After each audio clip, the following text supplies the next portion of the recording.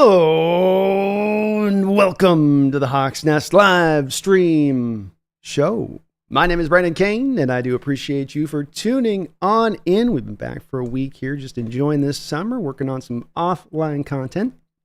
But it's good to be back.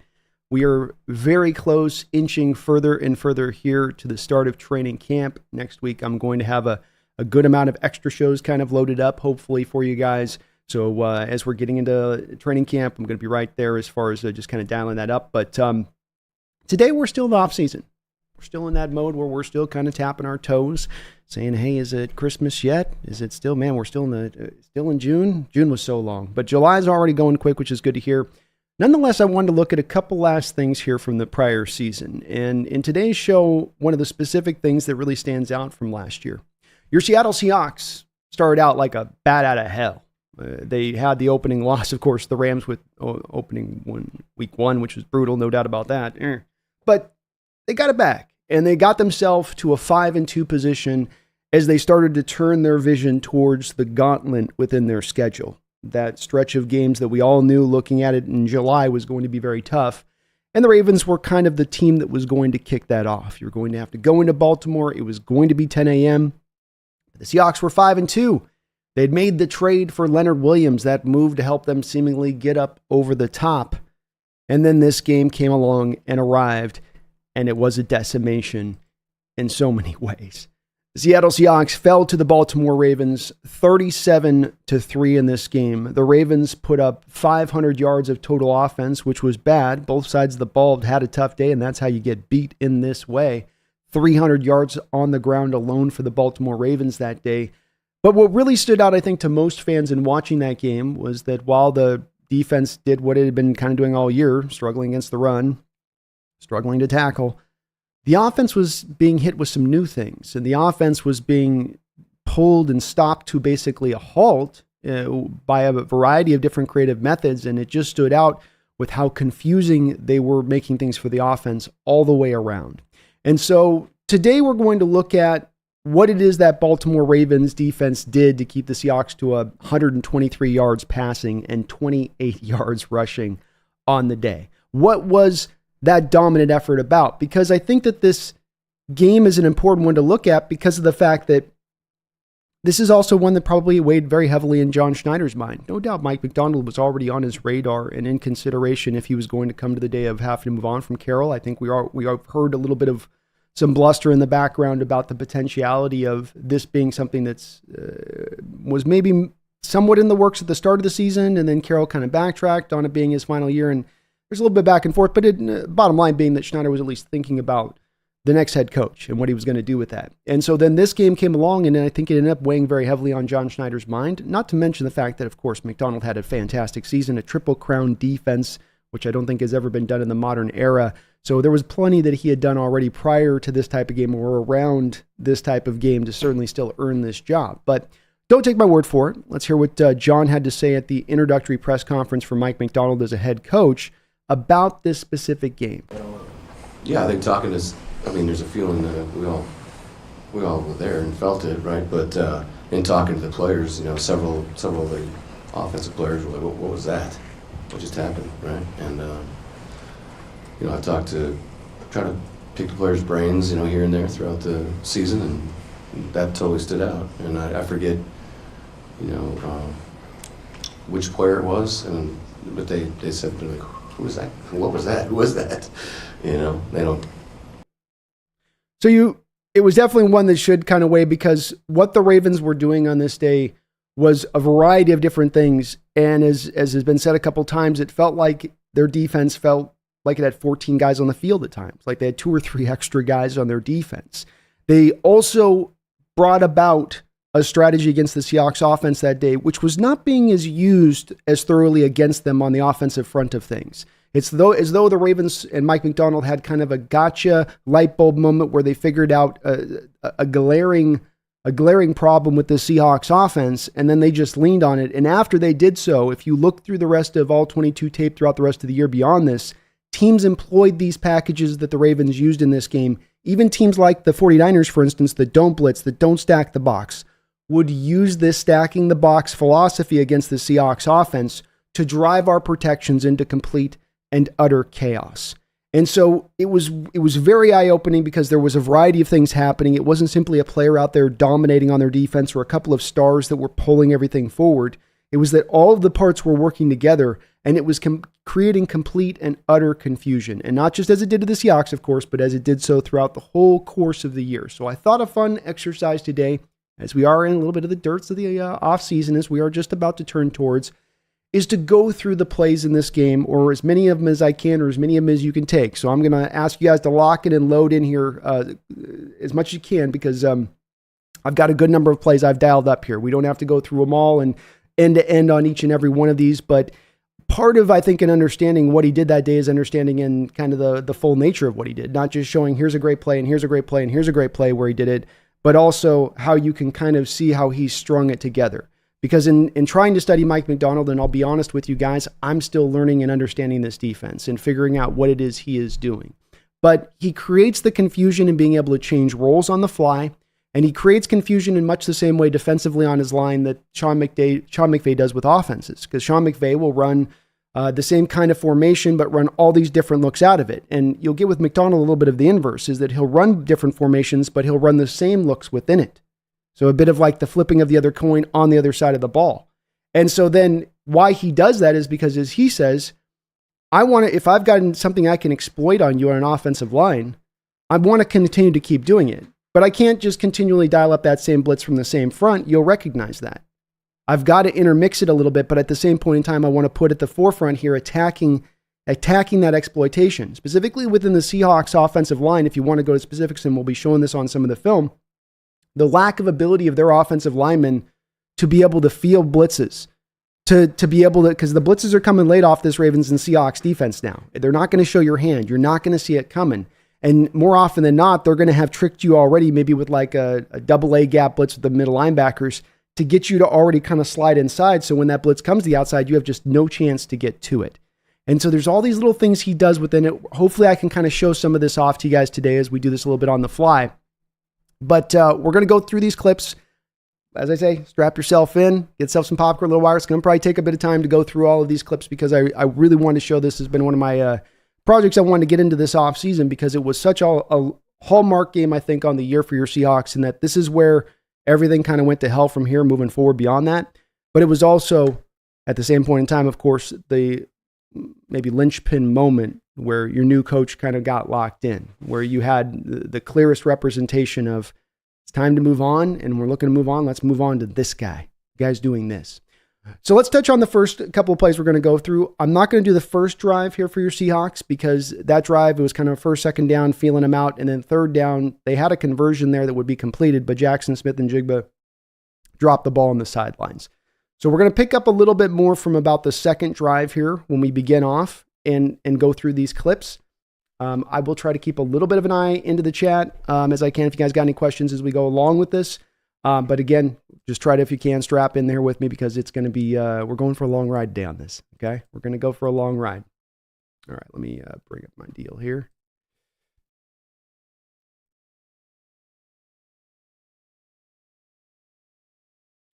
Sorry, guys, I have the media here. Boom. Okay.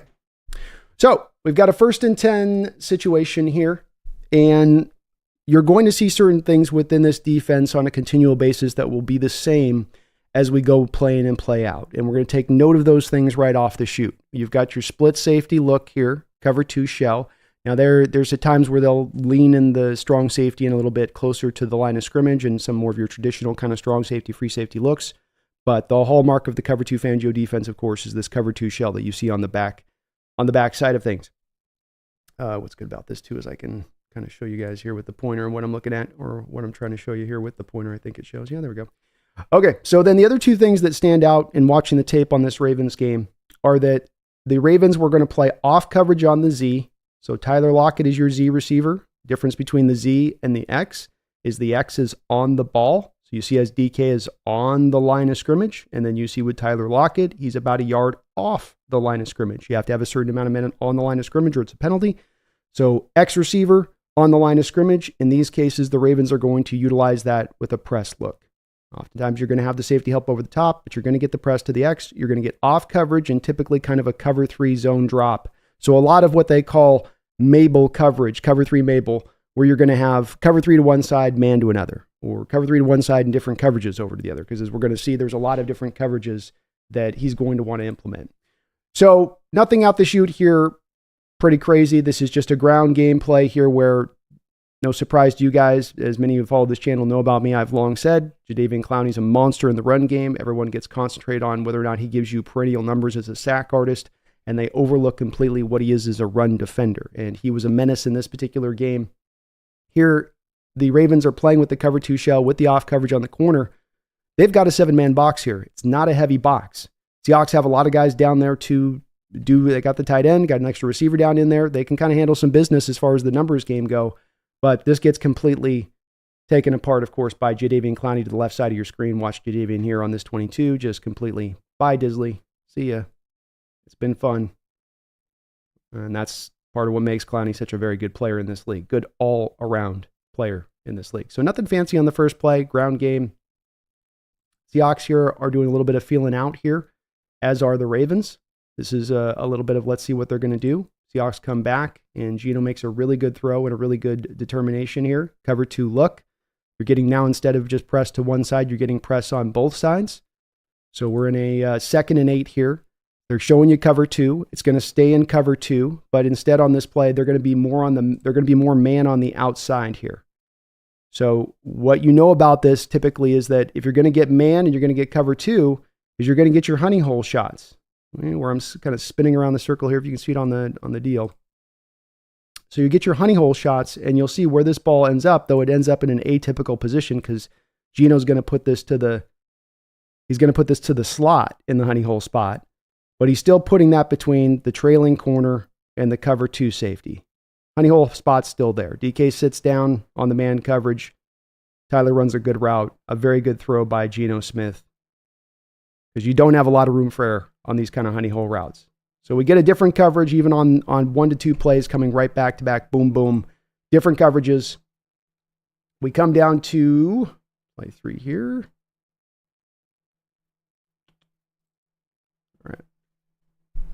All right, so we come to play 3. Let's set the stage on this. We've got a 1st and 10 after the catch. Again, we're going to get a cover 2 kind of look here. Again, it's going to stay in cover 2 post snap. At least you're again going to get, I think, man coverage on the outside. Geno gets a little confused on this one. Oh, wait. That's not the right one. Sorry. Ignore that.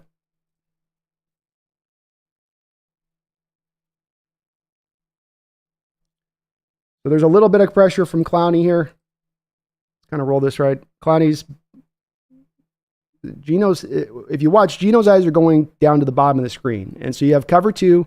Like I showed you in the opening cut, you've got the press to the X, off coverage to the Z at the bottom of your screen, right? And Geno's eyes instantly go to the right. That's what his pre-snap is telling him, is that I've got to attack to the right, which is a bit odd because when you look at the numbers game there, you've got 3 to the 2 and you got the safety over the top, right? 1, 2, 3, and you got the safety Hamilton right over the top. You've got 2 receivers and a tight end. So the numbers games don't really match up for why he goes there, especially because you're doing a play action to the running back, so that takes him out as a receiving target here.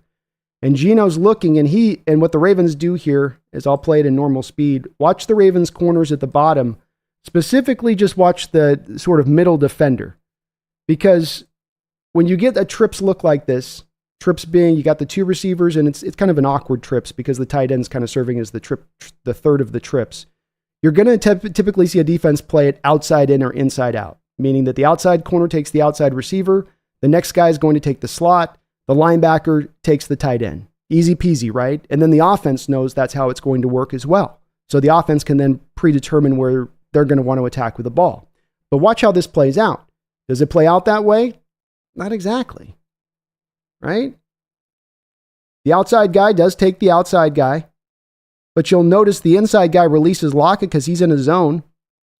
And Geno, I think, thinks this is going to be more of a man-type situation. The linebacker ends up taking him. Your tight end stays in, so you're left with 1 less receiver. And look at this, you got a 4-on-2 situation. Notice as well, Waldron's given Geno no outs here as far as any outlets go. So I'll play it slow. Look, do you see the outlets are very late coming out of there because they're all in there trying to block these 1, 2, 3, 4 Ravens defenders. And at this early part of the game, Mike Macdonald's not really attacking with the stack fronts yet.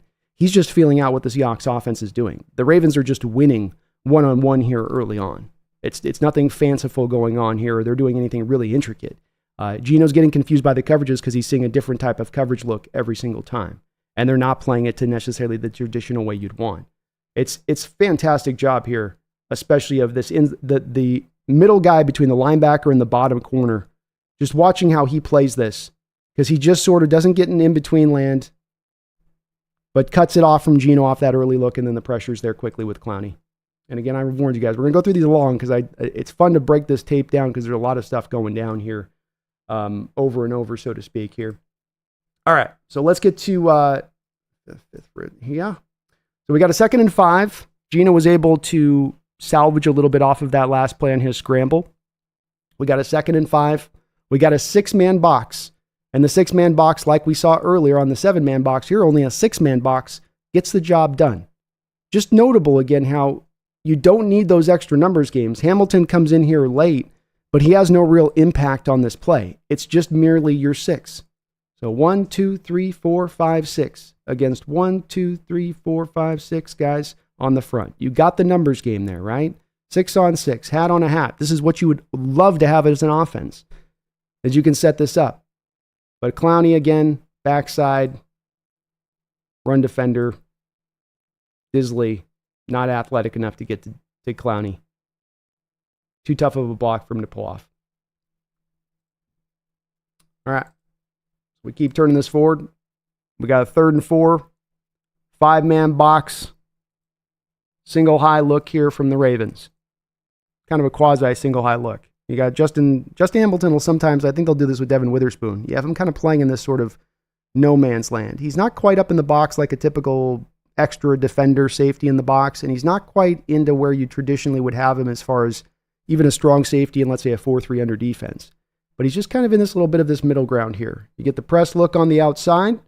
So Gino's looking at this and he's going, okay, cover 3, cover 1 maybe here.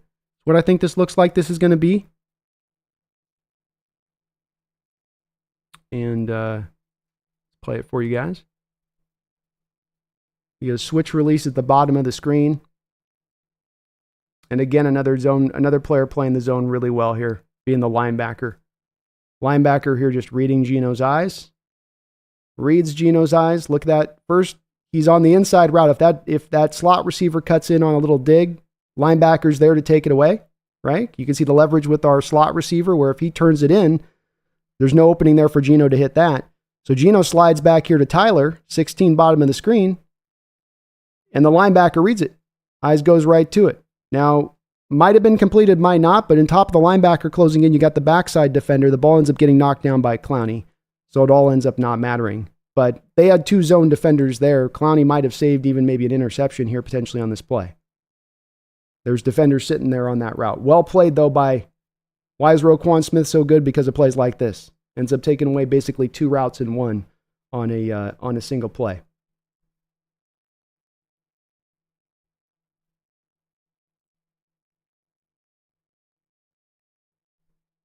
All right, let's go this one here.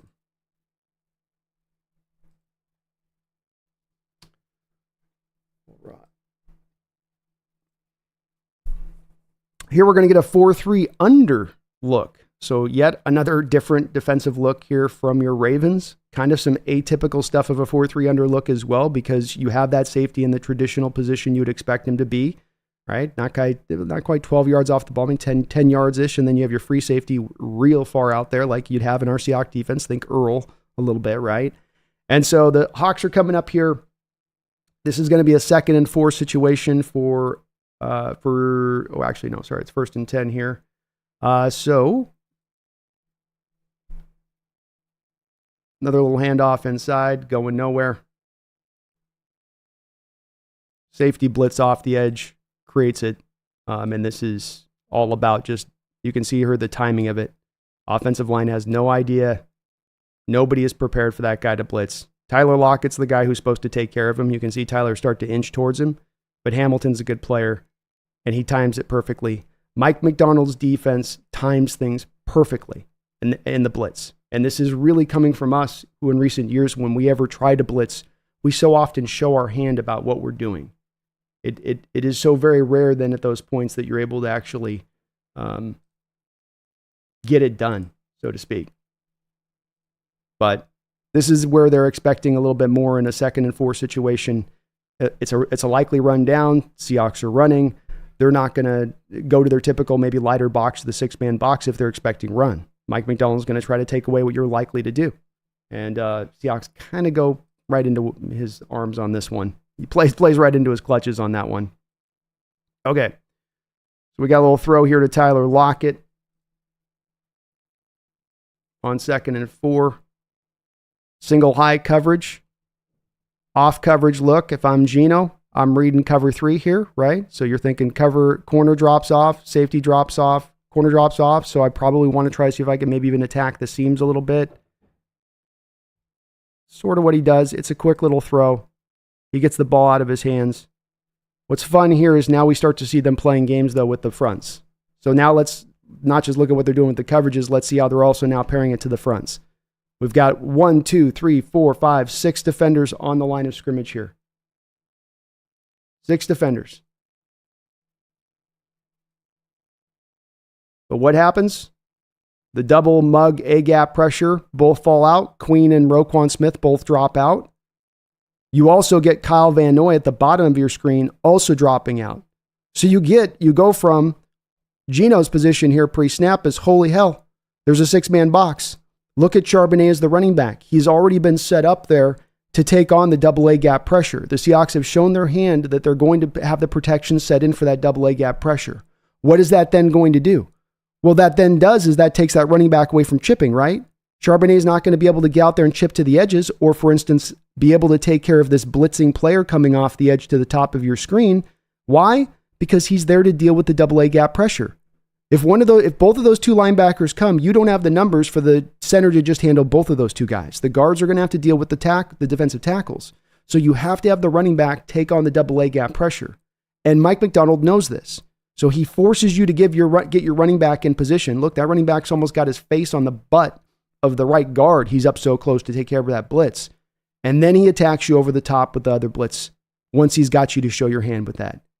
And Geno's very good about getting this ball out of his hand so quick and recognizing it and just laser beaming this one in between the 2 defenders, because that is not a big hole to throw into there. And he's got to put that ball placement right. If he's backwards on this a little bit, Roquan picks it. If he puts it too far ahead, that other guy could jump that route and pick 6 it.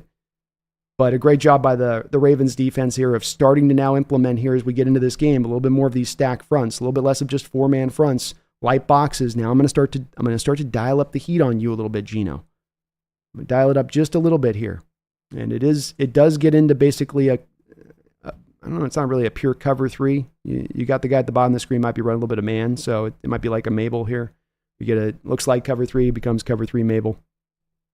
All right, let's go to the next one. We got another run game here.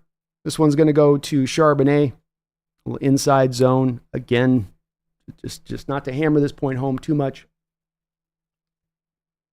But you've got, again, a very light box here from the Baltimore Ravens. 1, 2, 3, 4, 5, 6 defenders around the box. 1, 2, 3, 4, 5, 6. 6 offensive linemen. As I said before, this is theoretically the ideal here for an offense. We've got the numbers game. We can attack in a way to be able to exploit this theoretically. You're not even going to put a 7th man down there. I mean, there's teams that have to sometimes dedicate an 8th man down the box to stop a run game. You can't even dedicate a 7th. It's almost just daring the offense to run here in this kind of situation. And this is a 1st and 10. So this isn't a situation of a likely pass. This is a likely run. Now Hamilton comes down in here late, becomes the 7th defender late. But look at how it becomes, though, because Evan Brown was kind of dog water last year. He can't handle the nose tackle, 98. 98 creates the initial pressure, giving Hamilton time to come in here and squeeze this up. I mean, not to mention 96 Washington there also gets right into the gap of where the run play is supposed to go. You get 2 defensive linemen that redirect Charbonnet out of the run gap, and then Hamilton comes to clean it up. So even if it's a 7th man coming in, that's still not a heavy box that ends up causing this to happen. able to get it done with just a lighter front. Just stands out again and again when you watch this team. All right, let's go to the next one here. Let's go to the next one here. Okay. So remember, as I told you before, what do they do with the X? They're going to press the X at the top of your screen. DK is going to get that press coverage all day. You got that safety over the top, already leaned in his direction here. We got kind of a semi-trips look here to the bottom of the screen like we'd seen before there, where you got the tight end to sort of that third in the trips. So 1, 2, 3 across the Ravens. They got the safety over the top. We already saw this look once, right? Not the first time that we've seen it. Let me get my notes in the right place here so I can see what I'm talking about here. And we got a 2nd and 11 here, by the way. So then this is a cover 3 look, in my opinion. This is kind of a cover 3 look that becomes cover 2 post snap. You see it rolls late there. So you got him rolling kind of late where he starts up at the box and then he rolls late into the cover 2. Everything's going to be rolling late with this defense. That's on purpose. That's not by accident. He's not being late to get to his spot. The strong safety you got at the bottom of your screen. He's just trying to disguise what he's doing. That's the point there. So Geno can't read the defender here. And you do get a 4-man front here that doesn't create any real necessarily pressure, though Geno does get hit as soon as he throws the ball. That was going to happen pretty much all day. No, he was clean here. He actually had a clean pocket.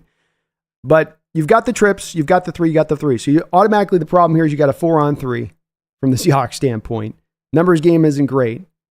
As I said before, typically as a quarterback, you're trying to think about whether or not they're trying to read this inside out or outside in. Is Parkinson to Roquan Smith, and then JSN to the slot, and then the outside to Tyler, or does it go in the opposite direction? So let's see how that plays out. Well, kind of plays out that way here, but this becomes a little different from how they played it before. The problem comes into the slot, again, causing the issue here. Like Roquan did before, Mike Macdonald's defense teaches defenders of being, trying to think of the right word, purposeful in their approach in coverage. And what I mean by that is that the slot receiver here takes Parkinson, and it is run a little bit atypical here because you would think he'd take the slot. Instead, he ends up on Parkinson, instead Roquan. So it's more of just they're not trying to take on a player. They're taking on the player that goes into their space, right? So this already makes it a little bit atypical of how you'd play these kind of switch, if you get trips to one side and how you're determining which defender is going to pick up which player in coverage. So that already is going to cause Geno a little bit of probably uncertainty here because he's already staring down the door of it. He's looking, what the hell is going on here? Now the read is, he sees this and he goes, okay, Parks break into the outside. That slot defender is going to crash out on Park. That outside corner is going to want to stay on top because he's in kind of a cover 3 responsibility approach here. So if I've got my Lockett running the kind of the curl here, I can get it back to Lockett because that slot's going to go out to Parkinson. But watch what the slot does. Look at that. Look at that, right? Bop. Just kind of sits down there as Geno's throwing it. If you watch Geno's hands here and Geno sees him, look at how his body language is driving back towards Lockett there as Geno's throwing it. And in my opinion, Geno kind of just sort of dirts the ball because of it. So right here, he's got the defender, the slot defender driving on Tyler. And I think that he's sort of like, if you've ever been in the middle of a throwing motion, you go, oh, hell, oh, crap, don't throw it, no. You'll kind of just dirt it, or you'll sort of just throw it wildly away. And instead here, he just dirts it because he thinks, oh, no, he's not going to Parkinson. He's going to drive on Lockett. And like Roquan did before, you get a defender. This is how we get to that place where they say it's like they have 14 defenders on the field. Because you have Parkinson who feels covered. You feel like you want to anticipate as a quarterback that corner is going to go to his responsibility, but instead he just kind of lingers for a beat there. And that just shows you some of the intelligence of this Ravens defense at times and how they play this stuff. All right. As I said before, just want to make sure we're setting the stage on this, with each time on this and how it's looking. 12 notes here. We got, I think, a 3rd and 11 here. You can see the yellow stick there at the top. We got a 3-high safety look here from the Ravens. So first implementation of that. We've got a 5-man front here. So a little bit of a semi-stacked box here. Not crazy stacked. Geno's got 2 guys back in protection. So kind of odd right there, as you would think they want more guys getting down the field, but this shows already the Seahawks are maybe having some worries about the pass protection here so far in this game from Waldron's perspective of things. So what happens post-snap? We get the 3-high look. 2 of the defenders kind of just sit down. Sort of comes almost like a fire zone blitz here a little bit is how this ends up. You end up with the single high safety. You end up with the 2 corners. I think they're still running man with DK to the top and cover 3 to the bottom. So it's Mabel coverage. And then you got the 3 high with kind of a fire zone to the middle of the field. So it's got some different things going on here, I think, in the secondary. And I'm sure some of you are like, no, it's not that, it's that. It's just there's some different stuff happening here. But the blitz also then paired with this. How many teams, if the Seahawks defensively were in a 3rd and 11, what would we do? We'd sit 4 men down the line of scrimmage and we drop all of our guys into coverage and we'd expect that to get the job done. Is that what the Ravens do here? No. They show you the 3 high safety look. They have 2 of the safeties come down to squeeze the sticks because like you see the first down marker where the safety's squeezing. They're squeezing down on the sticks. They're squeezing down on the first down marker. They're trying to take that away, but they're also pairing it with a semi-stack front and a little bit of a blitz. The linebacker on the line of scrimmage is showing he's going to come. He doesn't come. He drops out of it. Look at the right guard, though. Tell me that right guard there hasn't committed himself completely to dealing with that right guard. Like the double A gap mug pressure I showed you earlier with Charbonnet. Look at how he gets that right guard to be in no man's land. Yeah, he ends up back on the nose tackle. Why? Because the nose tackle's slanting into the right guard. Why is the nose tackle slanting in the right guard? To allow the blitzer behind him, being, I think that's Patrick Queen, to get in and blitz. And while the blitz doesn't get home, Geno feels the pressure. And the outside guys, because you have this pressure look you're showing, what this also does is it means that your tackles on the edge, specifically a guy like Jason Peters, who just came off his couch here, has to deal with one-on-ones. They don't get any help. And where do your running backs go? Where does Noah Fant go in protection? They slide inside to deal with the pressure. So it's sort of doing 2 things in one here where you're creating confusion. You're creating a right guard in kind of no man's land.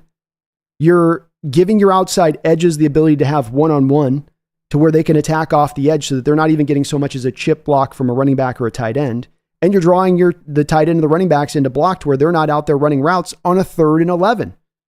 So you now need 3 receivers to go out there and get your first down. And how many defenders do we have in coverage? 1, 2, 3, 4, 5, 6 defenders against 3 wide receivers in coverage. Is there any chance that this was going to be completed? And the answer is no.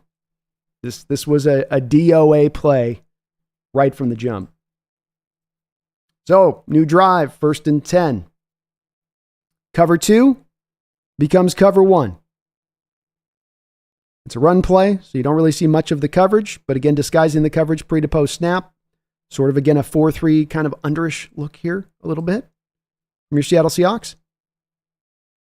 It's going to be an outside zone run. Disley, who's just having an absolute miserable day as a run blocker, and that's supposed to be what he does well, just could not hold up in this game. As you can see, bottom of the screen he just almost ends up holding the guy just to prevent the tackle. In fact, he might have gotten called for hold on that. And so, yeah, tough play there. Walker able to dance around. Nowhere for Walker to go. Disley blows his block.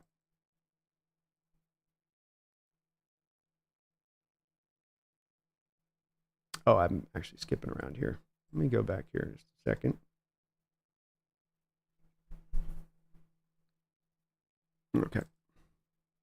Ignore that one. I skipped ahead a little bit there. And we're going through a lot of these, so hang on, folks. All right. So we've got 1st and 10 here. Cover 2 look from the Seattle Seahawks. Press coverage on the outside. This is going to become cover 3 Mabel. So how do you determine, Brandon, whether it's man to one side and cover 3 to the other? Usually a good indicator is going to be the way the guy's hips turn. Now, this could be just man coverage to the outside, pure 2. So it could be just cover 1 they're running here, post snap. But the cover 2 shell comes cover 1. 6-man box. Able to create pressure on Geno. Geno throws it a little bit late there, incomplete to Will Disley. Looking at their fronts here. No real stack fronts. Not even bringing a blitz. Just the 4-man is able to get home here at times in this game against the Seahawks. It's wild to watch too, because they're keeping their tight end to help. So you're getting a 4-man box where the tight end's even helping out here for a second. Still not enough to keep him back. And again, we had problems, of course, their offensive line at this point where things were sort of standing at. 2nd and 10. This is another play where you're going to get cover 2, cover 3 Mabel. 21's running cover 3 to the bottom of the screen, right? See him with his drop, bail technique, bump, bouncing 21 bottom of your screen. Then look at the top of the screen, look at the butt turn. He's there running man. He's running man coverage there on Jackson. And then you got a 6-man box here for the Ravens, as we've seen a couple times here. 6-man box can get the job done. It's not a bad run there by Walker, but this isn't a stacked box. Those safeties are off the line of scrimmage. Hamilton comes up eventually to come help out, but they're not really impacting the play of the safeties here, nor are the cornerbacks. It's the front 7 getting the job done here. It's the defensive tackles, it's the linebackers. Something that stands out in his defense is he finds a way to get that job done with those light boxes, and that's so unusual where most defenses either have to have complete dogs across their line of scrimmage to pull that off, or they've got to bring usually that extra defender down to make it happen. All right, we got 3rd and 4 now after the Walker run of 6 yards. So 3rd and 4, this is a cover 2 that stays cover 2. Now, this is where the confusion comes back in with the stack fronts. We've got how many here, folks? 1, 2, 3, 4, 5, 6, even 7. A 7th defender here with Hamilton on the line of scrimmage. Seahawks have the tight end and the running back in there to deal with it. It's a 3rd and 4, so they don't have to get as far down the field. But you can see they end up dropping the 3 out. It turns into a 4-man rush. Geno gets confused. Geno's expecting this almost in the way he plays this, like he's thinking this is coming home. And he just sort of throws it up there here. Not one of Geno's better throws on the year, but completely built out of this stack front they're showing. And so it's so fun because you're showing blitz. You're making the offense feel blitz. They're feeling it in their bones. And then it becomes 4-man blitz post-snap. You're only getting 4 rushers post-snap. And Geno, even though he's got a clean pocket here, is just kind of trying to force things. This is a 3rd and 4. And maybe he's feeling those 3 defenders at the bottom of your screen kind of squat down on the route, but not a good throw on his part. All right, so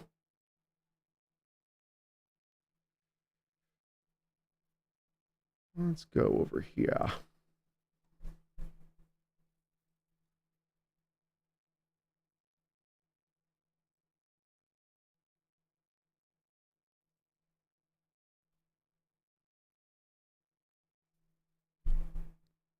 All right, so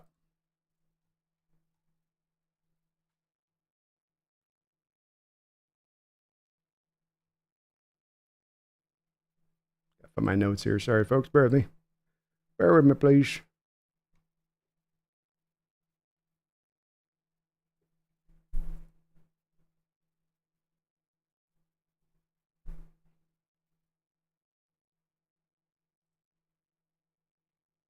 All right, so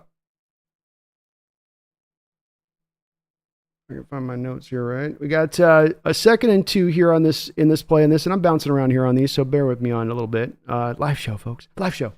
So we got a 2nd and 12 here.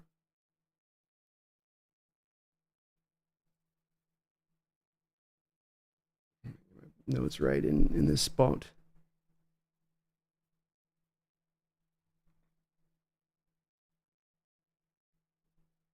I'm not sure on my down and distance on this. My notes might be wrong on that one.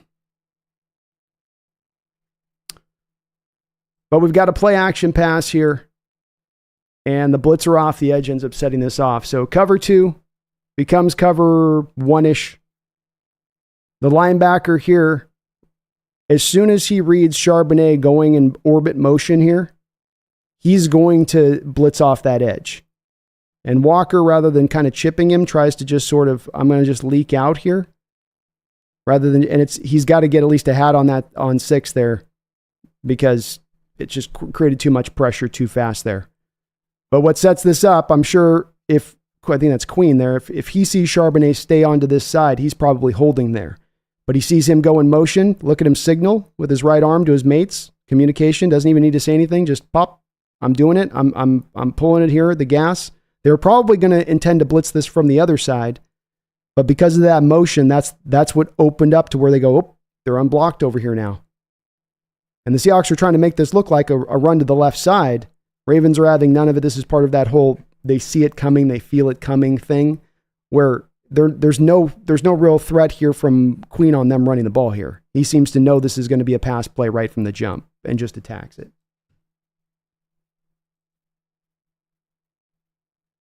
All right, 2nd and 12 here.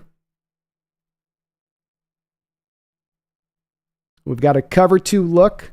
Ravens dropping the linebackers with a little bit of depth, thinking the Seahawks are going to try to attack a little bit of depth.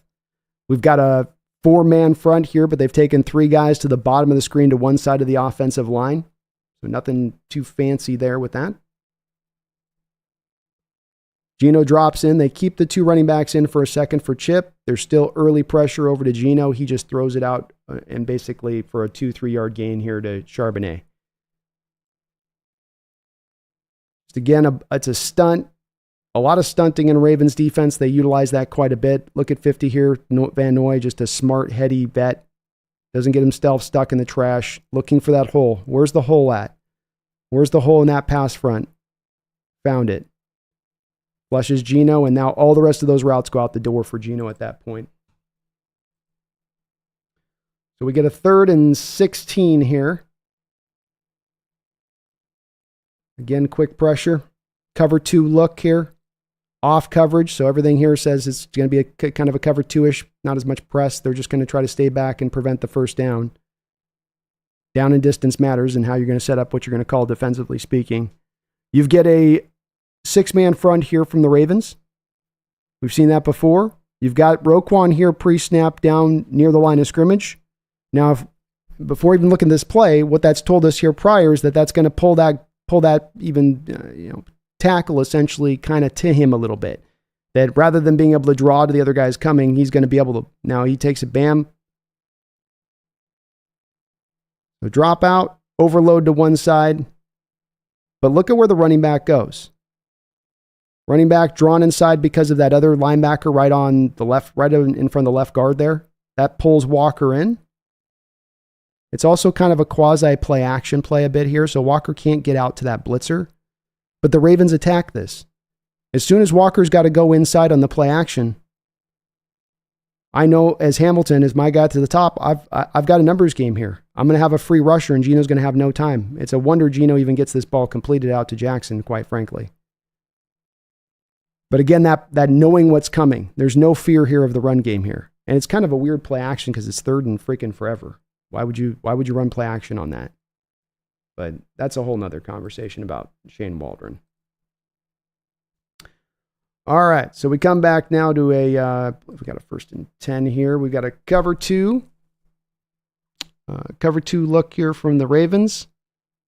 Again, becomes something else post-snap like we've seen all along, which comes kind of cover 3. I think this is cover 3 Mabel here. Press coverage to DK's side. He's got man coverage at the top of his screen. Bottom side of your screen, you're going to get zone coverage, off coverage a little bit. Seahawks try to go into Walker. Walker has a really nice run, one of the better runs that he's had on the day. Seahawks, for the first time in this game, able to exploit that 6-man box. You've got the numbers game. You should be able to do it here. They finally are able to get it done on this play.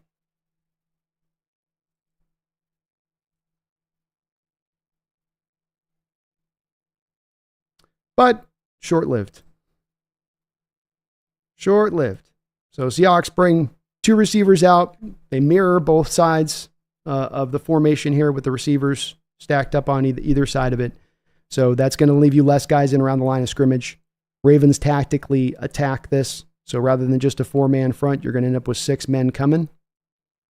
They're going to try to overload this a little bit.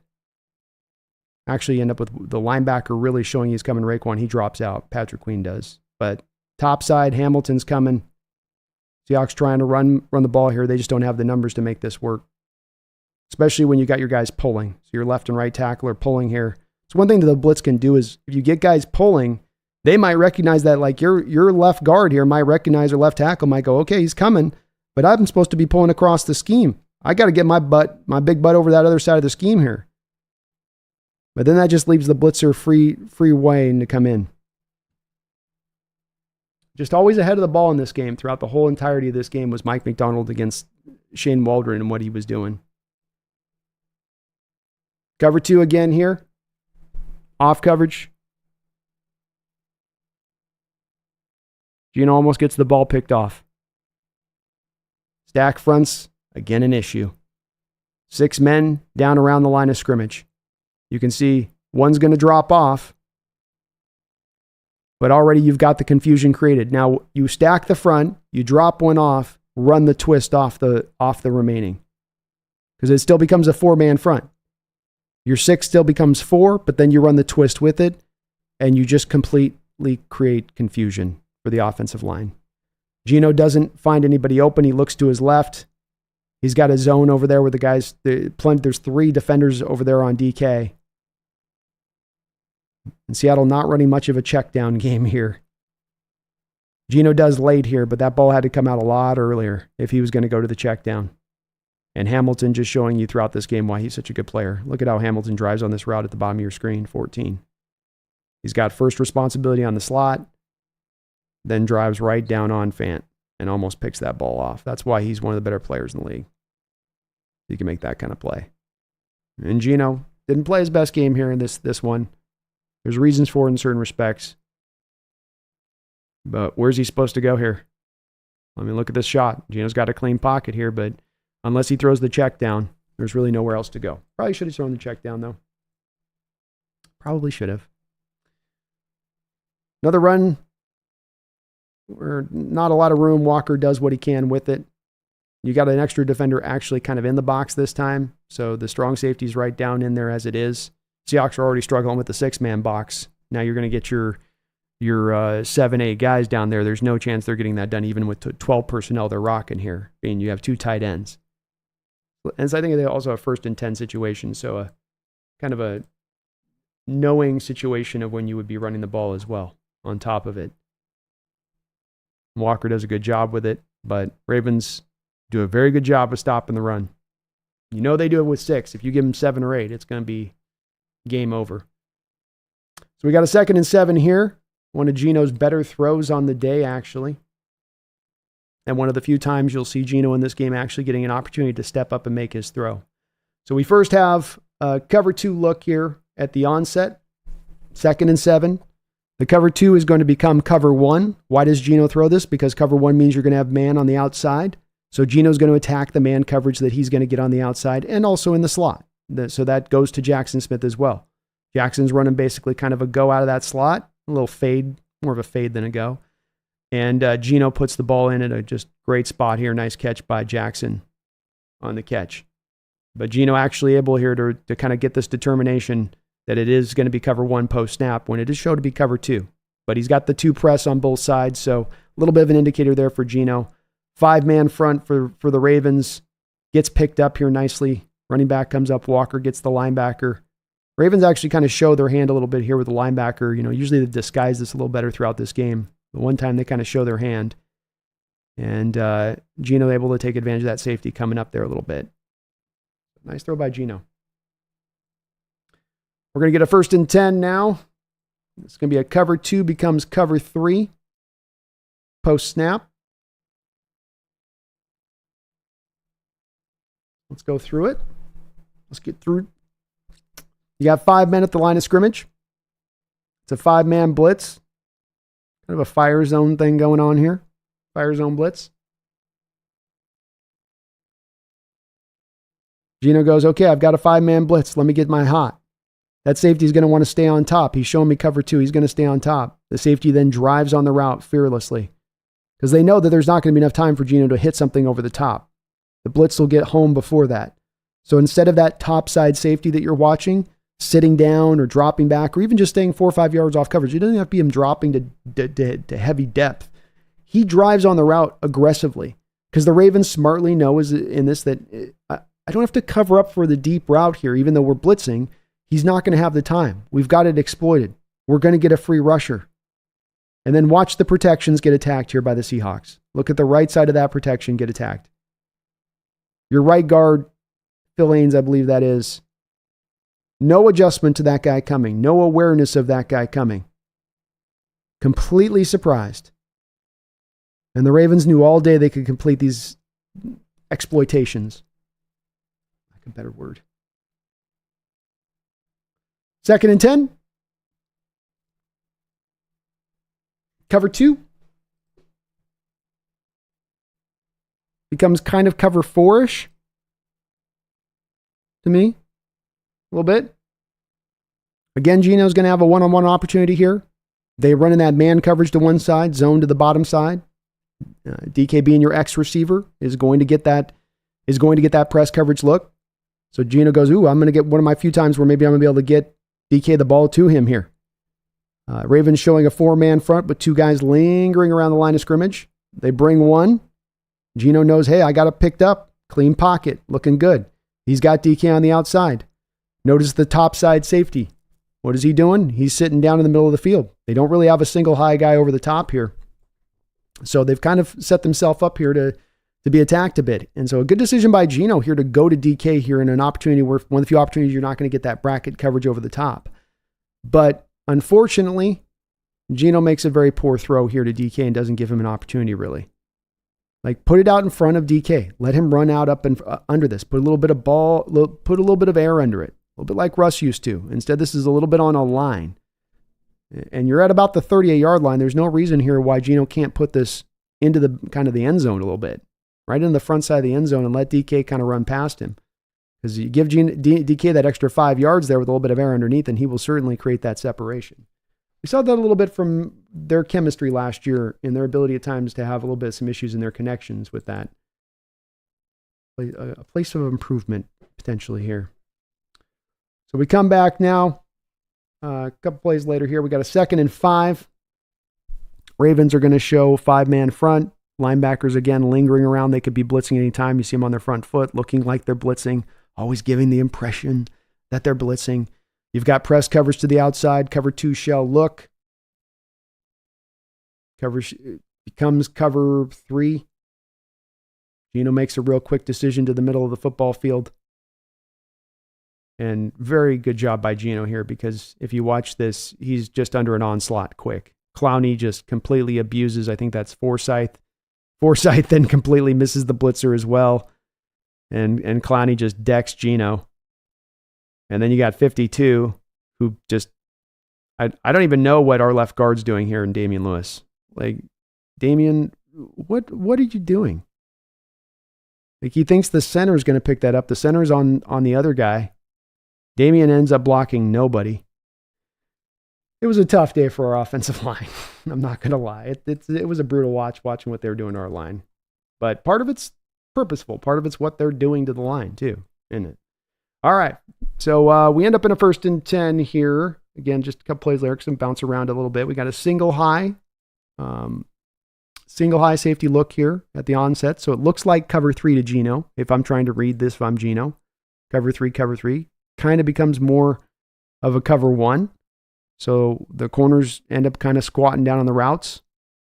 At the top side, corner's definitely in kind of a zone, but he's squeezing the zone a little bit. The rest of the players squeeze down on the zone as well. So probably a little bit of confusion there to Geno, I would imagine. And he's looking over to the left. He's got his man on the outside here. Again, Geno's kind of recognizing this game. If I'm going to get man coverage to the outside, I got to attack that a bit. Tyler Lockett does a great job of getting around the physicality of the coverage at the line of scrimmage. Has separation here. Geno sees it. Geno's made the throw. Like we just saw a second ago, though, with DK, where's the throw positioning? Look at where this ball lands. This ball's landing right there. And I don't know if this is a coat where he, just exactly like the DK play a second ago, I don't know if that's where Geno's being instructed to throw that ball to, but why not the back of the end zone? The safety's late. Look at the safety over the top. He's a single high. He's got to cover that whole back end area. He ain't Earl Thomas. You can throw that over the top, and that safety's not going to get there. Instead, Geno's kind of trying to squeeze it into the sideline there with Tyler. And you end up giving him just no chance on the throw if you're going to choose to make that throw. I know he's probably trying to be safe and not have an interception there, but no good. All right. Let's come on back here now. Little check down throw to Kenneth Walker. Great catch on his part. We've got again, a little bit of a single high coverage, even not even single high coverage. You got the safety kind of squatting over to one side of the football field. Again, a 5-man kind of frontish look here because the slot in Hamilton's more squeezed down as a blitzing look defender here prior to the snap. You've got the bottom side inside linebacker drifted just behind the right defensive end. So it's giving Geno a little bit of a look here like I'm going to get maybe a blitz. It just only stays as a 4-man front. Geno has everybody basically locked up here. Not a lot of places to go. He makes a good decision to check it down. And Walker makes a nice little throw, nice little catch there.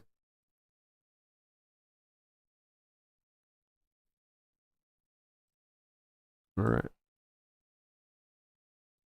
1st and 10. It's going to be a cover 2, becomes cover 3 Mabel. So man coverage at the bottom of your screen, zone coverage to the top as far as the corners are concerned. Your safety drives down on the route off of cover 2. Geno's trying to get it to the receiver before that safety can drive down. But the Ravens defenders are well coached. I mean, this should be, it's the right choice by Geno here, and this should be something that picks them up more yards than it does. The safety just does such a good job of from here, snap, look where he's at, to where you've got a good 13 yards here with Jackson Smith.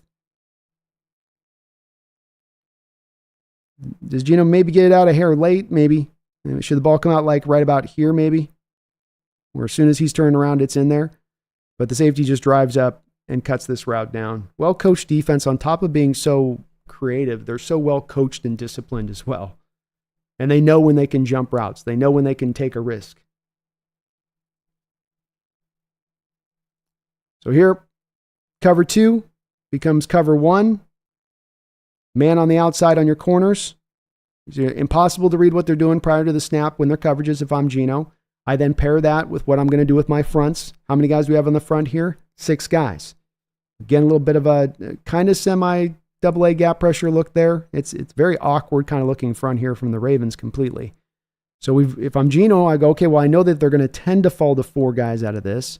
I don't know what the coverage is actually going to really do here. So you got Geno probably guessing. And this play just has Geno completely, in my opinion, confused. And he almost throws an interception. So the 6 guys ends up becoming a 5-man pressure. You've got it blocked up. Geno's first looking to the slot. Doesn't like what he sees in there. He's looking to the outside. Sees the guy getting held up a little bit by the looks like Lockett's getting kind of slowed down a little bit by the press coverage.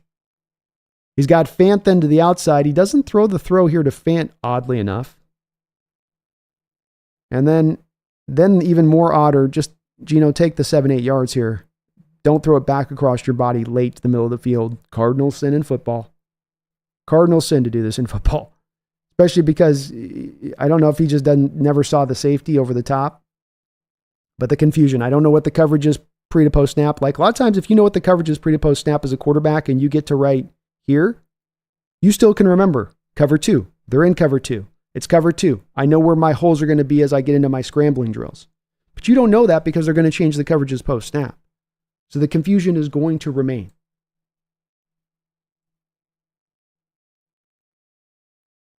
Just not sure where to go with the ball, not sure where the holes are in this zone.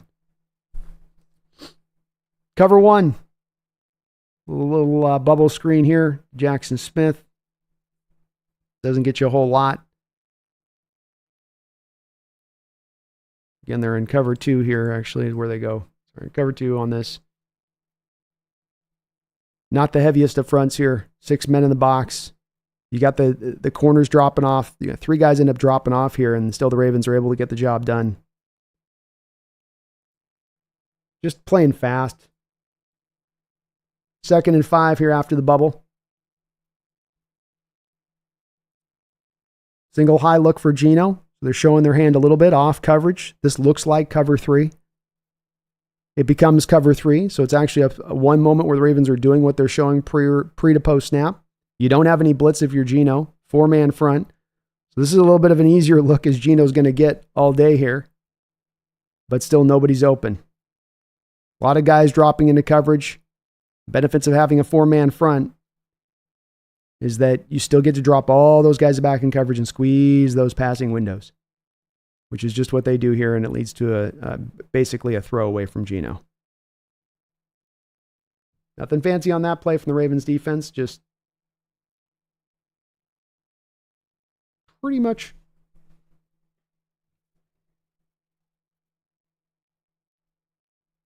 that's what you get.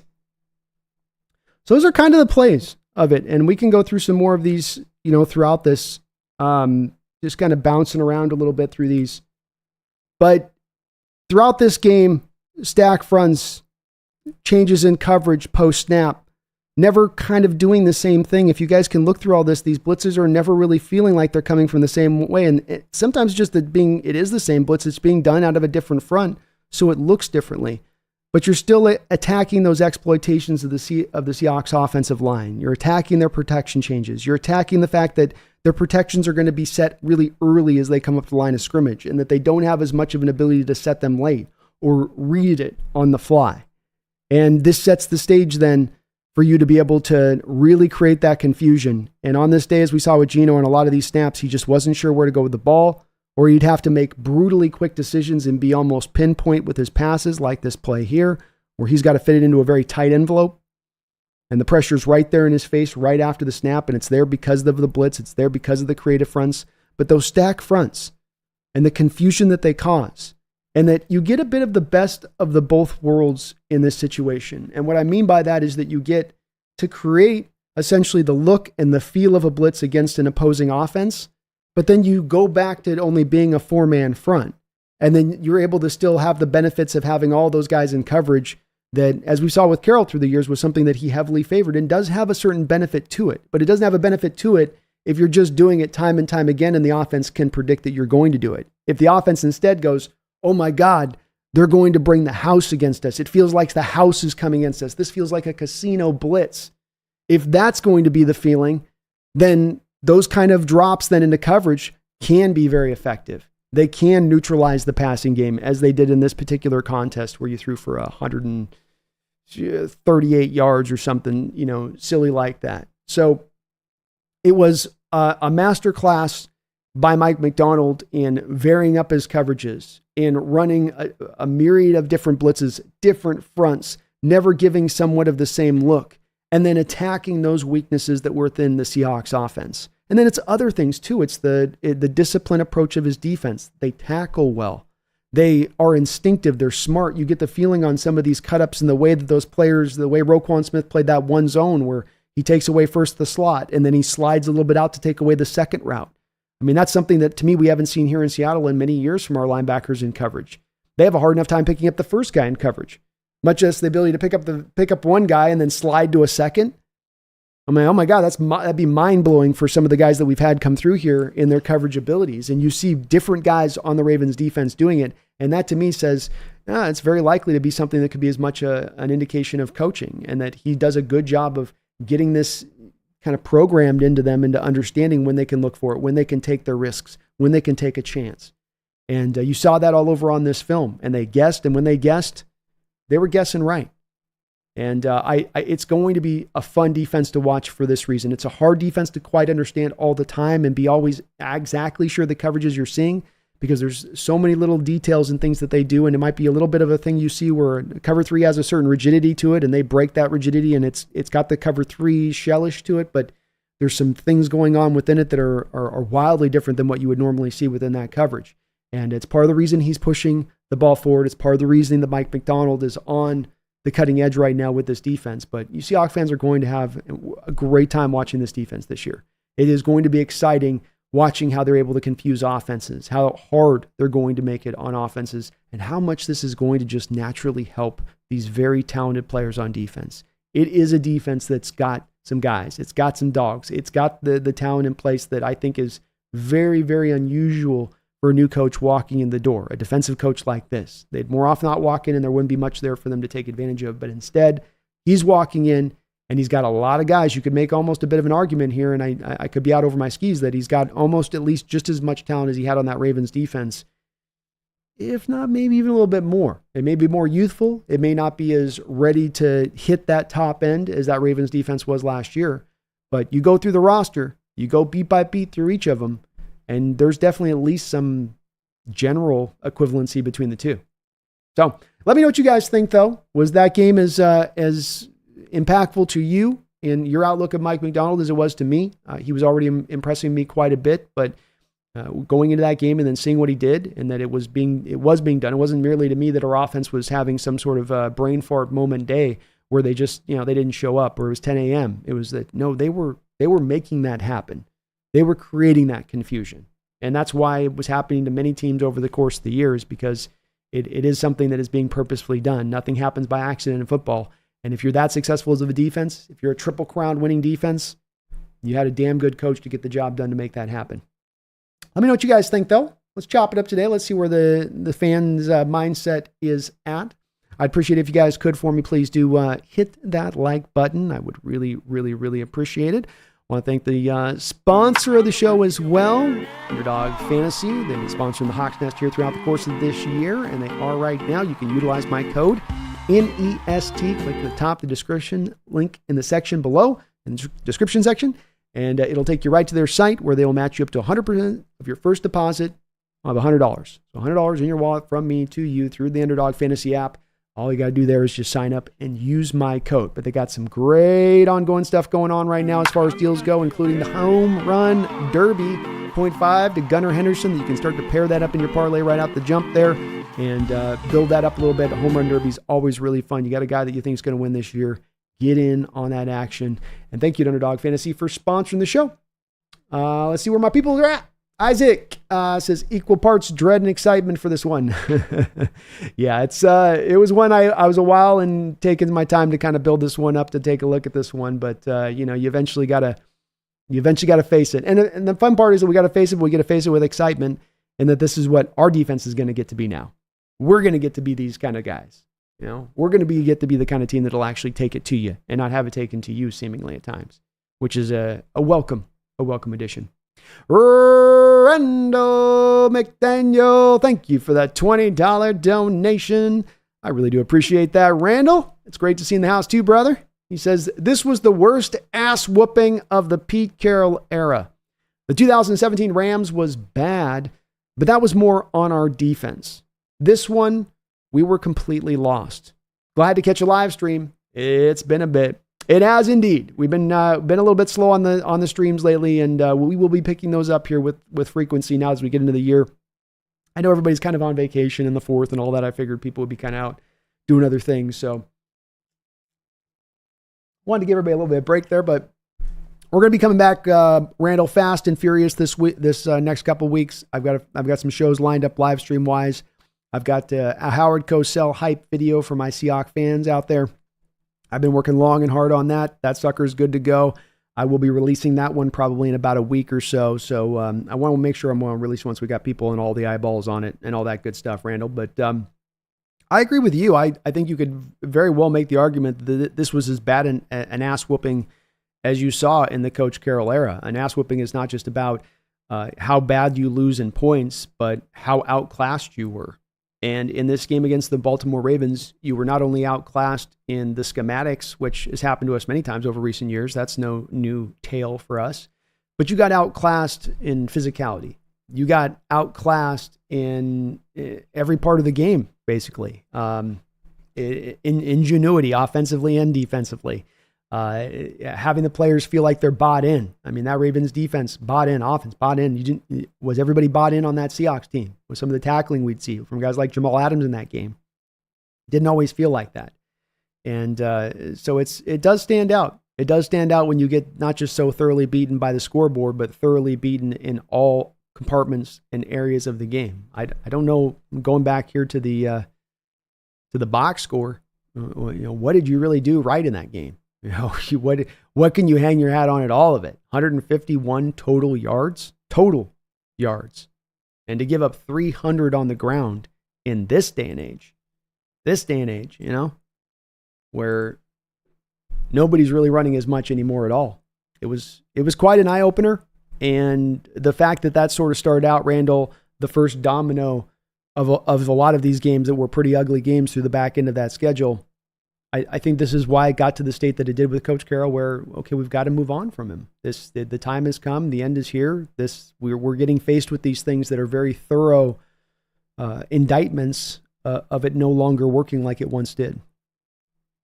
The 17 Rams one was bad though too, Randall. That was a tough one as well, but I agree with you. I think that was as bad and tough as it's going to get. Randall, thank you for the $2 donation. He says, think Mac was licking his chops week before the game?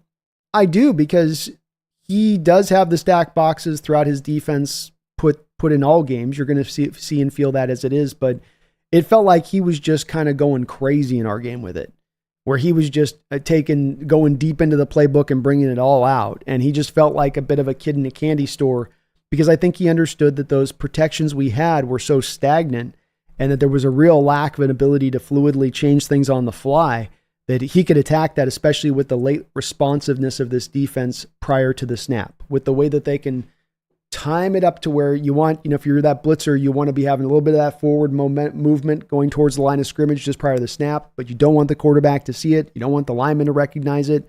Very hard to do. Very hard to do, because it's so easy to get jumpy. You're nervous, like, ooh, I'm going to blitz.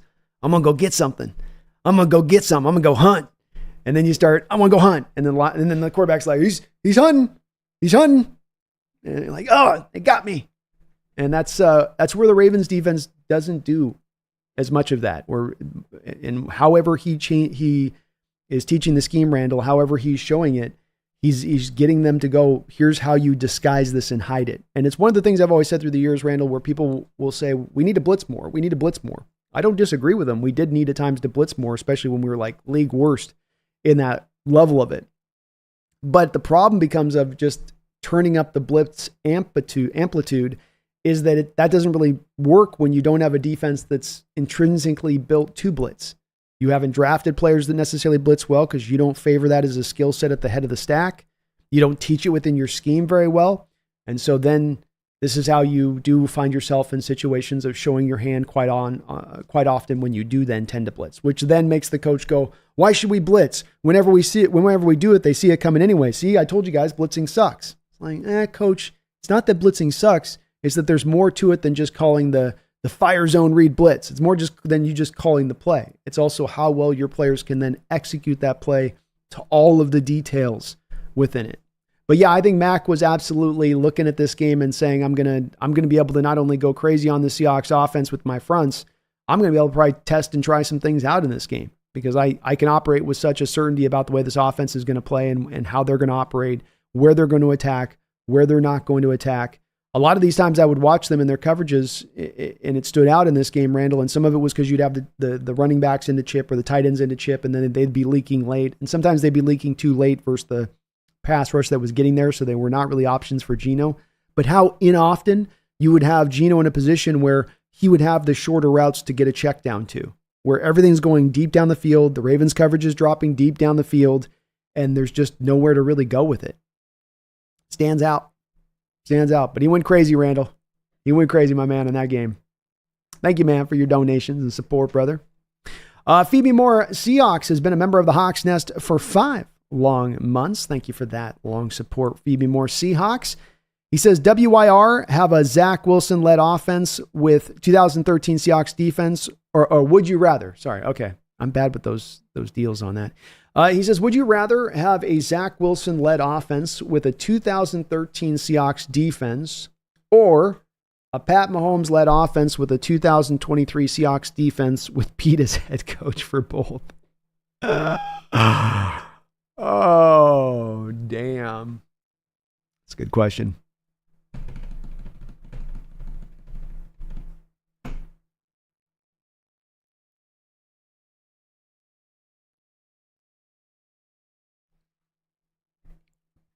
I would go with the 2013 Seahawks defense, because, is Zach Wilson at least able to play at a level of like a Trent Dilfer did at one point, or Brad Johnson did at one point? There's a possibility of that. I don't think that there's any way that even Patrick Mahomes with this offense last year, under the duress that he would have been under the need to have to score so very often, would have been able to get that done any chance, anyhow, anyway. And I think Mahomes is great. But we saw with Mahomes a couple of years ago that he could be impacted when he loses that offensive line. It really forced feed me the Kansas City organization as they lost Eric Fisher, as they lost Jeff Schwartz. It forced that organization, I think a guard they lost to as well. It did force them to have to reevaluate and go, man, we got to double back down and protect Patrick. We've got to really thoroughly do what we can do to make sure that this kid's going to be good to go in the future, and we're not going to get him beat up like we just had him get beat up here. And that Tampa Bay Buccaneers, where even he got him to the Super Bowl, you just saw there's only so far you're going to be able to take them at that point when you are under that duress. If you face a defense that has the kind of pass rush that Tampa Bay did in that game and was able to throw at him. Great question, though. Nolan in the house. What's up, Nolan? Thank you for the $20 donation. I do appreciate you for that. Very kind of you guys out the gate here, starting us off right. He says, long time no be. My busy season. I can't remember where I watched it, but they were explaining how Macdonald was always trying to create triangles in his defense. I'll take the NFL's Phil Jackson. Nice to see you. It's great to see you as well. You mentioned triangles in the defense. Let's see here. Not that one. So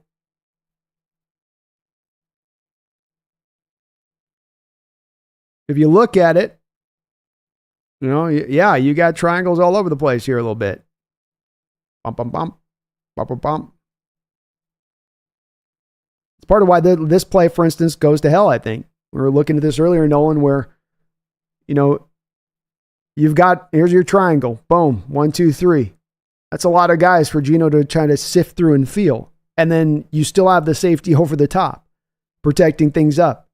How do you read that? How do you read that on the fly? And you have to read it on the fly if you're Geno. I can do none of my reading here. If I'm Geno Smith going against this Ravens defense, I have to toss everything out the window of what I'm seeing here prior to the snap.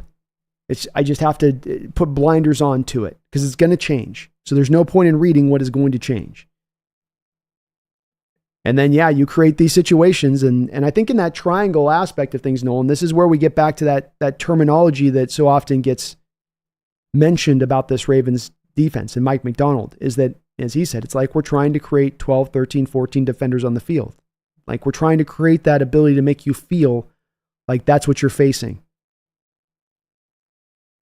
And it's a wonder of how they're able to do it at times where you're here with 5 guys going into coverage, yet you're feeling like you're ending up in a place where the Ravens have bracket coverage on guys, where they're squeezing 2 down routes. So your linebacker, middle of the screen, he's got that coverage locked down on Jackson, but then there's also another defender in there to kind of come up and squeeze that. If Geno wanted to lead this, like, well, Jackson's fast, I'll put it in, he's on a linebacker, I'll just put it out in front of him. Yeah, there's another defender squatting down on that. And then he comes back to the bottom of the screen, and you got Tyler bracketed up between 2 guys. Geno's thinking, well, he'll slide off to Park, doesn't slide off to Park. Almost throws a pick.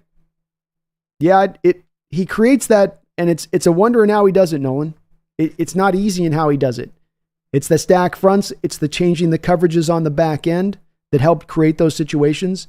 But you can't create those kind of having a triangle situation or having a bracketed situation on the field if you're doing it from a simplistic approach to where the offense can predict it. It's got to be, I catch that offense completely off guard, and then they're like, oh, wow. Like, oh, it became that. Oh, oh. And when you're talking about that football play, the time you get from a hike to the end of the play is so quick to try to make those determinations. It's one thing to look at it in slow motion and in backwards and forwards it, but in the moment, it's a blink of the eye happening that quick, and you've got to decide as a quarterback what you are and aren't going to do. And it's the ideal situation, Nolan, of what you want to create from a defense. Make the quarterback think, make him question, make him unsure. And that will create great results for us as a defense. But it's hard to do with these quarterbacks because they are so well coached. They understand coverages so well. They understand what indicators to look for, what little tells your defense might show them that they can pick up on. And he's found a way to sort of turn those on their head a little bit in his approach to it. But I like that. Triangles in the defense, Nolan.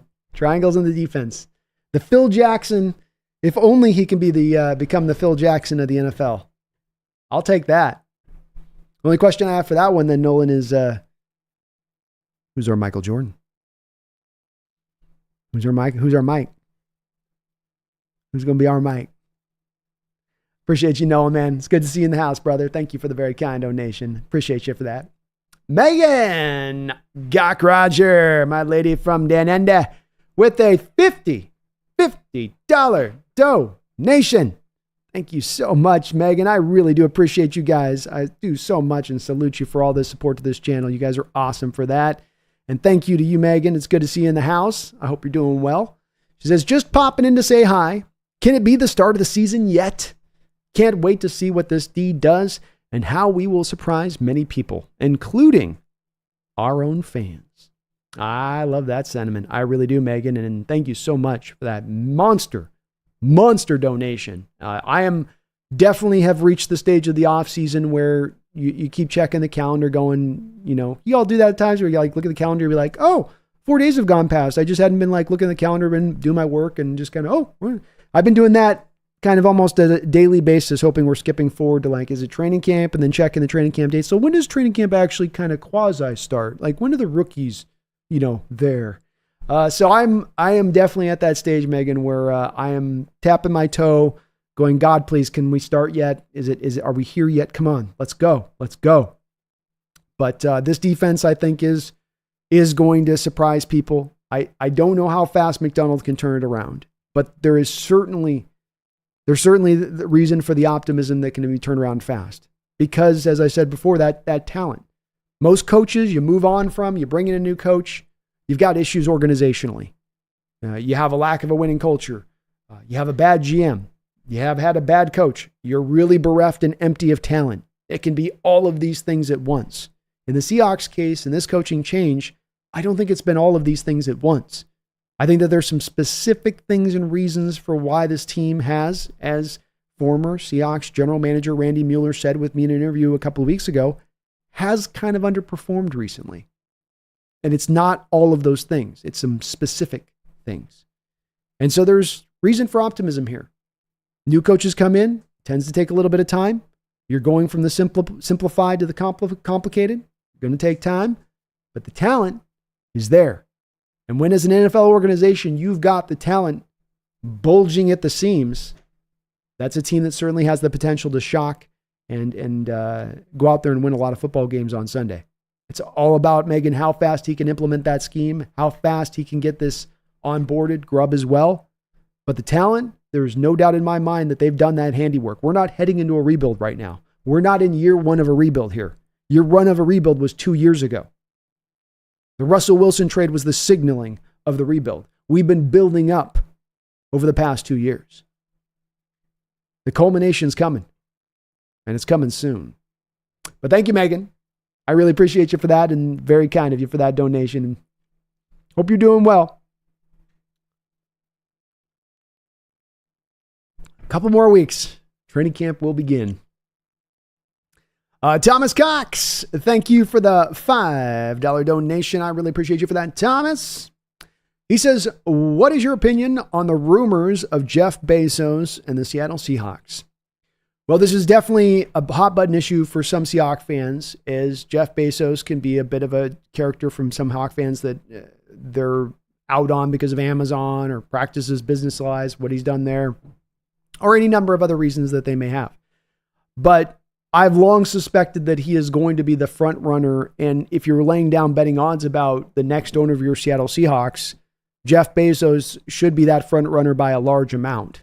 You would put him as, we're talking 95 Chicago Bulls kind of odds is what I'm saying here. And unfortunately, a guy like Ballmer probably comes in as sort of the Supersonics of that year where, yeah, I really want that team too. And it's like, yeah, but not as much as Bezos is going to want it. And he was very, very hot to trot to try to get the Washington Commanders organization and was unable to pull that off.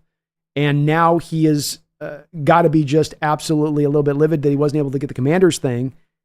And then now he gets an opportunity for the hometown team to become available to him.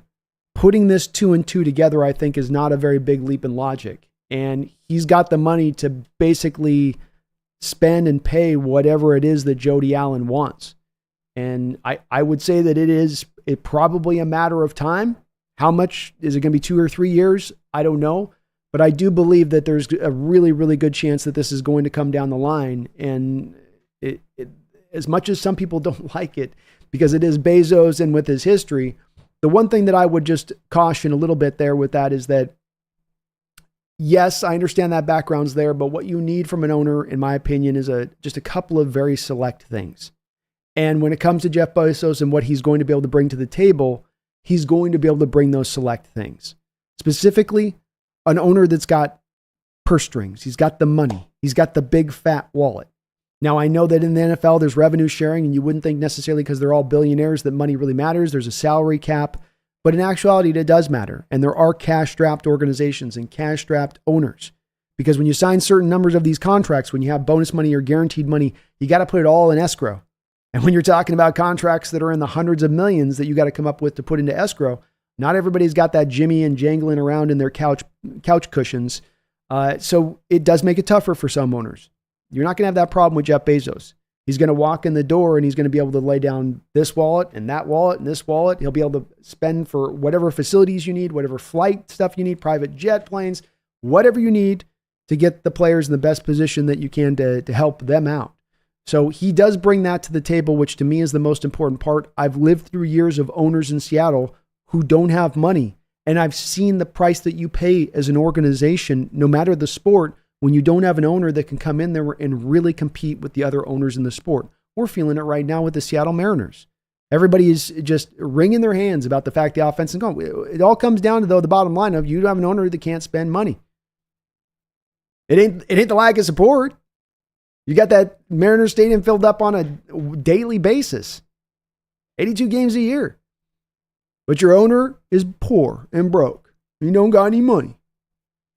And so he can't build a winner. That's the worst thing to me. So while some may draw back on Bezos, I'm not necessarily going to be one of them, because there could be a lot worse route that we end up being sent down. We could have an owner that's broke. We could be sent down to an owner like a Clay Bennett that just has a side eye on getting us out of town whenever he can. And that's not going to be the case there, in my opinion, with Bezos. So I think there is truth to rumor. Of course, there wasn't the rumor that came out that he had cashed in, $5 billion in stocks or something like that. And I do think that he is definitely going to be circling around the Seahawks organization. It all just comes down to how fast Jody Allen really wants to sell, because I think she's going to try to take her time, because the more time Jody Allen takes, the more the value of the organization increases. Great question, though, Thomas. Great question. And I think that there's definitely going to be something to it. Thomas with another $5 donation. Thank you for that, Thomas. The double dono. He says, I look forward to the preseason games, especially seeing the difference Macdonald does coaching-wise and Grubb offensively compared to last year. It will be fun because it's going to be so different. It is going from white to black. And I say it a lot, from the simplified to the complicated. But it really is that. It really is going from the most simplified on both sides of the ball, not one side of the ball, both sides of the ball, to the most complicated on both sides of the ball. We'll see if Grubb's offense turns into that, but it feels a little bit like that when you look at it at the college level and what they're trying to do, the variety of things that they do. And this difference, this fun difference, this coaching staff that's going to lean a little bit more into the schematic advantages that they can provide their players is just going to be such a difference from what we've seen here for many, many years. I've said too, Thomas, it isn't just going back to the Carroll years. It's going back through the Mora years, going back through the Holmgren years. You've never really had a defense or an offense like this that's close to anything that you've been running in this last 25, 30 years as an organization. And that's fun. This kind of change is fun and new and different. And in that stadium, it's going to be fun to see how it all fits together in that stadium, how it works together. And it's going to be exciting, Thomas. It's going to be exciting. This is a new era, but it's also a new era that's being brought about from an intelligent standpoint. It's not just this change for the sake of change. It's smart change. And that should get you excited. And it's got me just very happy to be covering this Hawks team this year from where we could be on the alternative front of things. Thank you, though, Thomas. I appreciate the donations. Megan with another $5. Thank you, Megan. Appreciate you as well. Thank you again for that $50 drop. My goodness. Megan says, I was so torn for that game, as you all know, but if we get half that D with the new regime, I will be very happy. And bring on Sam Howell. Yeah, if you even half takes us up a notch, doesn't it, Megan? Even if you just get half that Ravens defense, that'd still be a good couple rungs up the ladder higher than the Seahawks defense was last year in their performance. And I do think that we are going to get that. I think that he's got, does Macdonald, so many fun pieces here to work with. Pieces that have the versatility that he really favors, I think, in his heart and soul. Guys that can do this, and guys that can do that, and guys that can do this. And he will know how to use all of that. And he really loves having that, rather than maybe the rigidity of some players to where you have to fit them into a bit of a box of their abilities and what they're really capable of doing. Sam Howell's an exciting kid, Megan, and maybe a guy that is enough of a presence here on this team for the Hawks not to have to address the quarterback position over the next couple of years. That they ride with Gino, they continue to ride with Gino, or they go to Hal next year, but that he's a guy they look at as a guy that can develop into becoming that guy. And you know that I think much more highly of his season last year than some others do. Some look at Hal's season with Washington last year and say that's a representation of his failure as a potential quarterback in this league. I look at it as more of a blips of potential success there for him being a potential quarterback in this league. And he just needs to develop. He just needs some more time in the oven, a little more time to bake at that 350, Megan.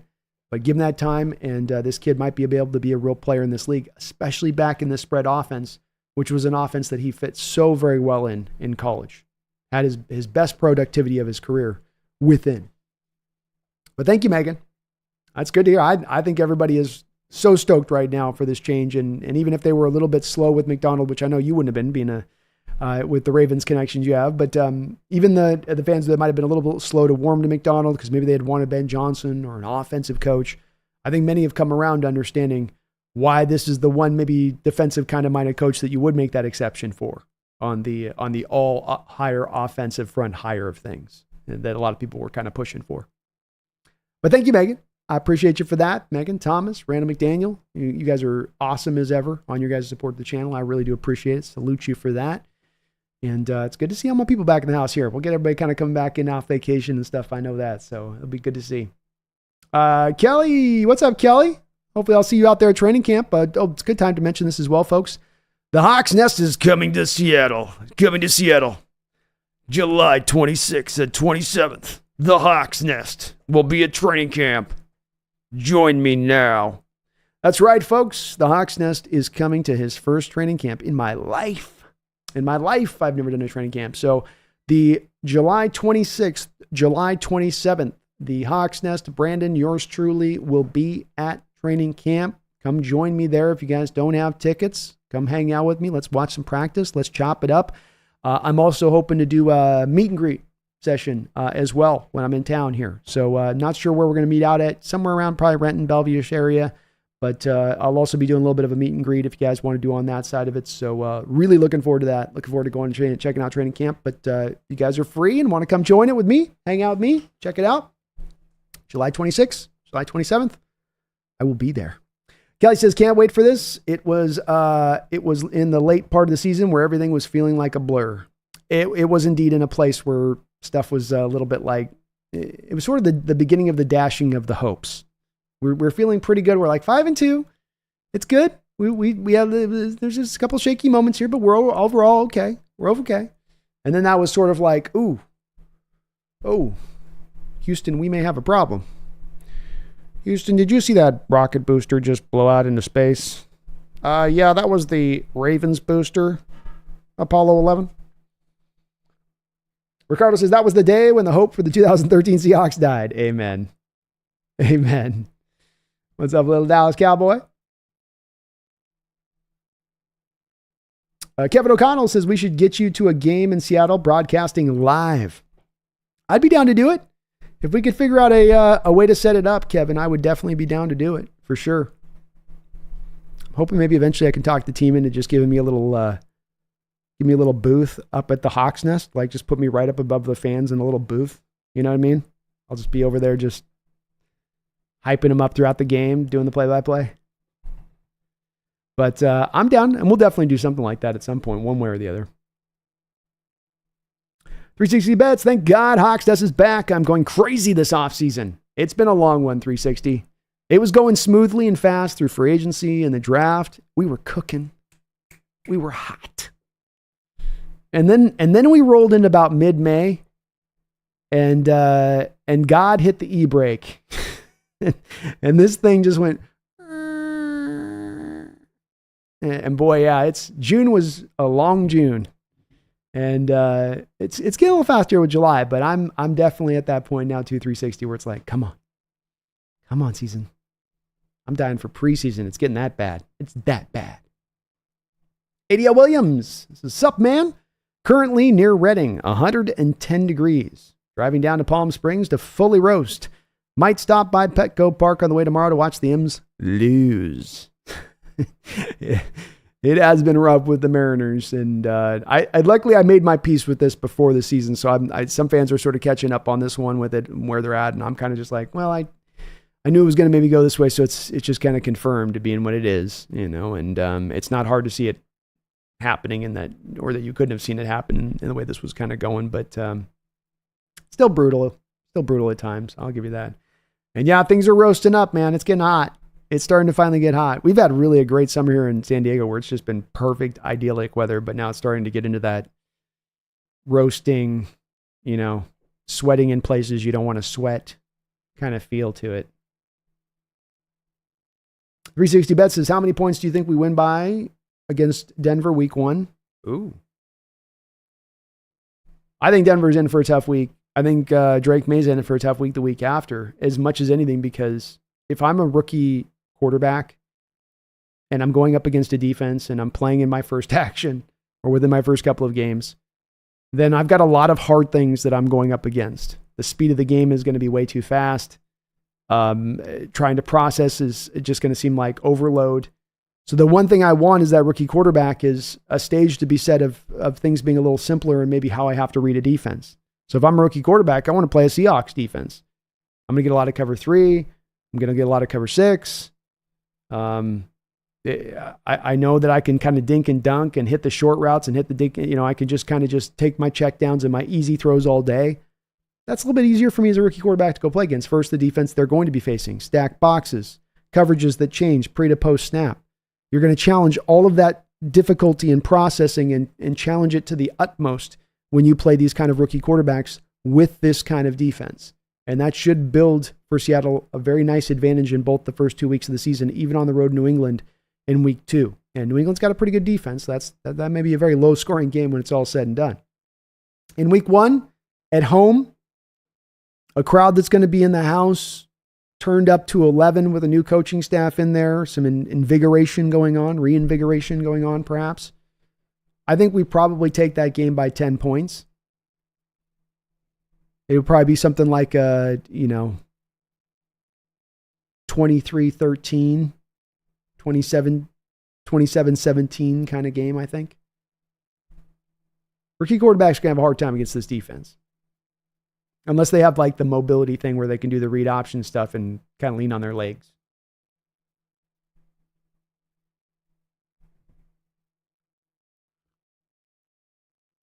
Ryan E says, if it's a choice between Trump rally and Brandon Live, I'll take Brandon Live. Hell yeah. Ryan E. Brandon for president. Thanks for reminding me, Kevin. Please do, folks, hit that like button if you could as well. Get subbed on up if you could. We're trying to get up over 20,000 this year. That's the goal. I'd love to hit it. And you can help us get there. Kevin says, that was the week we thought we were going to blow up for the season, being the Ravens week. And we absolutely flopped. Then went into a free fall. We did indeed. I mean, that was where you got cut up. I mean, some of it was the ease of the early part of the schedule, which helped you kind of grease the wheels early on a couple of those wins. Some of it was hitting that gauntlet of the schedule then with it. Some of it, though, was also what the Ravens team did. And defensively, I think specifically those stacked boxes. I think teams looked at how much trouble the stack fronts gave our offense throughout the course of that game, and they said, let's replicate it. That Seahawks protection has no answers for this. we can run this all day long on them and they will be overwhelmed. And it proved to be the case when you look at a lot of those games and how they ran it. You go to the Cowboys game. Cowboys and Quinn, he's not running stack fronts. That's not his game. He wants to run 4-man fronts and stunts and twists off of it all day. And instead, you were getting stack fronts in that game. It got to that level of it where it was the word was out on the street at that point. And that was part of what, sped up that free-for-all process. You're already at, what do they call it? Terminal velocity. And then it was like you were getting pushed down a little bit faster at that point.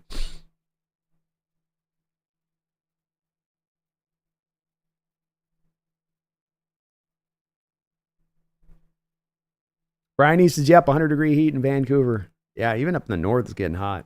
I'll tell you, it's worse in the north, though, when you guys get up to 100 degrees because all the trees just soak that heat up, and then it just seems to just be kind of like emanating off the trees, the heat back at you, even throughout the night. But East Coast humidity is worse, Brian. That's the worst of the worst.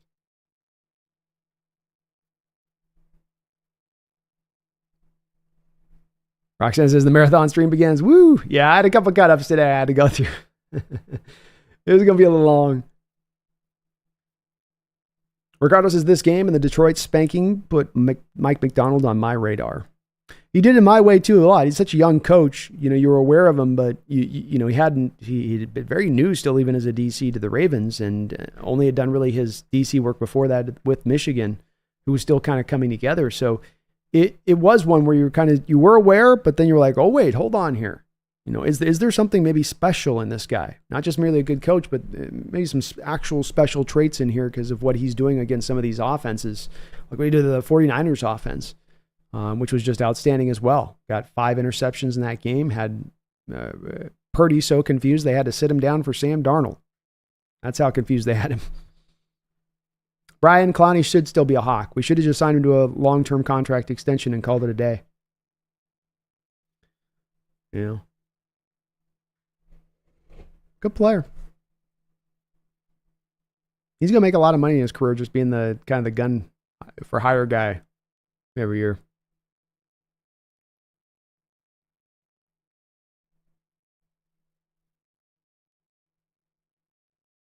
Tony Wright says, good evening, Brandon. What's up, Tony?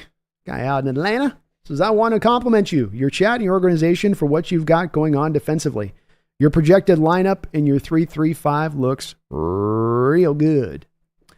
It does indeed, Tony. And I echo as well. I like overall what your Falcons are doing, and you're going to be a very interesting team to see, with the change of Arthur Smith there, what can come about this upcoming season, and if we can kind of come to find with that team, if they're in a lot of cases with us, Tony, where there's some echoes there, some mirroring there of, is there a holding back? Is there a holding back here of the scheme? Or, is the coach holding us back a bit, as I think somewhat your Atlanta team was thinking as well? And we're going to learn the answer to that. Both of our organizations are going to learn that answer a lot more firmly, not just this year, but in the next couple of years. But defensively, we are putting together. That's where I come back to, Tony. I think the talent is there with it. And then just how can we now cohesively get this talent to all coalesce together to where, much like you see that Ravens defense, where all of the parts are working together, where everything is interlinked, where those guys are working on a string. How do you get to that spot of it? How quickly can you get to that spot of it? But I'm glad to hear, as an unbiased source, that your outlook on it is the same way, being an Atlanta Falcon fan. Sip2 Tally Films. Coach in the house. What's up, Coach? Hola. Hopefully I didn't do too bad of a job on my breakdown on the Ravens stuff, as I know you definitely have even a much more intimate understanding of this stuff than I do on this level of things. So hopefully I didn't butcher it too bad there, Sip. Good to see you, though, man. AI says 3rd and 4 everyone running 15-yard routes. Dumb. Offensively, there's a lot of frustrations with the Ravens show you in this team, in this defensively, is a lot of intricacy and a lot of difficulty to deal with offensively. Then you also see our offense at times not making it easy on themselves. The weirdness of, okay, we're having a hard time with their 4-man fronts. Let's keep in our 2 extra blockers then to block. And then everything's going to be routes going down the field 15, 20 yards, not just on that 3rd and 4, but a lot of these routes throughout the game. Where is the check down for Geno? Where is the throw for him to make as an outlet to get the ball out of his hands quickly? Where are the easy throws, as you guys saw in that tape there, and it's a really not a good indictment on Waldron. Where are the easy throws for Geno in this game? Where are those easy completions you as an offensive coordinator gave your quarterback that weren't the high-level, high-difficulty type throws? And there wasn't very many of them in this game against the Ravens. Ravens create a lot of those situations in certain respects, but your coordinator also didn't call a great game as well on the other side of it. One of those things where both things can be true.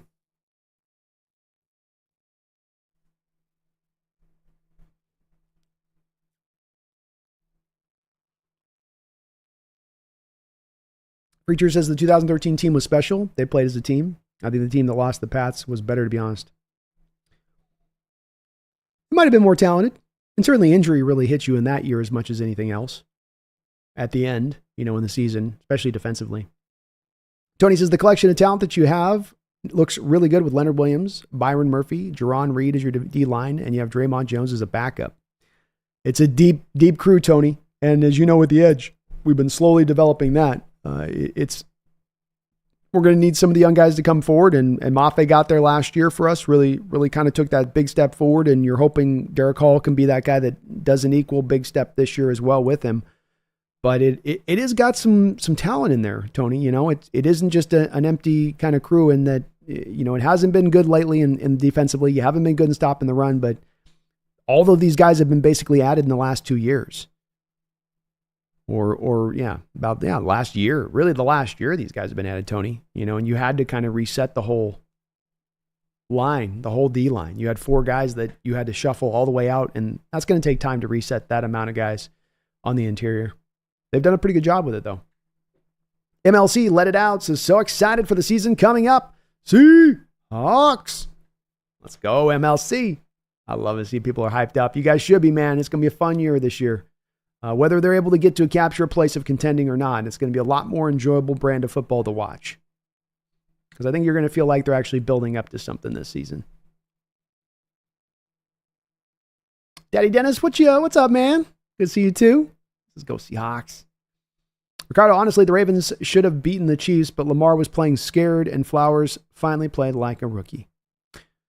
Pretty accurate assessment of it. I think the Chiefs also did the thing that is the tough part about Lamar and his game right now that remains the thing I have a question in my mind about Lamar. I thought he came really far last year as a quarterback in his ability to be a passer in the pocket, in his ability to process in the pocket, in his ability to not just look to run at the first sign that it's okay to go do so. He was trying to be a true blue quarterback last year in so many respects.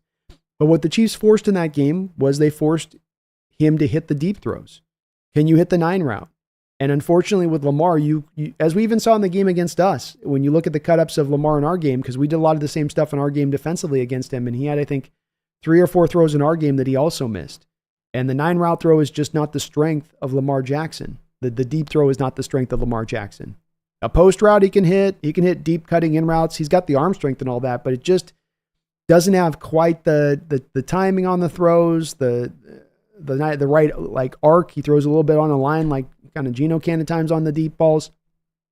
And if he doesn't hit those throws, defenses can simplify things against that Ravens team very quickly if they can stop the run. I stop the run. I take away the short routes. I try to inhibit his running as much as I can. I force him to throw deep. That's kind of the formula against Lamar that he's got to solve at this point as a player, because teams are going to keep employing it. And I haven't seen him yet really be able to beat it. Now, it's harder to stop their run game. That's an easier said than done kind of thing. So the Chiefs pulled it off. But yeah, I think that's accurate, Ricardo, in your outlook of how that played out. Probably should have won it, especially the way the Ravens defense was able to shut down that Chiefs offense in the second half and allow no points. I mean, that should have given the Ravens offense plenty of time to figure their stuff out.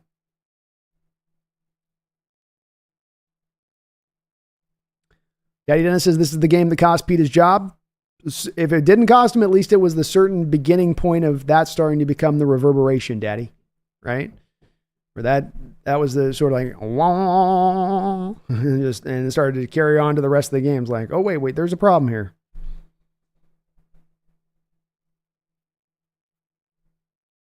Was Charles Cross out that game? I believe that this game was like 1 or 2 games of him just coming back, feed me. So he had just gotten back in the lineup. I don't think that he was still at 100% at that point.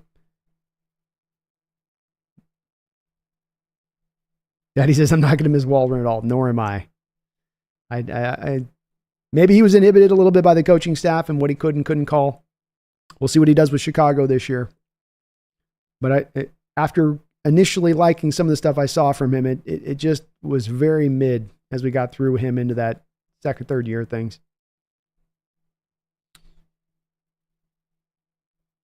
Daddy Dennis says Waldron uses Canadian football concepts. He's weird in a bad way.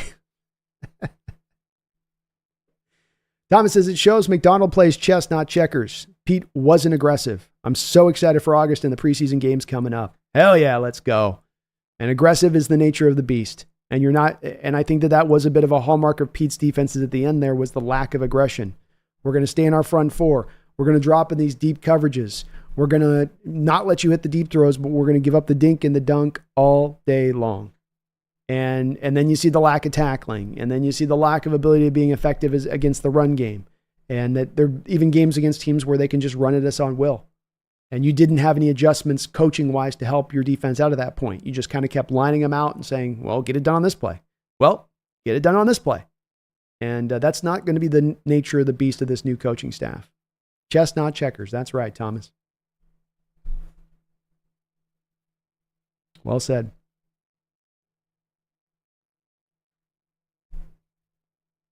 Daddy Dennis says Waldron cooled hot hands by reflex. Ricardo says Waldron has some good games, but couldn't consistently call a complete game. Yeah. He wasn't bad. It's just kind of a mid guy as far as an OC goes. But again, could have been inhibited a little bit by maybe the nature of like a coach telling him, for instance, don't target the middle of the field. That's where turnovers happen. Nolan says, just dropped my phone into a 5-gallon bucket of water. Let's test the IP68 rating. Hopefully you all are staying cool today. Hanging in there.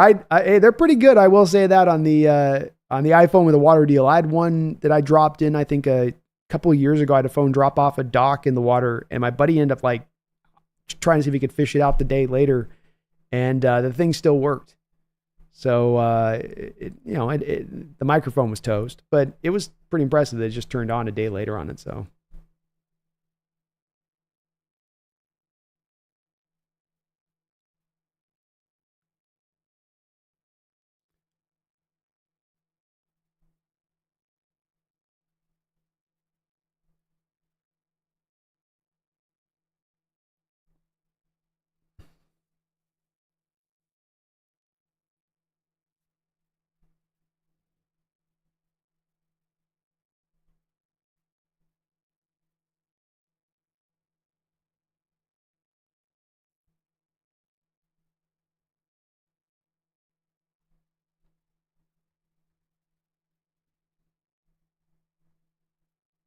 we're having some good debate on the Geno subject in the chat.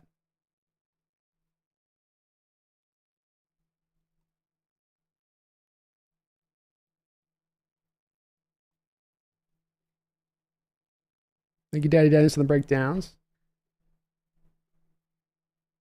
Thomas says, right now, Geno wasn't the problem last season. Yes, he made some stupid decisions and should have won games like the Rams, Bengals, but there is a reason why Carroll isn't the Seahawks head coach.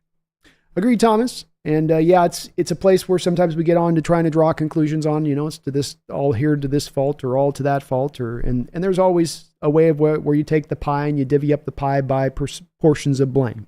And that there's this gets this section of blame and that gets its section of blame. And I think when you do go to the offensive struggles, Geno's not without, as you say, without a measure of holding him to an accountability factor on it. But as a supporter like you are and as I am of Geno, I think that his slice of the pie on that marker is pretty small when it comes to last season.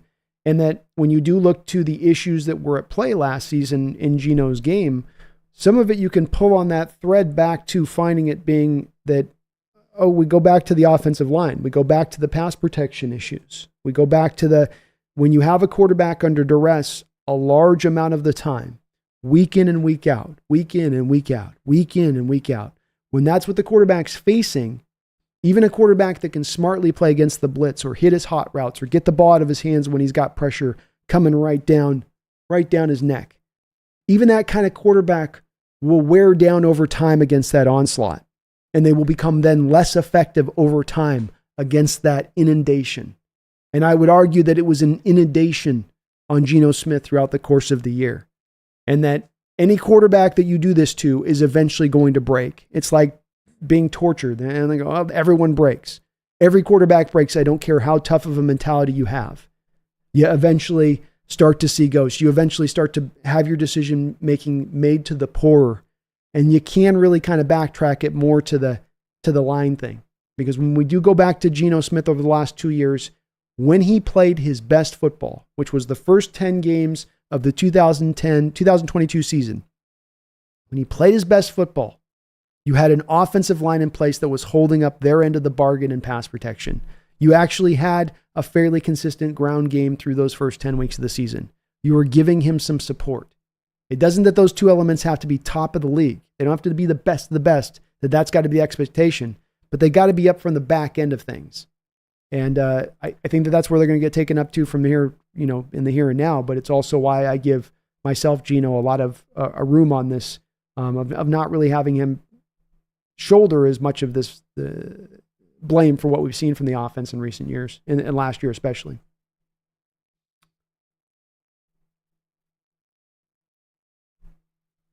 Travis O'Shea. I am very high on Mike Macdonald. Hope he does very well in Seattle. Have been following his coaching career for a long time now. He is a guy that is, for being what is now the youngest coach in the league, Travis, it's kind of eye-opening and impressive and very encouraging for me, Travis, to hear so many people that are not necessarily connected to the Seattle organization that might just be covering football in their own way and from their perspective of it and how they talk about Mike Macdonald. I had EJ Snyder on of the Bootleg Football podcast on a couple of weeks ago, and we were talking about it, and he was, to say he was effusive about Mike Macdonald is underselling it. He was over the moon about him. There was almost seemingly no doubt that this is a guy that's going to be a successful head coach in this league. And for a guy like that to speak of him in that terms, to not hedge any bets or go, well, he's a young guy and we'll see. He's just really young. Instead saying, no, this guy is going to be good. And that part to me, as much as the impressiveness of his scheme and the impressiveness of his approach and the results that he's been able to derive, not only with the Baltimore Ravens, but with the Michigan defense. It's that stuff as much as anything that makes me go, oh, it's a little bit like I would relate to, Travis, when you had Devin Witherspoon coming out and and when you'd hear NFL legends who might be podcasters and or whatnot talk about him and the way that they spoke about him and the fact that you could just sense that there was something that they saw in the kid on tape that was special, that had them gravitating towards him, that had them speaking about him in sort of those special kind of terms. I'd say it's a little bit of the same kind of equivalency for me with Mike Macdonald in that way. And I think you should be hyped. And he has done, though a short career, he's done some very impressive things in that very short career.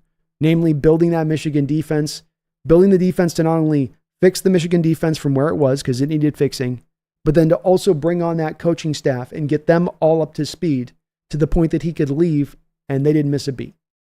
And then he goes there and he fixes the Ravens defense right afterwards and fixes them to the point of being a Triple Crown defense last year in only his second year as a defensive coordinator. The results are there. They're absolutely there.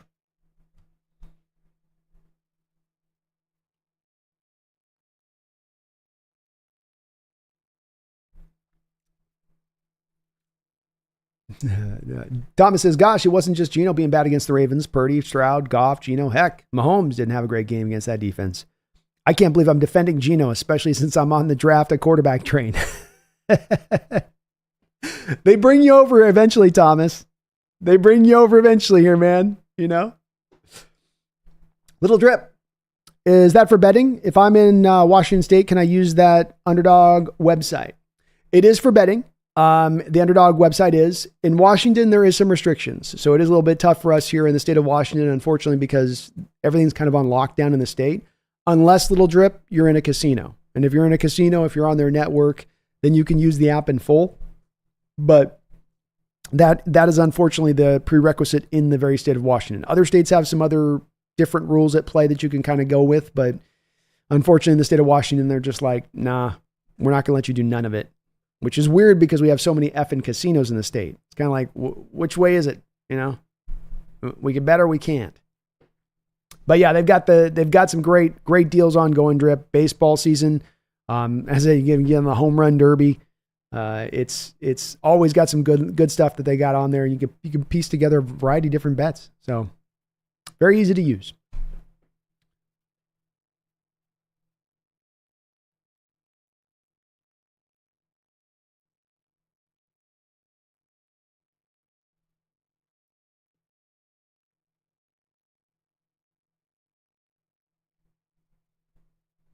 Don says, Brandon, where do our running backs stack up against the rest of the league? Does Grubb's scheme facilitate 2,000-yard rushers? I'd say, Don, it is going to be very hard for us to get even close to having 2,000-yard rushers because, Grubb's scheme tends to be a scheme, at least at the Washington level, that was a 70-30 split pass to run. And if you're only going to be running somewhere in the neighborhood of 30 to 33% of the time, you're going to have a hard time getting to that kind of level of productivity because there's just not enough attempts. The only way I could see there being a possibility of having 2,000-yard rushers, Don, is that you just go out there and you're crushing people. You're getting on top of teams, and then you're able to get into the second half of football games and just run it down people's throat and drain the clock. So that would be, the talent is there to do it, Don. The ability in the backs is there to do it. You probably now finally have kind of the blockers up front to get it done as well, and a good scheme to make it happen. But you just don't have an offensive coordinator that's necessarily as committed as much to running the football. He'll run. He's not completely all about just throwing the ball over the field, but to get to 2,000-yard rushers, you're going to need 500, 550 attempts between those two guys to get to that spot of things probably. And probably not going to happen here on this team this year, unless you're up in all those games.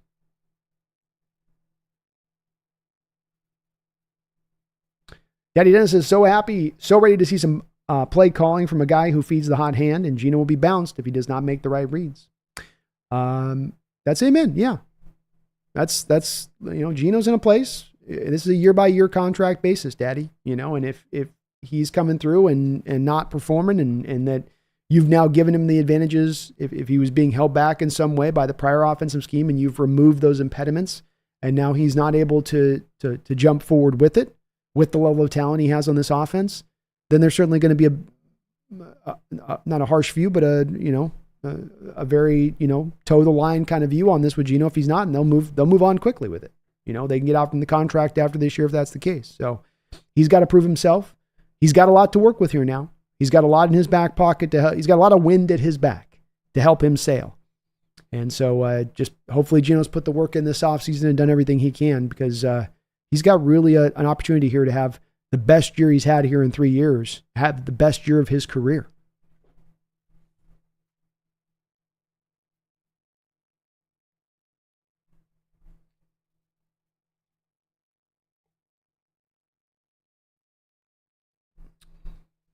I like Hal too, Daddy Dennis.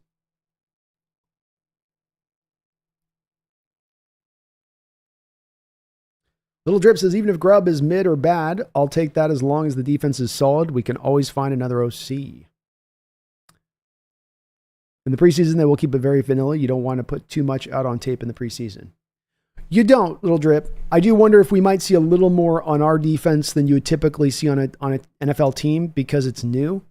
And when you're at practice and because they're so limited of the padded practices that you can utilize, it's hard to run this stuff without having some live fire kind of time and exercise with it, so to speak. So I do wonder if on both sides of the ball, because of there being to be such intense implementation here, what did Mike McDonald say? He had like 20% or something of the defense in the minicamp or something. I forget what it was, but because there's so much to implement, if they may be willing to run a little bit more preseason wise, Little Drip, because of that. But you're right. It does tend to be one where in preseason you get vanilla kind of across the board. Defenses have been in recent years a little more willing to blitz at times. Like they'll test out some of their blitz packages a little bit more, and that'd make it fun.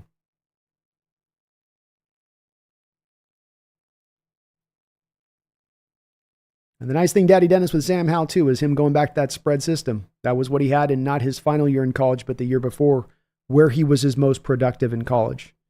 And so it's also a scheme, much like with Geno, that should fit them very well with their abilities. Travis says, Macdonald teaches pressures in OTAs and minicamps. He talked about this in the coaching clinic. It's often long been suspected, Travis, that pressures are held to much higher value than sacks by coaches. and that's really what they want to see at the head of the game. Yeah, you'd love to have sacks, but I want to unsettle the quarterback. I want to knock him off his spot. I want to force him to throw it quicker than he wants to throw it. That's really at the head of the game there for defensive coaches and their outlook of it.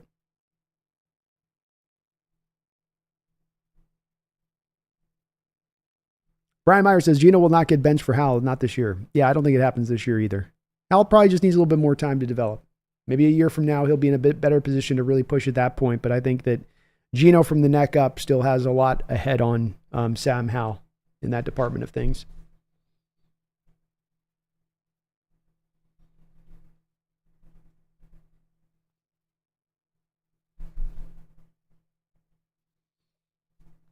Don, didn't they overturn their whole offensive line in one offseason? Oh, the Kansas City Chiefs? Yes. That was what was signifying it. Was they went into that game, they had lost Schwartz, they'd lost Fisher.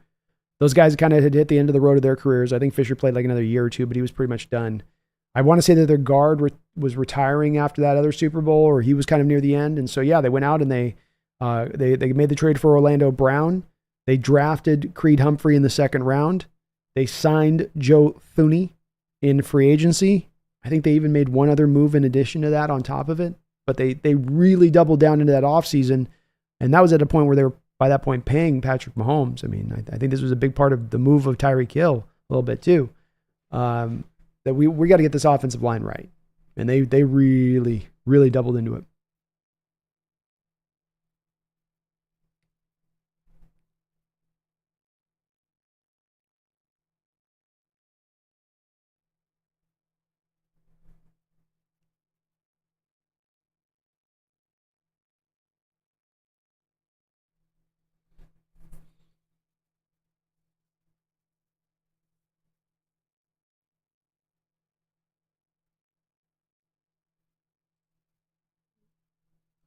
Are you guys talking about the last play I was rolling up? Yeah, the flat throw here is hard to make on this because the read progression is telling him obviously to the right. So you're going right to left. He'd have to get to his fifth progression to get back to the running back. And the tough part about going to the running back here is that you have a 4-man front. So Geno's thinking, I'm going to have some time to go through my progressions here. So if you're going to go to the back here, if you maybe have a blitz, you'll go try to hit the hot to the back there. And I want to say as well, let me look at one thing on this play. This is also a 2nd and 10.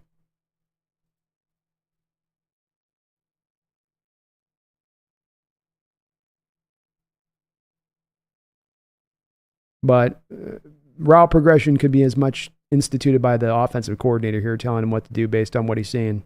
You see Geno's eyes first go to the safeties to make sure he can verify what they're doing.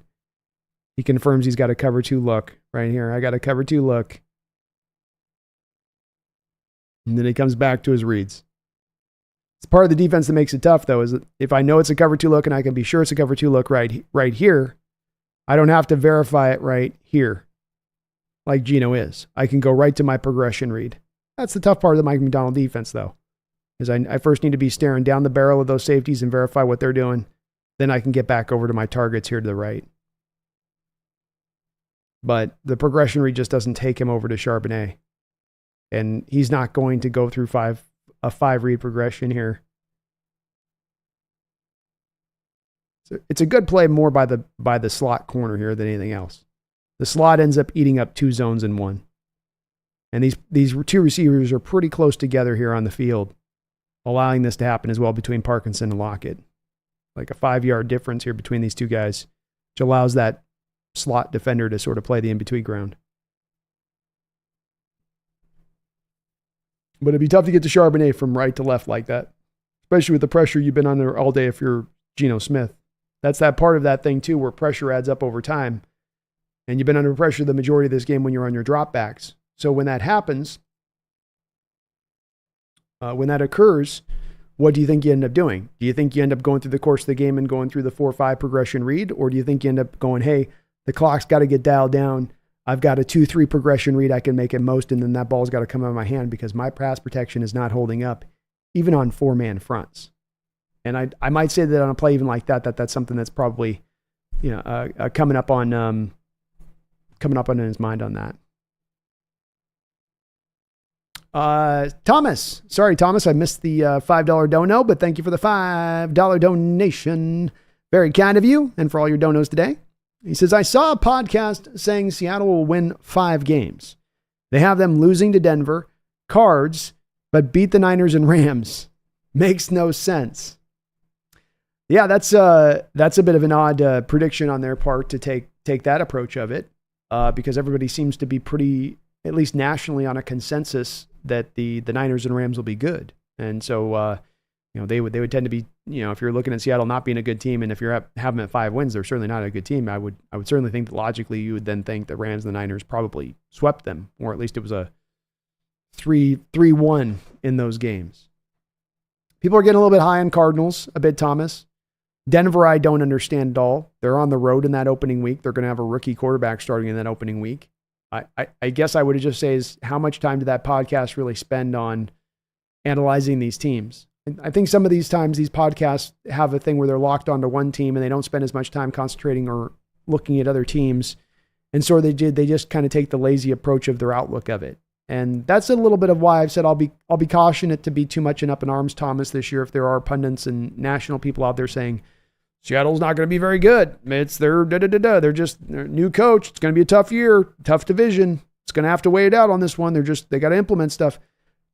People are just kind of playing the odds on that of what you typically would see with a new coaching change. And they're going to lean into that a bit, Thomas, because it allows them to be lazy and not have to really look at this team, look at the talent of this team, look at really the true capabilities that this team might have. But I also understand it, and I'm not up in arms about it because you're playing what tends to be the way that this does play out. And so you can't fault them for that. But that's a weird one for me. Losing to the Denver and the Cardinals, but beating the Rams and Niners is that seems a little bit backwards. I guess they're just kind of thinking we're going to just have some season of chaos a little bit, Thomas, where week to week you don't know what team you're going to get. Which again, a new coaching staff coming in with a new team, new system.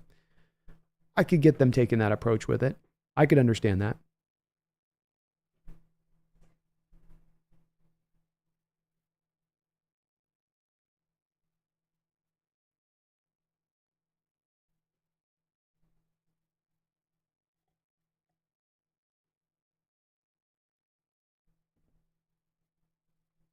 Yeah, when it comes to the progression read stuff, it gets harder to make that determination with a quarterback at times because you don't always know when it's the quarterback who's making the progression read based off of a pre-snap instruction, or sometimes whether he's being instructed on the progression by the way the play call itself.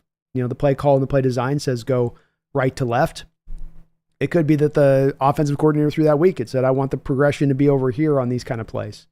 We don't really know on that. It's kind of complete guessing game. I will say when you see where you see the quarterback's head angle goes, where you don't know where maybe the intention is about where the route progression goes, but where you see the quarterback's head go will oftentimes be an indicator about how that progression read is going. What is the 1, 2, 3, 4 here? That'll at least instruct you on that. You just don't know how he's been instructed to make that progression read.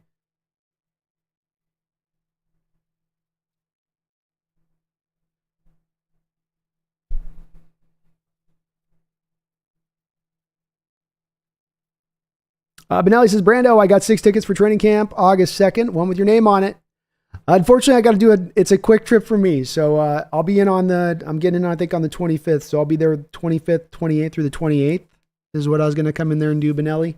I was looking at maybe doing it in August, but the training camp dates were breaking upward where I wanted to do two training camp days, and they kind of got them like cut up a little bit into August, oddly, kind of a little bit. So I was like, I want to get over here on this one, but I'll try to be in for a little longer, maybe the next year. But we're gonna do 2 days this year and maybe a little bit longer next year if I can get in there on it. I'd love to do all of training camp if I could. That'd be sweet.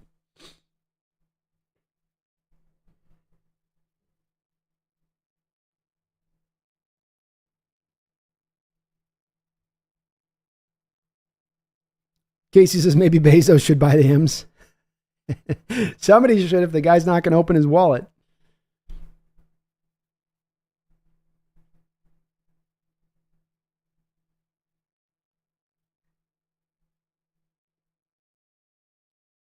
Ricardo says if he wants to be a real hero in Seattle, he buys the M's and gives them a payroll comparable to the Yankees. I would love to see that. God, wouldn't that be great to be on that end of the scale? Then watch baseball suddenly institute a salary cap. No. Now we need a salary cap. Seattle teams are spending hundreds of millions. Hold on. It's gotten out of control. Let's get the cap in place. Spaces, we'll see if Howell has any skills in preseason. I'm not holding my breath, though, B. I think he'll impress you. I'll impress you. You may not be holding your breath, but I think he might impress you a little bit. We'll see on that. We'll see, but we shall see.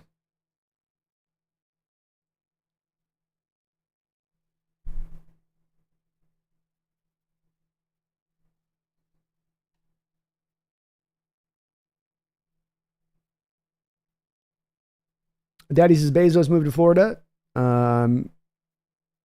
No, he's not. He's from Albuquerque. Oh man, I didn't know that. I just thought he referenced as a Pacific Northwester. Don says, how about Jody never sells and lets the next executor of the state do it? She may do that, Don. I mean, as I've said, that there's not a hard line timeline in the Paul G. Allen Trust of how fast she has to offload it. And she has certainly not shown any indication that she is in a hurry to either sell the Seattle Seahawks or the Portland Trailblazers. And so it very may well be one that doesn't happen as well. Chad says, got some trippy stats on Mike Mack's teams. In 2021, he was at Michigan. The year before he was there, the defense, Michigan's opponents, put up an awful average of 34.5 points per game. And after he got there in 2021, it dropped to 17.36 points per game. So in only 1 year, that defense doubled their scoring defense. That is incredible. Agreed, chat. It is such an impressive job to be done on that D, and it's a job done twice over, because I can't think of a defensive coach that's been asked to pull off the same kind of, I'm not going to say it's miracle working, but the same kind of degree of difficulty. And what I mean by that, Chad, is that you're coming into a Michigan defense there that is not only just a rotten defense that's not working, that's ill-equipped to deal with these spread concepts of the college game, but you also then have a defensive staff you have to teach this scheme to. They know how these schemes work. You're going to come in and now show them this scheme. So you're showing the players, you're bringing up the players, and then you got to bring along the coaches at the same time. And the fact that he not only was successful in dropping, as you say, it's a great stat, taking him from 34.5 points per game to 17.36 and doing it within a year, but to get that also implemented with the coaches, the ability to show that I can also teach this to the coaches and the players, because those are two different skill sets in my opinion. Very, very incredible. That's the right word to use, Chad.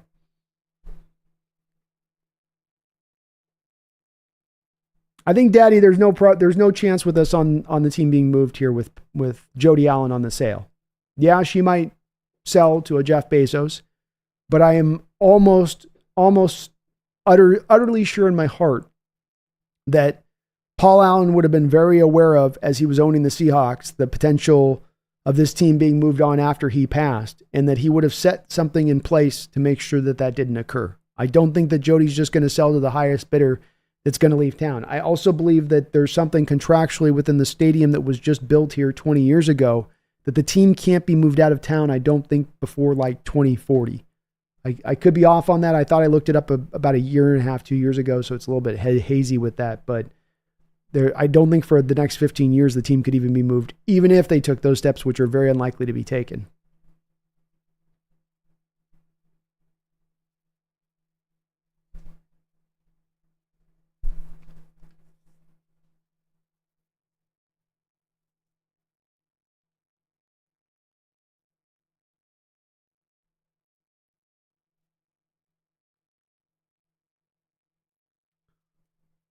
Don says, think about how savage that was. Gary Locke said, hell no, hell to the no, you're not leaving, using executive,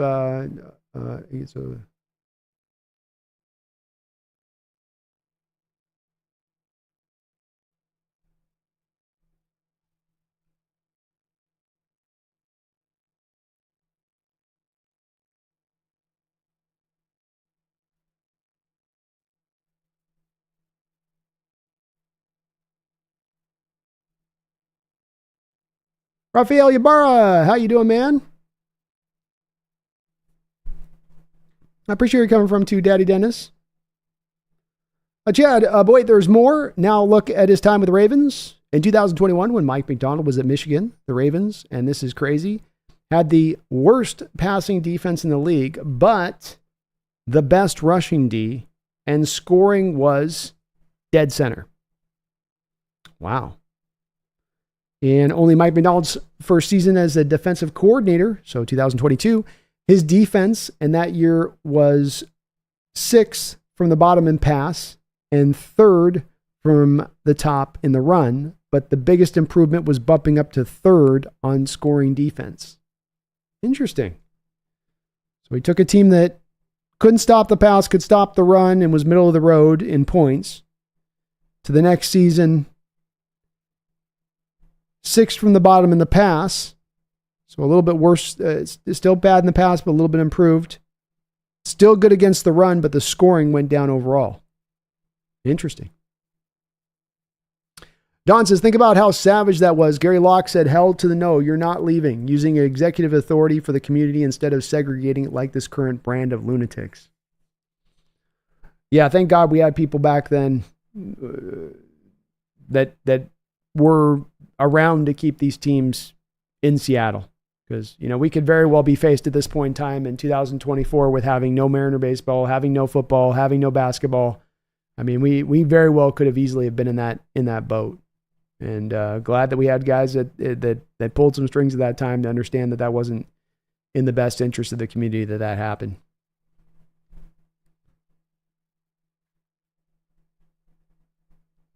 Thomas says, Don, that politics, that's it. Yeah, Seattle needs to be cleaned up, but NBA wants to expand to Seattle plus Paul and has a clause that the next owner can't move the Seattles. There we go. I thought there was that kind of clause, Thomas. I was sure that there was.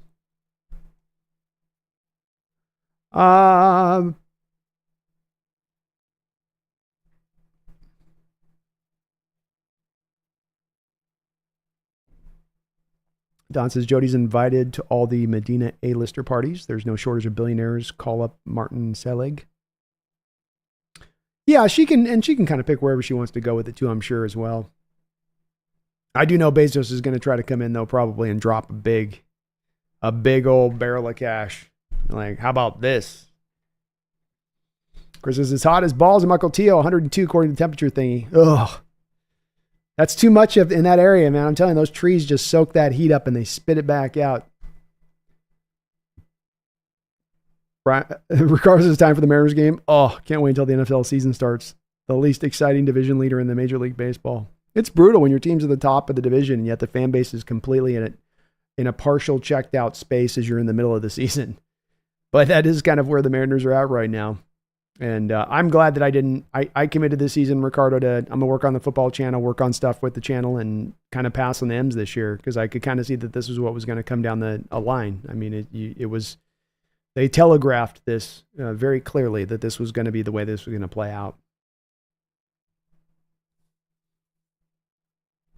Chad says, then the Ravens in 2023 were monsters. Sixth against the pass, 14th against the run, but on scoring defense, they were number 1 at 16.2. For comparisons and for fun, our 2013 D was number 1 at 14.4. So a 2-point difference between that Ravens defense of last year and your Seahawks defense of 2013 in their points per game. No small thing there. No small thing. And he did that so quickly, Chad. He made that turnaround happen not over a 4, 5, 6, 7 year period. That happens in a year period, basically, a 2-year period. Bam, you're to that spot. Don says, didn't they say the Mariners offense was supposed to pick up when it got hot outside? Laughing out loud. That's what they say. But keep ignoring the lack of talent part of it. Raphael says, let's go, Brandon. Let's go. You guys are burning up there in Washington, I'll tell you. Hopefully you guys are starting to get some AC up there. I know many of you for many years were like, I don't need AC. No, you probably guys got to get AC. It's time. Little Drip says, don't forget what Mike did to the 49ers on Christmas, I believe. Tore them apart. Tore that scheme apart. Tore Purdy apart. It was every bit as impressive of what they did in this Ravens game. Regardless, is Mike Mack is the total package. Obsessive film study, week-to-week adjustments, innovative scheme, great at teaching players his concepts. The more I read about him, the more hyped I get. I'm the same way. The more you look into what he's doing, the more you understand the layering and the depth of what he's doing. The fact that he's not just leaning on some carbon copy approach of the prior, but pushing the ball forward, looking at every point to how he can continually push the ball forward. It's very impressive. Don says the city and county need to finance, fund, and commission a 100-foot statue of Paul looking over the city like in Brazil.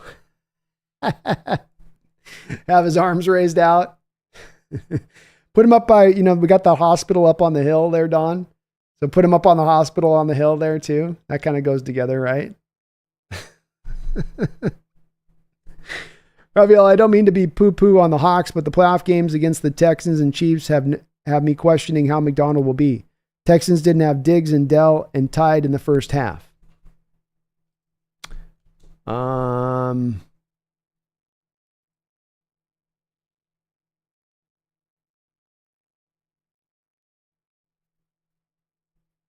Well, I think that there's a couple things on that.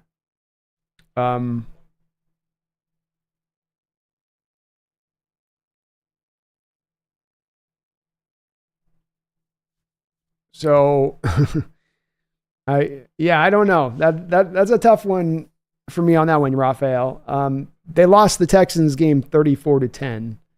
So it might have been tied at halftime, but I do believe that was also a game where the Ravens offense was taking a little bit of time to find its footing in that game. So you won at 34-10, you held them to 10 points. Your defense performed better in that game, Raphael, and it's not a half, it's a full game. Your defense performed better in that game than you performed on average during the season. That's a good performance at that point in the playoffs.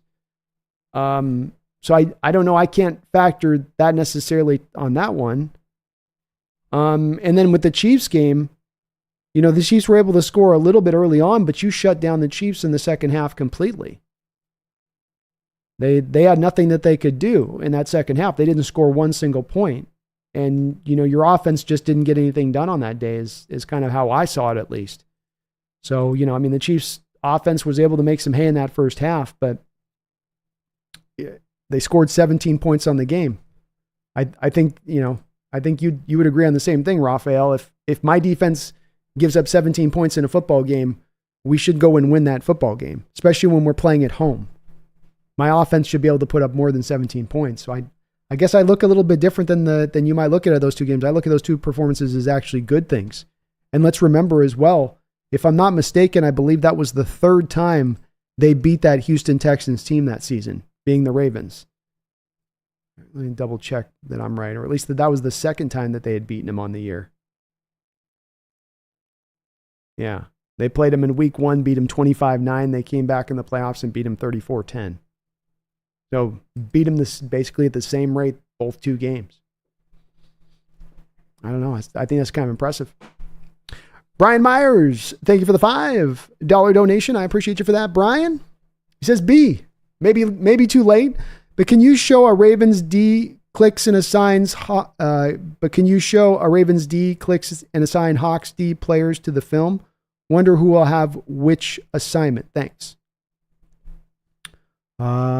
Clicks Hawks D the film. Yeah, we can show like a one. I mean, we could take a play. Well, let's find something here. Let me find a play. Let me locate a good one here. 1 second. All right, there we go. That one works. Thank you for the donation. So you've got this being kind of a 4-3 under look here for what you'd have for a Seahawks defense. So let's say this is like a 2nd and 4. So this looks like a running situation that you're going to be dealing with. You'd have your two interior players. You have Jaron Reed, Leonard Williams in there, or Jaron Reed and Byron Murphy as your two interior defensive tackles. You'd then have to the strong side of the formation, I believe that you would probably have Boye Mafe over here next to the Sam. And then over here, your Leo, essentially, of the old defense. Your Leo then would be probably Uchenna. So then The outside stand-up linebacker here would probably be a Draymond Jones in this case. So you're trying to dissuade the offense from running the ball here heavily by the alignment. Your slot becomes Devin Witherspoon. You got Tariq Woolen on the outside. And then the top, you're going to have Julian Love and Rashawn Jenkins as your two top guys. So on this particular play, your blitzer becomes Devin Witherspoon.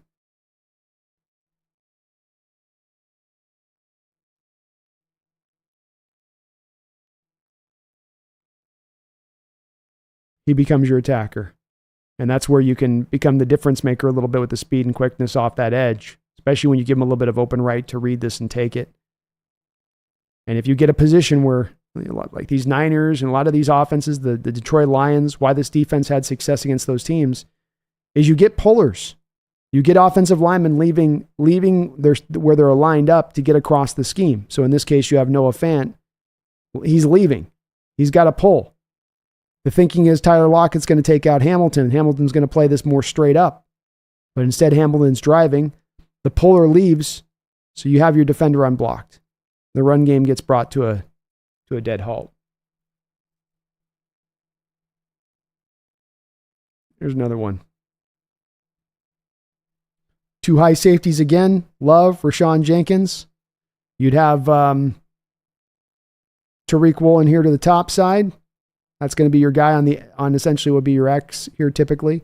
You'll have probably Trey Brown or Mike Jackson over here as your outside corner. You've got Hamilton in the slot again, but again showing blitz off the edge there. Two stand-up rushers are going to be Uchenna and Boye Mafe in this defense. Your two inside linebackers, Dotson and Jerome Baker, double A gap mug pressure there.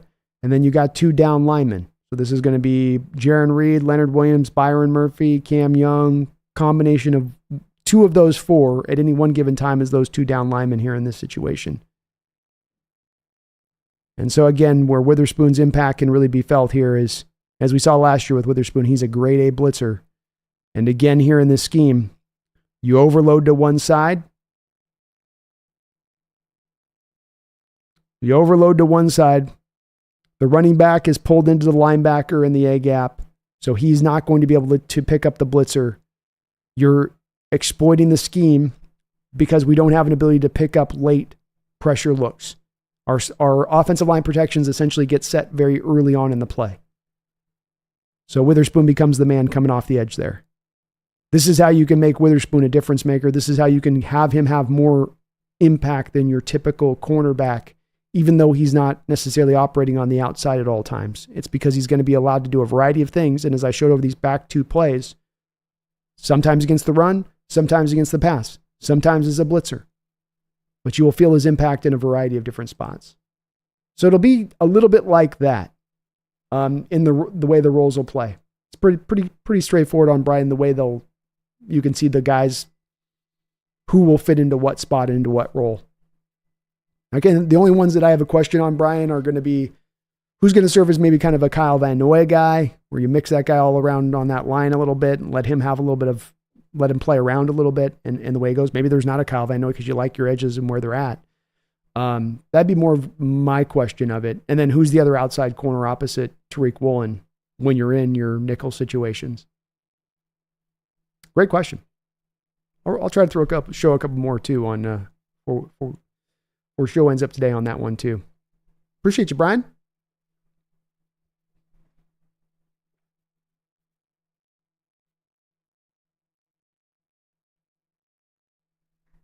Chad says he can't pass deep. Lamar, it's not accurate deep. He's not. And that's the bind that I think defenses and specifically the Kansas City Chiefs defense put him in. As they said, we're gonna stop your run. We're going to take away the short passing, and we're not going to let Lamar beat us with the legs. And there's a lot of things they had to do to make that happen on the front end of it. But then that's going to force also Lamar. It's like forcing him down a particular corridor that you want him to walk down. And you're trying to force Lamar down the corridor where he has no choice but to make the decision to go hit the 9 route over the top or try to hit the 9 route over the top. He's instructed to do so on the progression read and what he's seeing. And that's where he just hasn't proven to be able to hit that shot, to get that ball in the right placement on, for his guys. Maybe some of it's that he hasn't had the right kind of receivers to get it done either. He certainly hasn't had his kind of real DK Metcalf guy. They've tried to get by with sort of secondhand receivers there for years. And Zay Flowers is certainly a very interesting guy, but still a very undersized guy. Has some drop issues still that go along with him. So you could make it, maybe that's a little bit of a part of it too, but some of those throws weren't close in that Chiefs game, Chad, to your point. Thomas says, I don't recall the reason why the Ravens lost against the Chiefs was the fact that the Ravens couldn't stop Mahomes. Then they, wait, I missaid that. Why the Ravens lost against the Chiefs was the fact the Ravens couldn't stop Mahomes. They only scored 17 points. Lamar lost in that game. Yeah.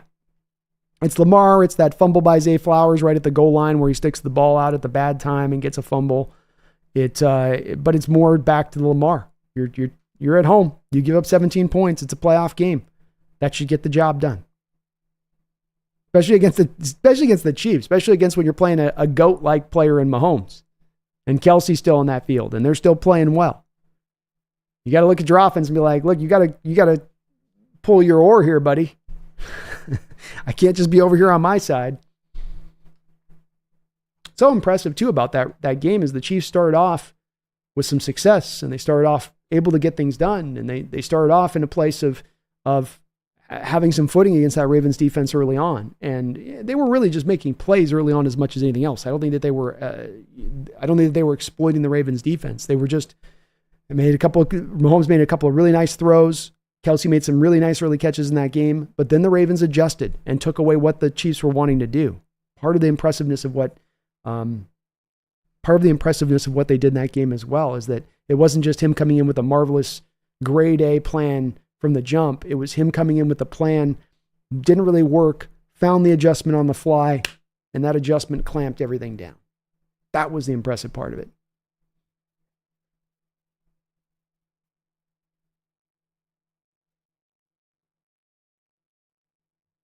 Space says you'll get 20,000 easy. I hope you're right, Space. I hope you're right.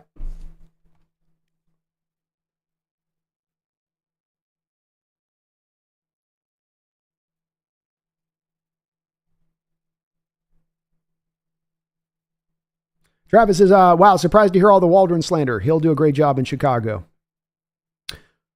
The key for me will come down on that, Travis, is he going to be able to implement stuff that's more Rams-like? And what was part of the reason of him getting hired in Seattle was the Rams' offensive success and that we were going to get some of the elements of the Rams' offense, which we didn't get. The Rams' offense, for instance, Travis, is not an offense that's going to target the field at the 32nd rate in the NFL. The Rams' offense is not going to be one that's going to run fly sweeps at about 5 for the whole given season. The Rams offense is not going to be one that's going to ignore outside zone runs and attacking the edges of the defense. All of these three things with Waldron were hallmarks missing within his offensive coordinating game. Were they pulled from him because Coach Carroll told him he couldn't use that stuff? Maybe. But did it also hold back his potential success as an offensive coordinator in Seattle? Yes. And it's hard to say what made it happen, but those things were readily apparent. And Travis, I mentioned this before, but I've talked to a variety of people that have seen the Seahawks over the last few years. People that are on other teams, people that are follow the game, cover the game from a different area lens than I do. And the answers on this, Travis, have been universal when I've asked this one fundamental question. And I think this is one that really does speak to Shane Waldron of the bottom line in his time in Seattle. How much of the Seattle Seahawks offense looks anything like the Rams offense? Because you didn't bring Waldron in here to build his own thing, to kind of figure something out that's wholly new. You brought him in here because you wanted the tenets of the Rams offense built into it with it. And I spoke to those three things: lack of pre-snap motion, which is another hallmark of the Rams offense, completely missing. We're static, snap after snap. When I run through these snaps more often than not, when I run through these plays more often than not, what are you seeing here? I mean, I clicked on one random click here. Is anybody in motion right now? Is anybody moving in any motion? Or is everybody in complete stagnation? Here you get a little bit of motion with a weird orbit blitz that they would try to bring in with Charbonnet over the last few years. But that's about as much as you're going to really get. Again, here, I'm just randomly clicking plays in this game. Where's the motion? Where's the motion? These are things that are intricately part of what the Rams offense was supposed to be, but yet we're missing when he came here to Seattle. And maybe again, that was the coaching staff taking that away from him. But to me, it does, Travis, a little bit color my lens a little bit and my outlook on Waldron a bit. If I don't look at like that was a smashing success because those things were so thoroughly missing within this offense. You had one game last year, for instance, Travis, where I've been begging them for weeks to run a fly sweep. If you follow me on the live stream show, I'm sitting here going, why don't we run a fly sweep? It's an easy 8 or 9 yards there every time we run it. Why don't we just run it? We run in that game, we get 10 yards on it. I'm like, whoa, we run it. We don't go back to it again in that whole rest of the game. We run it one time for 10 yards and not once to go back to it again. Then the very next week, we run it again. Again, we get 10 yards. Do we run it again that week? No. I don't think we see it again for like 2 or 3 weeks after that. It's just, that's the hard part for me, that hard to rectify in my mind, Travis, with Waldron, of why so much of the Rams offense was missing. So much was missing of why we hired you to do this job in the first place. And I think that's probably colored it for a lot of other people in the same way for the same reasons.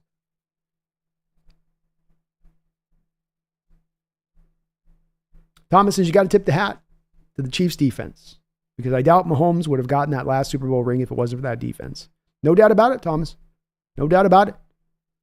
They definitely, as much as any time in this Chiefs run that they've gone through, carried the water much more for that offense than ever before. And they played outstanding football.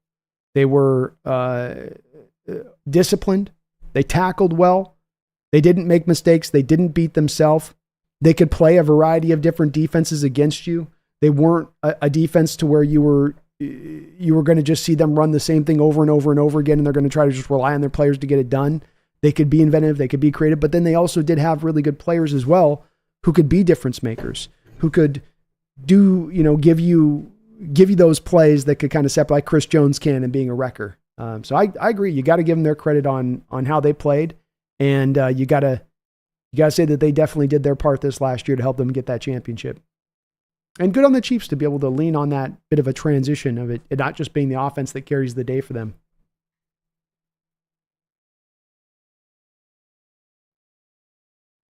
So Travis O'Shea, there's a very common stat out there. It's between the numbers, essentially. The Seattle Seahawks were the 32nd team in the NFL at targeting the middle of the field. Think between the numbers, Travis, essentially.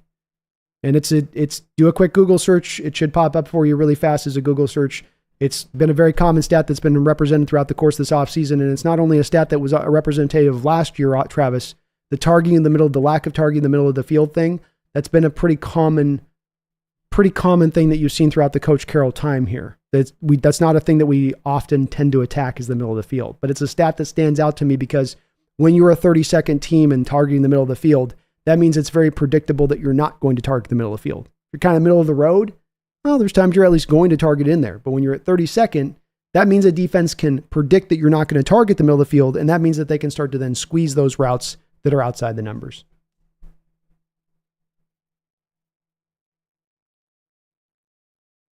Waldron run a type of WZ 12 personnel. He runs 12 personnel, he does, but it just doesn't have the same echoes again, Travis, of what the Rams were doing. If I bring up 2 snapshots to you of the Rams offense and the Seahawks offense, they're going to look like 2 different things. And that, again, on this too, Travis, this isn't where, when I bring this up to you, Travis, it ain't my opinion on this. This is one where like I did a heavy amount of groundwork throughout last year because I was noticing when Waldron's first year of wow, the offense doesn't look a lot like the Rams. And I don't think you're picking up what I'm putting down here, Travis. Let me try to kind of give you a little bit more of a background on this. Brady Henderson, the ESPN reporter for the Seattle Seahawks, reported that when Schottenheimer walked in the door for the Seattle Seahawks, he inherited 70% of the pre-existing playbook, meaning he walked in with his playbook. Coach Carroll tore out 70% of it, said you get to keep 30% of it, and that's how they operated going forward with Schottenheimer. Probably part of the reason that you got the mutual, remember with Schottenheimer when he left, it was mutual parting. Both camps were kind of like, okay, we're both kind of done here, right? That's how it was reported. So what I'm trying to kind of sell to you on this, Travis, is the theory and thinking here that a lot of Waldron and how he was inhibited was by what Carroll was telling him what he could and could not do. Carroll also had a quote in his first year here with Waldron where he said, to again back this up, where he said things like, we really like Shane Waldron. he's really open to doing the things that we've done here for years. What? The whole point of hiring him was to get to something new, to get to something different. Why is he doing what you're doing old? What was the point of you moving off any coordinator at that point? You just want to stay with the old. It's not to say that there isn't maybe a little thing here, a little thing there you can find with this offense, but again, on this, Travis, I ask people that know more about football than I know on this, that know way more than I, that I've checked with I've checked with people that have played in the NFL, Travis, that are guys like Chad Brown that I talked about this with, guys that, really good people. So when I say this is my opinion of, it ain't the offense, you ain't running the Rams offense, it's pretty like overwhelming, the response I got back on this. And I didn't walk back with it saying, this is what you think and believe. This was me just asking a variety of people week in and week out, when you watch the Seahawks offense, are you seeing anything of what you see from a McVay offense? And the answer was universally no. And it could be that he was held back by it. It's hard to say on that part of it. That's where I don't want to try to draw some ultimate conclusion with Waldron. But one thing is for sure, you didn't get the Rams offense when you got him in here. You got something of its own thing.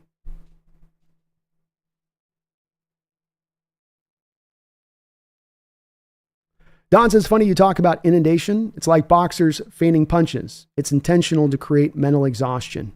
It does that. It stacks up over the course of a game. And it just, quarterbacks want things to be as easy as possible so they can execute their offense post-snap. They can trust their reads.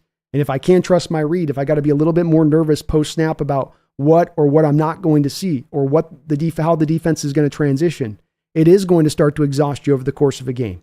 Because you got to be on every P and Q. There's never any point where you get to just sort of hit the autopilot button and lock yourself in. I'd argue at times that our defense in recent years has allowed for offenses to hit that autopilot, to hit that cruise control, to be like, take the check down here, throw the bubble there, we'll throw a screen here, come back over to the drag route here. We're already to the 45-yard line.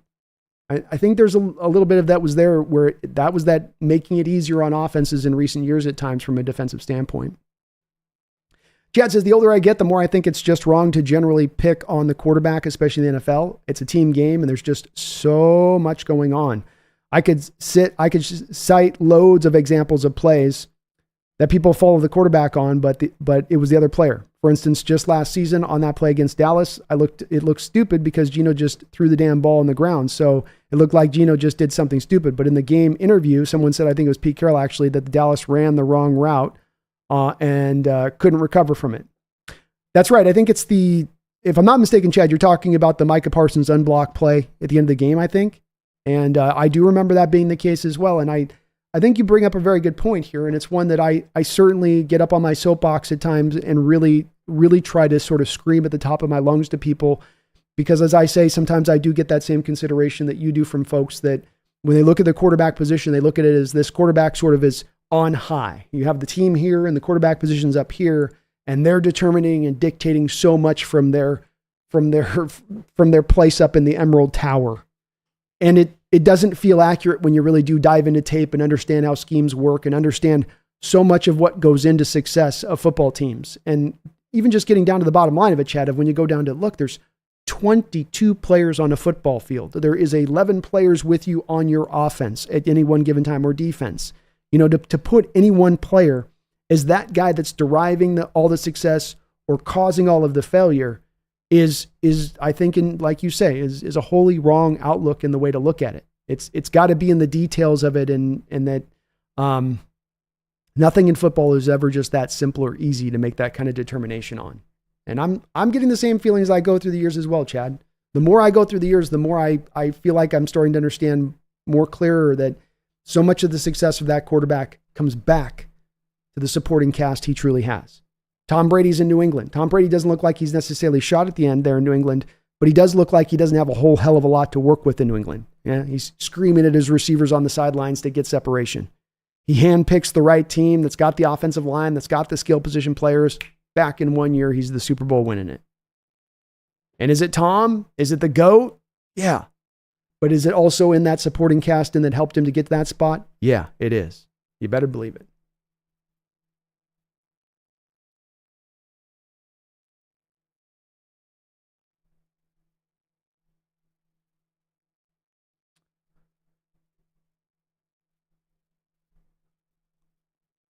Thomas says, yes, I'd like to get Charbonnet and K9 involved running-wise, but you have 2,000-yard receivers in DK and JSN, and that doesn't include Lockett and Fant. Exactly. It's tough. It's a lot of playmakers. A lot of playmakers. Thomas says, Grubb will be good. I think it'll take a few games on both sides of the ball. I hope by the last 8 games, McDonald, his defense and Grubb should be clicking, but it may take to year 2 to happen. It may. That's that variance, Thomas. There's a variance this year, and that it may be a little bit of a rough road to kind of iron out all the wrinkles. It could click in really quickly, especially if the young talent can come forward fast and develop in the way that is certainly possible that is realistic. Regardless is asking DJ Dallas to chip Parsons was a mistake. That goes on the play caller, Waldron. Yes. Probably don't want to have ever an offensive protection where you're going to leave Mike unblocked and then hope the back can pick him up. That's probably going to be a fail.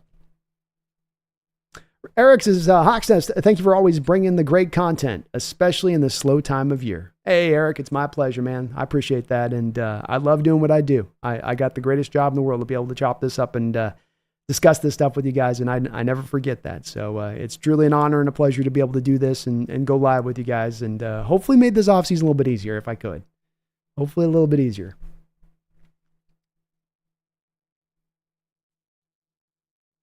Travis says, I know a lot of McDonald's scheme, have studied it, and you can learn a lot of it from Cody Alexander. Cody Alexander? I'll check him out. I'm looking to try to study it more too, Travis. I still don't have a great handle on it myself at this point. So I'm still trying to, it is definitely complicated. And, you go in to Travis, the relation I've always made with this is it's like Carroll's defense every week. You had a pamphlet. So you just kind of breeze through the pamphlet. You know what you need to see. You know what you're seeing. You know what you're not seeing. You know what coverage they're running. McDonald's defense, you're getting a Bible every week is kind of how you feel a little bit.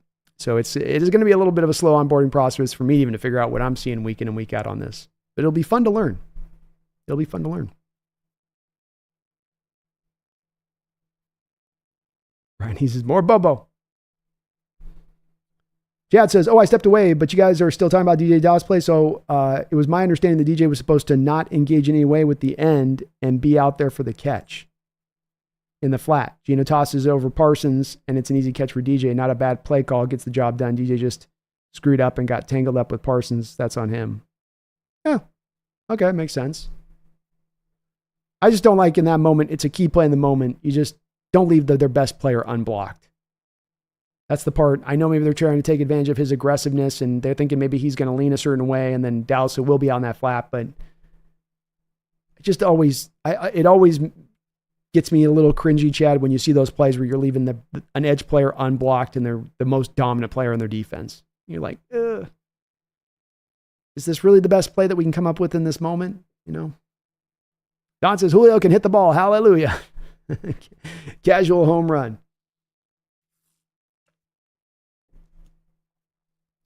See you on the next stream there, hand grenade. Oh, I'm behind on a couple donos. Sorry, guys.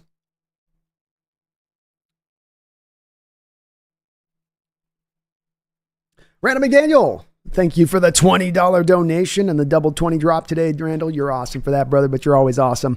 I appreciate you. He says, the new kickoff rule is going to be wild.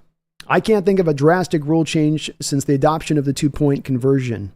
Even I can't think of as drastic a change since the adoption of a 2-point conversion. Even the changes to remove the kickoff return. Play looked the same result. 107 in Yakima today, by the way. You guys at least get a little bit of wind, though, Randall. So you get that middle of the state wind blowing through.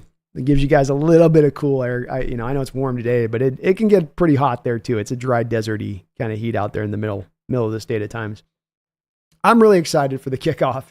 I don't like automatic plays in the NFL. I think that part of the reason the NFL does such a good job in keeping this sport at the top of the heap is that they will always keep an eye on what is kind of the weak part of their game, the weak thing that's holding them back. If there's anything not really holding them back, but just something that maybe fans don't like as much on. You got a PAT that's kicked from the 2-yard line, it's automatic. That's no fun. Fans don't like that. That doesn't provide any excitement.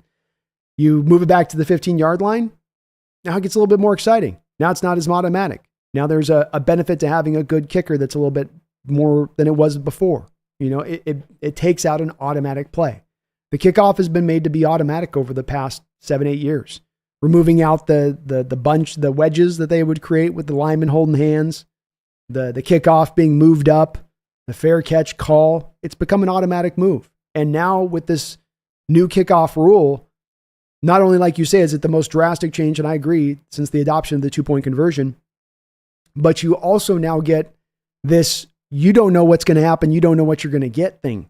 Because these special teams coordinators throughout this offseason have been sitting there drawing up on their napkins all of these fun, different type of stylings of things they can try to do on this to create their lanes, because so much of the action is so close together in there, but yet the bodies are so spread apart.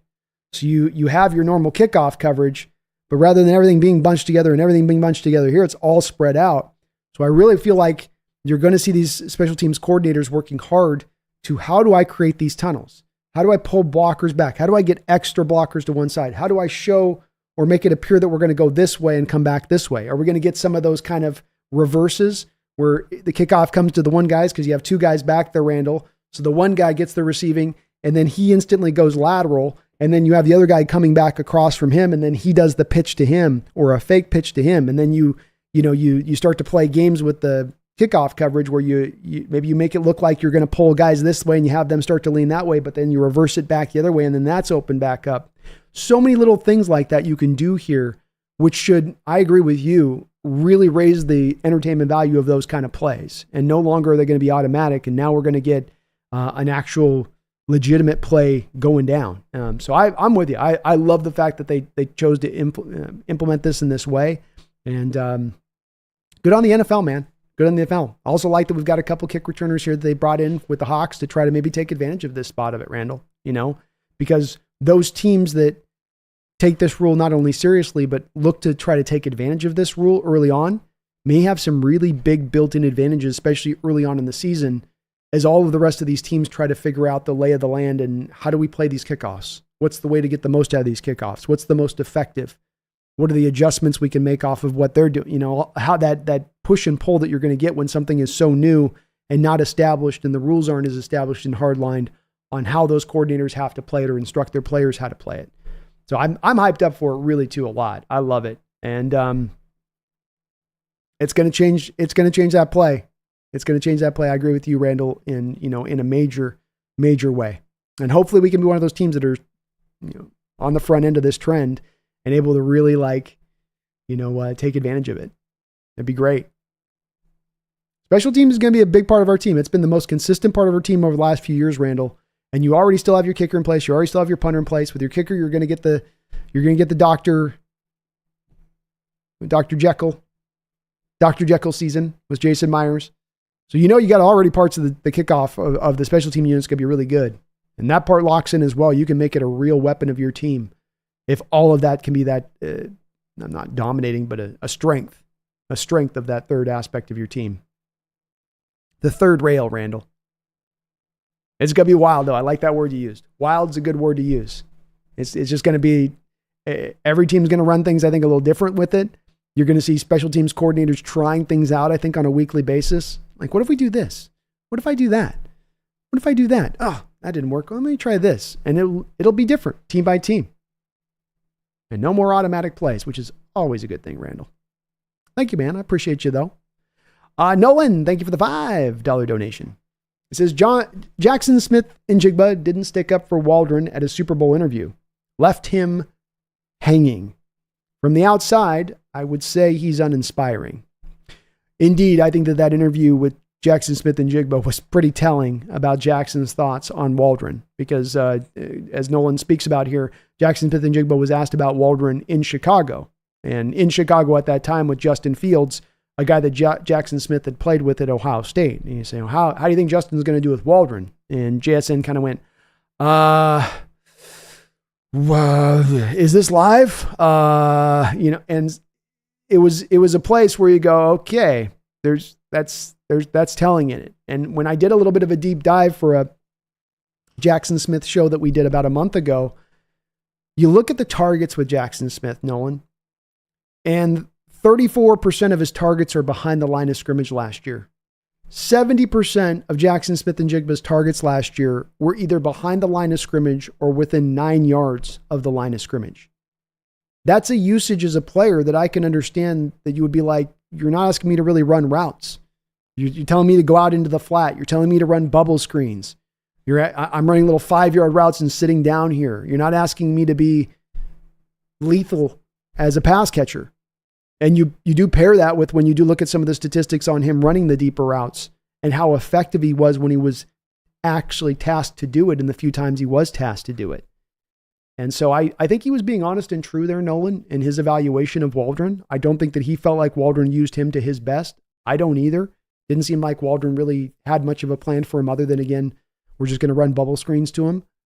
And that was odd to me because he is a weapon. And you think, especially when you see him running those deep routes, when you see the one-handed catch against the Niners, when you see the deep route to the Eagles for the game winner, that should have snapped something in Waldron to say, hey, let's attack more with that. I even showed it in one of my cut-ups here on the Ravens game. You even hit him deep in the Ravens game where you have him in the slot and he runs the fade in the slot and you get him to the back end, but just they wouldn't go back to it. It was very strange. Very, very, very strange and inexplicable as much as anything else. Because if he wasn't successful on the deep stuff, Nolan, then you could understand why they weren't. Well, he's not effective deep, so they're just leaning into what he does and hopefully he'll get better at that. But that he was effective deep, that he can take the top of a defense off from the slot, well, lean into that, use that when he's doing it so effective. And when I say he was effective, I mean he was really effective in those few moments when you asked him to do it. He was. So yeah, this is where I tend to land with Waldron. If there is a question in my mind about the inhibiting nature of the coaching staff, of the head coach, and what he did and didn't let him do. But I don't think that's the full explanation for some of his lack of more success here as an offensive coordinator. I think some of it too is that there's some, I like the word you use, Nolan, there's some uninspiring elements to Waldron's game as a play caller. Lack of use of motion, lack of use of fly sweeps, lack of targeting the outside run game. He's got some creativity to him. His use of tight ends was impressive, but I wanted more of a Rams offense in here. That was the whole point of kind of hiring him. I didn't want a guy creating just his own thing in the lab every week. Like, let's try this. Well, let's try that. Go with a little more tried and true. Randall McDaniel, thank you for the $5 donation and all your support today, Randall. Very kind of you. Very kind of you. And you're just always awesome here, brother. He says, you do a lot of scouting before the draft. Are there specific traits to a good blitzer? More about talent or scheme? Some guys obviously are better than others. Yeah, I absolutely. There's some specific traits that you're going to look for in a blitzer. Before we get to kind of the disguise part, just go to the physical elements of what you look for. You want to have a guy that's going to be tremendously athletic. Because when you're going to have a blitzer, it's going to tend to be a smaller guy versus the blocker that they're going up against. And when that happens, those guys are going to tend to be able to bend lower, dip, be more quicker than those guys blocking them. And so the first thing you're looking for in that blitzer as a guy that could be a slot corner or as a guy that could be a strong safety coming down to be that blitzer is, does he have the quickness? Does he have the bend? Does he have the dip? Those three great signs you look for in a really great pass rusher. That's the same thing I think you're looking for in a blitzer. It's not in the same way if you're looking at a guy getting out of his 3-point stance at Randall and then bending around the edge that way. But can he attack off that blitz? The lineman sets up and he dips underneath him and bends around him if that tends to happen. The more quicker path he can get to that quarterback in that bend, the faster path he can get that quarterback in the bend, the better a blitzer he is going to be. So you really do first still always go to those first physical traits, things that you want to see in the blitzer first and foremost. The timing aspect is something that I think is more of I think it's more of an inherent thing you kind of have in you or you don't. I don't think it can be probably trained a little bit inside you a bit, but that's that ability to read an offensive scheme and what they're doing first, where the play design is going. And so that's being a good film study person. So that's part of what you can control with that. having the ability within your scheme to be a blitzer. That's the scheme part of it that you relate to, Randall, that is certainly important. If you aren't allowed to blitz, that you might recognize it, but you may not be having the green light to go out there and blitz, like the 3-0 hitter being given a green light to swing away. Same kind of thing. You've got to be given that green light to do it. But then the ability at that point to understand you've got to not show your hand. The point of this is to blitz and not get blocked. The point of this is to blitz and not have the running back recognize the fact I'm coming, so he'll pick me up. And they've got a blocker for every man coming, and the quarterback is going to be able to sit back there and then throw it. And if I don't get around that running back quick enough, bam, I'm done. So I want to get home as a blitzer without getting blocked. And the only way to do that is to allow the protection schemes to set and get fully set before I'm coming. That's the part of it that we get to where I think can be kind of trained here, Randall, is that you do see within the Ravens defense multiple players coming down at just the right moment. Even the way a quarterback's running his snap count, Randall, and how fast a snap count is running.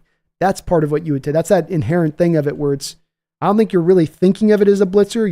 You're generally aware of all of these different things occurring at the same time, and you're able to sort of distill it all to time it then up. And then you can feel when you're watching a player on tape that he's doing that, because when you're seeing a guy timing it right. When you're watching an offensive lineman that doesn't have that guy blocked up, that they're getting caught shocked and surprised by the fact that that guy was going to blitz. It's really obvious when you see it, but it's that first physical ability to dip, bend, quickness, and then it's the timing ability that's inherently got to be there also in addition to that. It's that I'm not going to show my hand, that I'm not going to show the quarterback I'm coming. So a lot of players you'll see on tape, Randall, where they're not good blitzers because they don't have that instinct in them to naturally do it, where you see them jumpy. A lot of our players were this way when we would blitz in recent years, where they start getting, Jordan Brooks would be this way at times, where he starts getting jumpy and showing his hand on the blitz too early. He starts sliding up too soon. The quarterback's just getting up the line of scrimmage, starting to call the protections. Boom, here's Brooks. Rather than the quarterback's at the line, call the protections, blue 2-1, now you come down, And some of it's coaching, but I think some of it's also just got to be built into the player, and that's part of their skill set, Randall, like being fast, like being able to jump high. You just have it within you. I don't know how much can really be trained as a blitzer, especially when you go from college to pro level. I don't know if you can bring a guy along kind of from zero to hero status on that front of it. He's got to have some of it, within him on it, So scheme is some of it, because if you don't get the opportunity to blitz, then that's going to be hard to then on the evaluation of if you can do it or not, much less you're not going to be probably good at it if you're not doing it a lot.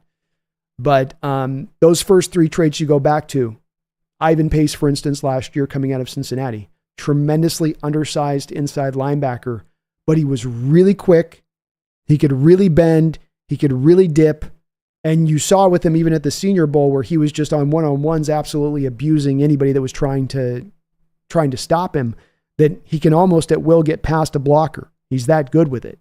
And so he also then compare that with his good timing and his ability with that. And you gave that guy to Brian Flores and Brian Flores' defense. And it was a great pairing between the talent and the head coach and what he wants and how he wants to use his players. And so you got to have all three of those elements go together there, Randall. But that's why you also can't make it up on the fly. You can't take a guy that's not blitzed very much at all through his college career, bring him to the pros.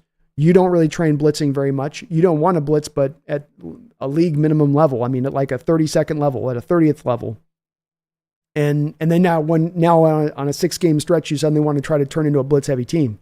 That's not going to work. He didn't do it in his past. You don't do it in your current. You don't know how to train it right. He doesn't have the natural instincts in him to do it right. It ends up failing. And this is why when we had blitzed at times in the past, it did fail because we weren't really set up to do it from a creative standpoint. Great question though, Randall. Fantastic question.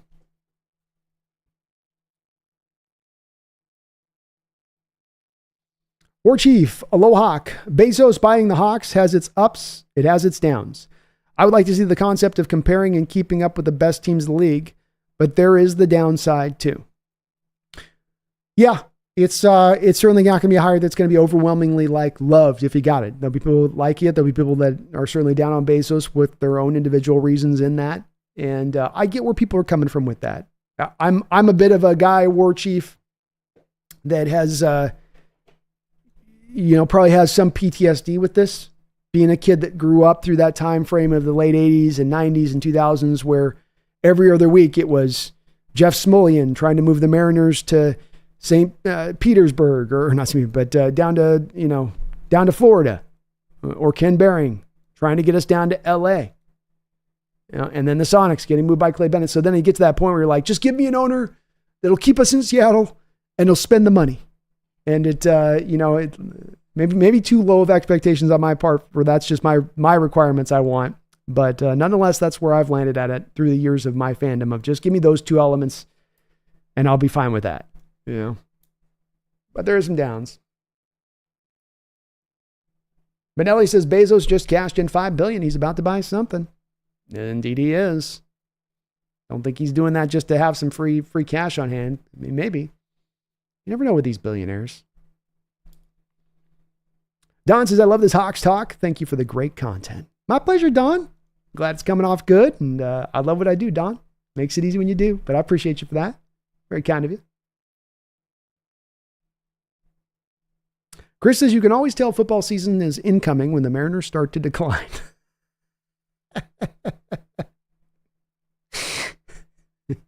Chris isn't wrong. It does seem to sync up. Little Drip says, you think the M's will ever win a World Series with this ownership? No. And no one's yet been able to really sell me on how any team in any sport is going to have teams out spending them by 130, 140, 150 million dollars in their payroll, and that you can compete with that at a World Series level. Like, you can compete without it being a winning team. You can compete without it maybe getting into the playoffs. But how can we ever get to the spot of thinking that team can ever truly get there to a World Series and win it, or even get to the World Series? I mean, let's just say that this still remains an organization that has never even gotten to a World Series. So, no, I don't think that there is. If you play out 200 Mariner seasons with this NFL, with this major league owner, with this current ownership, 200 seasons, is there maybe one season that they find in there, or two seasons that they'd find in there by the broken clock is right twice a day thing, a World Series in there? Yeah, maybe. But you wouldn't want to bet on it, and you wouldn't want to say that there's even a generally good chance it's going to come out. It's what they've done this season, and what the Mariners have been trying to do lately is you're going to go and try to stuff the camel through the eye of the needle. And then it's not surprisingly when you're not able to pull that off. And that's what they're doing right now. And it's really frustrating for me, especially as an older fan now, as I've said on this, I'm there in 96. You got a good team. You're back in the playoffs. 96, 97, whatever it was. And you got a good team. You got Griffey. You got Randy Johnson. You got A-Rod. Hall of Famers. Buhner. Martinez. Really good team. Yet you eventually got to the spot where you're going to face a Yankees team that's spending 120, 130, 140 million more than you at the time. And they just had more horses than you did. And now what's going to happen this year, even if you do have your Mariners get in the playoffs? They get in the playoffs. They go face the Yankees. And they have a team outspending them by $150 million, $160 million. And they don't have the horses to match up. How do you, a fan of a 30-year period facing that, not go, okay, we really don't have a chance? Call me a cynic, but it does feel that way a little bit. Earl J, I got an AC 2 years ago. It was over 110 degrees. Screw that. I don't know how you think you don't need AC after that, laughing out loud. It's miserable. I mean, Washington, it's just miserable when it's that hot in Washington and you don't have AC. It's torturous. And you can't get away with it. Not when the weather's getting up to be that hot. And those trees there, I'm telling you, living in a place like here in San Diego where they don't have as many trees, when it's a 100-degree day here, it's hot, but the air is kind of always flowing through. When you got those trees, air is stagnant. The trees are just taking on that heat. You feel it. It's just heavy. Or she says, we still have a Mariners team? Brian S says, oh yeah, after 9 years of my first half with no AC, when I built my next one, that was the first thing I had installed. You just need it. Life's horrible when you don't have it. I know you try to get away with it when you're in Seattle. Like, well, we're in Seattle. It only gets hot like 4 times a year. Not anymore. Yeah, it says, bingo. You're discussing the stats I presented and you nailed it. The whole point of all that data is to show how fast to turn teams around. We could seriously be contenders going into this season. 100%. If it came together that way, Chad, it would not completely shock me because of some of these parameters at play. It's an unusual kind of situation as far as the coaching change happening here with the level of talent that you kind of have in place. Especially with, hopefully, Chad, the type of advantages the new coaching staff is bringing into play. The type of advantages you sought out specifically in the hiring of these particular coaches. Benelli says if Grubb has a big season, he'll be gone next year. It's possible. It's possible. It does feel like maybe he might need at least a 2-year kind of run to get there. But the way the NFL works, they will jump on good coaches if there's good coaches that are, worthy. And if he goes out and has a sensational season, if the Seahawks go out there and they win the division, if they go out there and make some noise in the playoffs, yeah, Grubb will definitely be a guy looked at very closely. King Zhao. Hey, Brandon. Good to see your stream. I'm more confident we might actually do 10-7 this year.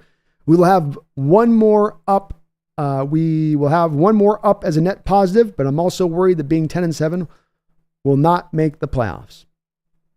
NFC will be a tougher conference next year, King. To your point, 10-7 with that may not get you in on that side of it.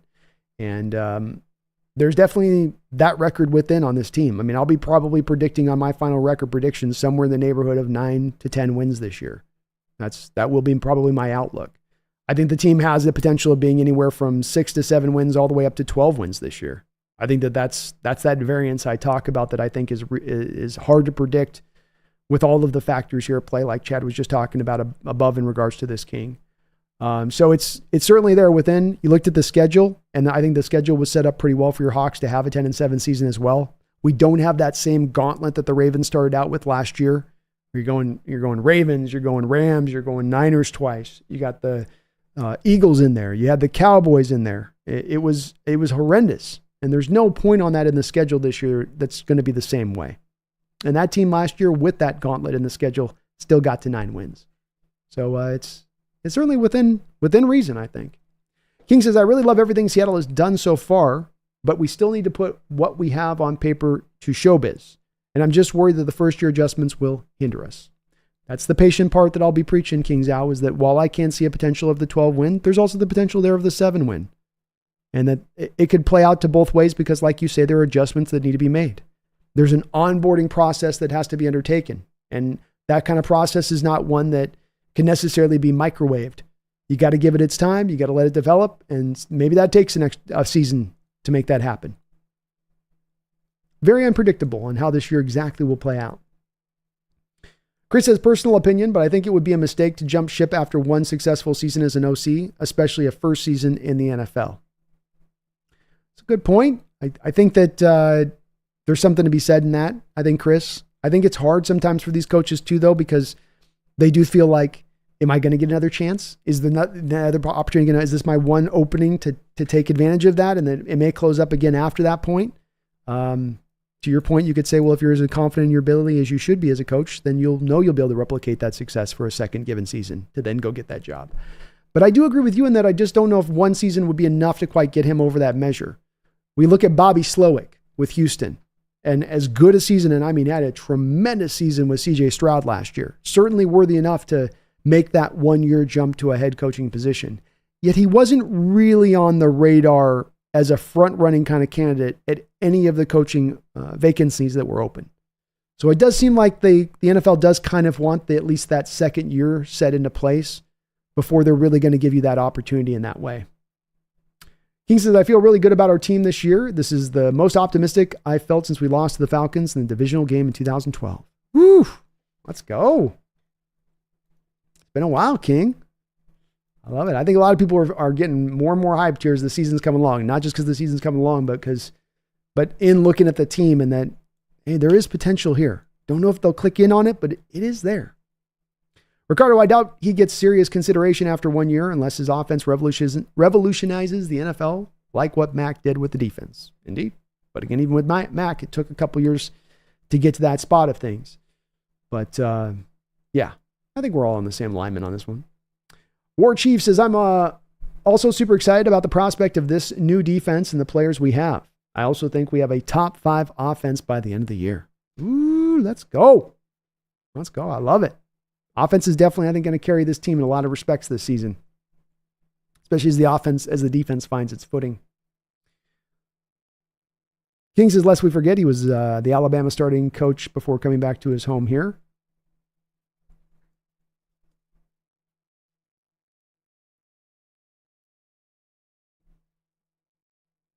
Chad says Devin's going to go absolutely nuts in this D. Oh, he will. This is a guy in Devin Witherspoon that you're talking about, a Mike Macdonald, that let's say a Devin Witherspoon doesn't exist in the universe. This is the kind of player that if Mike Macdonald's sitting in the middle of the night thinking on his defense, the kind of player he'd like to have in his defense, this is the kind of guy that he would love to have. It's almost like Mike Macdonald's been given a Madden creator player. Like, hey, you want to go create a player for your defense in the Madden create a player. No, just go create him. It's part of the new technology thing. We'll materialize him into real life. Just whatever you want, man. Go crazy there. He's like, all right, I want to be 5'11", but he's a vicious tackler. Like he hits super hard. He's got ball skills. Excellent blitzer. He's got all the ratings turned up to like 98, completely ridiculous. Like those 5-year-olds that do the create up players, they create the 6'9" guys that are 450 pounds. But that's what you've essentially given him. And yeah, he's going to go nuts in this defense. And from Witherspoon's standpoint, I mean, he couldn't ask for a better guy to get the most out of his game than a McDonald coming into this defense, because he's going to utilize that full skill set to the max. War Chief says, do you think we put Westover on the roster and Young on the practice squad because of Young's ability? And Westover will get hired the minute he's on the practice squad? Team's COVID versatility?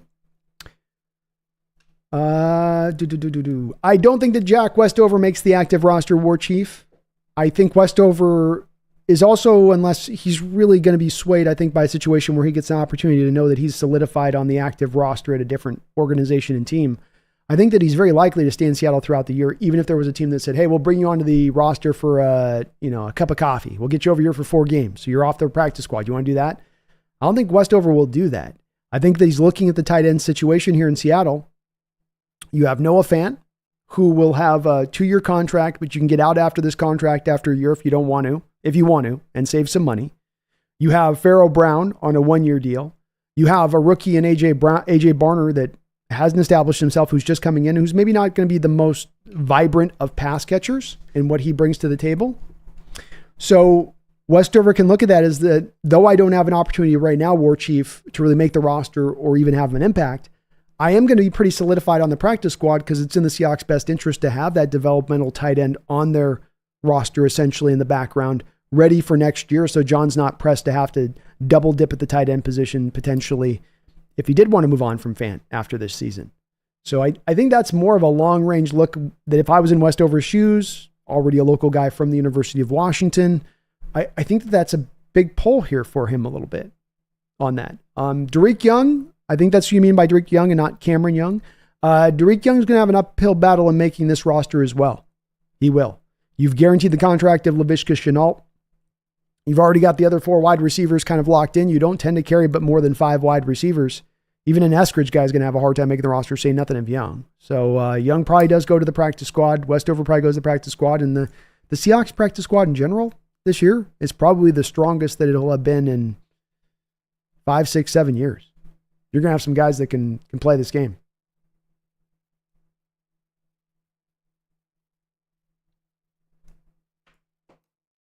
Don says we need a Hamilton. Who can we trade for to fill that role? That's Devin Witherspoon. As my man EJ Snyder told me a couple weeks ago when we were talking about this, Devin Witherspoon is going to be Kyle Hamilton on steroids.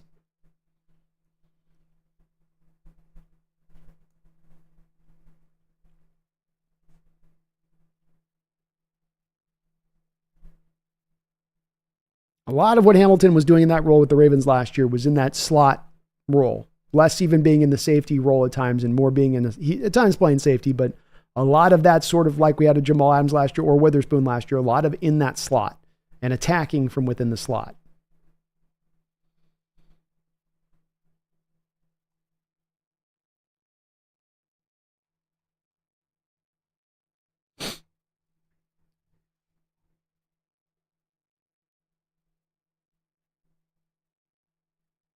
Chad says Lamar was at hitting guys after 20 yards, and it was even on deep crossers, not just flies. He's got a real limit on his range overall, and it's pretty obvious. And yeah, I was watching L22 as well. I agree with that. I think he's developed as a passer a bit last year that impressed me, Chad, and that's part of why I do lock a little under the 9 routes, but I think that it's very fair in what you say. And it does come back to a little bit of that when you're making the evaluation of a quarterback at the college level, and you did see this in Lamar, and you can even still see it in his throwing motion. He's not that he's got like a clunky motion or a wonky motion, but it also doesn't always feel free and easy. You also don't get the feeling that he's just purely spinning it and has kind of some of that same kind of control with the football of a guy that you'd have with a Matt Stafford, for instance, and where he can place the ball and how well he can place the ball, even when he's really pushing it down the football field. And that's where, even as Lamar has developed himself there, it's still not a strength of his game. It's come along. He's no longer just basically a running back playing the quarterback position, but there still are some heavy duty limitations there as a passer. And a smart defensive coordinator can exploit that. You got to still be physical up front. You got to take away their running game, which is an easier said than done proposition with the Ravens because they're so physical and because Lamar provides so many extra challenges within the run game because of his ability to move. But yeah, there's limitations in pushing the ball down the field. It just seemed like in that Chiefs game, there was at least 3 real throws that stood out to me where he had those 9 route throws where you're just like, whoa. Not even close. Warchief says, I think Jenkins and Love are excellent safeties and can more than do the job there. Oh, yeah. Love's got familiarity with this scheme before, playing in the Giants defense, so he's going to know what's going to be required of him. And Jenkins, certainly watching his skill set, he wasn't asked to do as much of the same stuff he'll be doing this defense, but when he was asked to do different roles within the Jaguars defense, he performed them pretty well.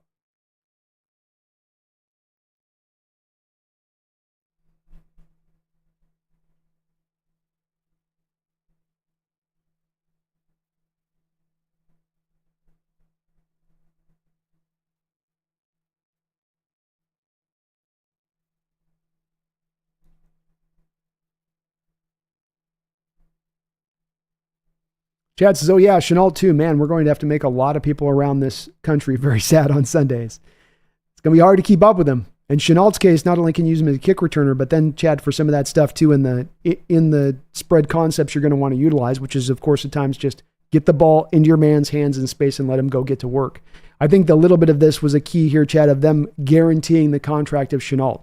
So his contract this year is guaranteed. He is going to make this roster. And I think that was not just because of the kick return stuff, but also because there's going to be a little bit of utilization of him in that gadgety kind of role, I guess. I know, Kitty. Ricardo says, Julio's smashing right now against the Padres, but still, it's something. Let's go, man. Let's go. Don says, why does Dominic Canzone run like Jim Carrey in the movie The Mask? Warchi says, I'm super excited to watch my man Devin Witherspoon this year. I think he's an all-pro all day. Me too. That'll be part of my predictions. Is I think he absolutely will be a all-pro this year. Don says, big ups to Brandon for the stream. Oh, thank you, Don. My pleasure, man. Appreciate you. Do folks, if you can for me, hit that like button. It does help out the channel. King says, I'm very excited for Spoon personally too. If Christian Gonzalez or even Woolen doesn't come out of nowhere and outplay him, I truly think he's all pro capable and will be the number 1 NFC cornerback. I could see it, man.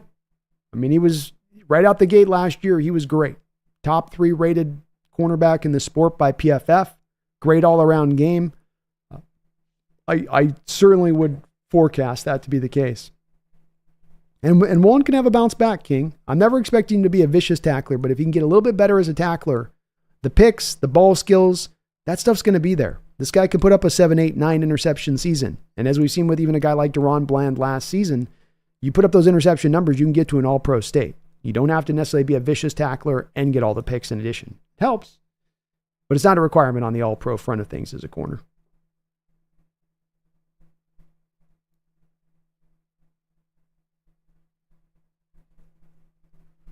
And you're right, King. Maybe Woolen will be a bit better this year, not having an off season where he's rehabbing from the knee surgery that he had to have after his first year. Chris says, my coworker's a Padres fan. He's bitching. This is great. Chad says thoughts on Bevel. Well, that's the part we get back to, Chad, where it gets when we look at Bevel, Schottenheimer, or Waldron, none of them really readily impressed me with the way that they coordinated. I didn't think any of those guys were forerunners. I didn't think any of those guys were doing anything that was pushing the ball forward. I thought all three of their systems were fairly boring when it was all said and done. Pretty stagnant, pretty predictable, pretty reliant on the players just making plays, not giving a whole lot of advantages necessarily to the players in confusing defenses, let's say, for instance. They're not bad, any three of them, Chad. I wouldn't say any of them were putrid coordinators. And again, I can't understate this enough. We don't know how much they were impelled by Coach Carroll. How much did his influence come into play on the offense? Because there's a lot of proof in the pudding here that you change different coordinators through and that offense wouldn't change. Much like we saw with the defense, where you could go from a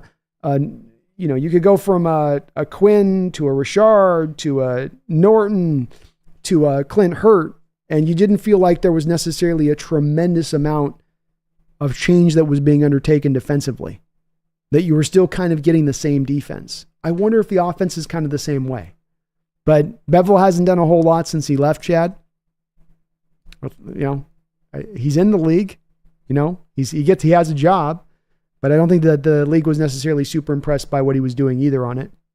I know he was an OC for a while with the Lions, but he didn't do a lot with them either when he was there.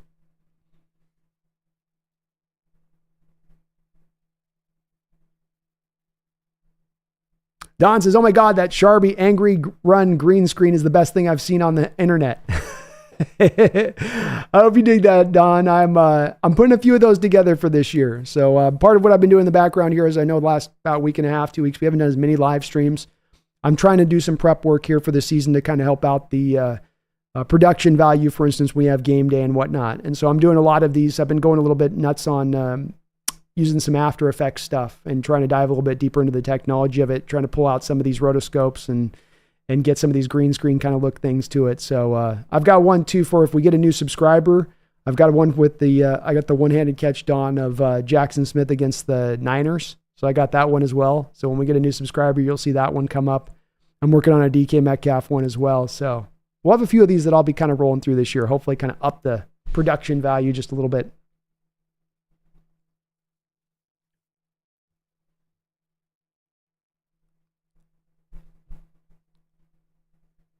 Misfits is if we only had ownership who gave an S, being the Mariners. Yeah.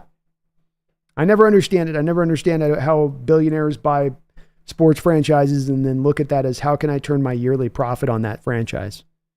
I don't know how you don't look at that as an investment of, I buy it today for, 30 years ago, you buy it for a couple $100 million. You get 20 years down the line, you sell it for billions. There's your profit margin. There's your profit margin. But no, we want to make our profit every year, and then we're going to want to make our billions extra down the line in addition to it, and your team is going to suck in the interim. Or be, 54% good? It's dissuading. It really is.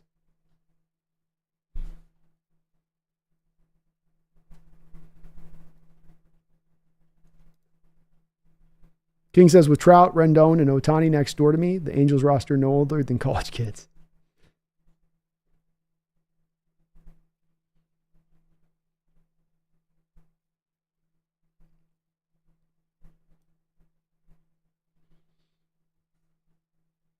Or Chief, I used to love the Ramps of the Kingdom. Man, I still love the Kingdom.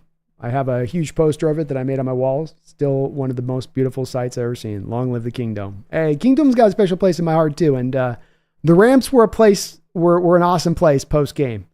Because if win or lose, you're always going to have some fun going out of that stadium into the ramp and chants and whatnot that start out as you go down. And yeah, those ramps went forever.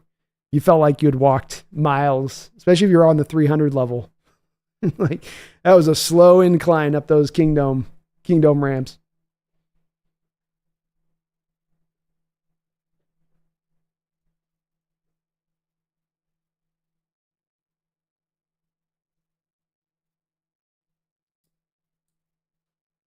Chris says, I remember running those ramps extremely tipsy for one of the 95 playoff games after waiting for a bar to open at 11 a.m.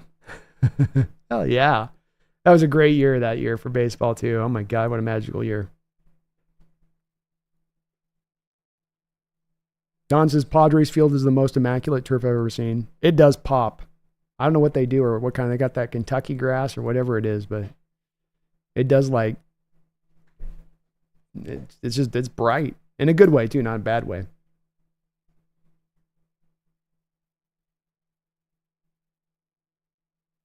SJM says, why did Coach Carroll get fired but not Schneider? Is Schneider on a short leash? I don't think that Schneider is on a short leash, SJM. I think that if there was any kind of potential of Schneider being on a short leash, you just would have cleared house at that time because that just would have been easier to do so when we were going to move on from Coach Carroll. I think that what ownership is telling you by making this decision is that in their evaluation of things, if there is a problem, and if you get to a place of a point of people getting fired, there's a problem on your team. If there's a problem with this team or an issue with this team and issues that have been coming out that have caused them to underperform or not perform up to expectation, or as in the case SJM of the Seahawks, you have one playoff win since 2017. Ownership looked at the situation and said, we feel like the reason behind this is more to do with Coach Carroll or heavily to do with Coach Carroll. And they allowed then John Schneider to hire the next coach, which in its own way is a little bit of a tip of the cap to him of doing his job right, or that he's not part of the problem. So that's where their evaluation stood of it, SJM. If I was to make a guess, I would say that what they saw from Coach Carroll was a lack of change, a lack of innovation, a lack of advancing forward his schemes, that he had become stagnant and that he had become, at a place where he was going to just lean on what he'd always kind of done and hope that was going to work. And we saw this in some of his press conference to SJM where, ownership is telling him at that time, look, Hurt's not a good defensive coordinator. You need a new DC in here. We're not going to carry Jamal another year. That didn't work. This isn't working. And Carroll, being the loyal guy is, probably went to bat for both those guys and said, no, I got to have those guys back in here. And that was probably a final straw to ownership to say, okay, you're just not going to change. You're just not going to update. And there were plenty of years that he showed that this was the proof of the situation. And when you do look at John Schneider, not to say that he's without blame, but SJM, when you do look at John Schneider 2 years ago, you can see where the team from a drafting standpoint took a different turn, made an adjustment, saw that this thing isn't working, let's do this instead. And then by doing this instead, it's brought a couple of the best drafts that we've had in Seahawks history. And so it's, as I always say, it's not the worst thing to get something wrong. It's the worst thing to get something wrong and then not try to fix it, to just hope it will fix itself. That would be my guess on it, SJM. It is a guess, though, for sure.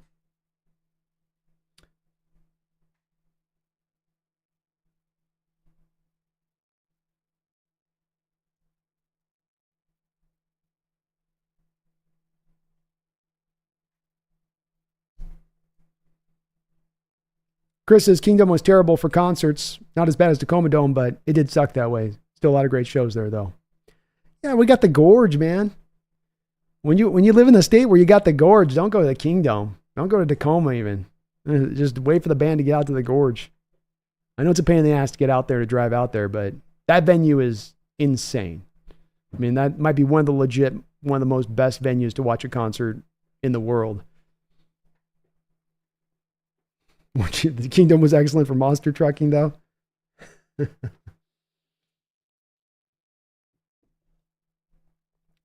Chat says on that Dallas play, yeah, so the play was busted because DJ, but we can all pile on Walder and wonder why they call that play specifically shrugging. To me, either way, it just seems too risky. It does to me too. It's just there's better, you're in a key point in the game, Chad. It's like you're in that key moment. We'll throw out the whole fact you left basically Micah Parsons unblocked. We'll throw out the whole point of DJ was maybe supposed to chip him. DJ was maybe supposed to get out there into the flat and you'd have DJ open in the flat. On a day where DK Metcalf has 3 receiving touchdowns, where Jackson Smith and Jigba was on the field, where Tyler Lockett's on the field, where you're in a key point, a key position of the game. Why are we dialing up a call to our 3rd running back on the roster, 4th running back on the roster?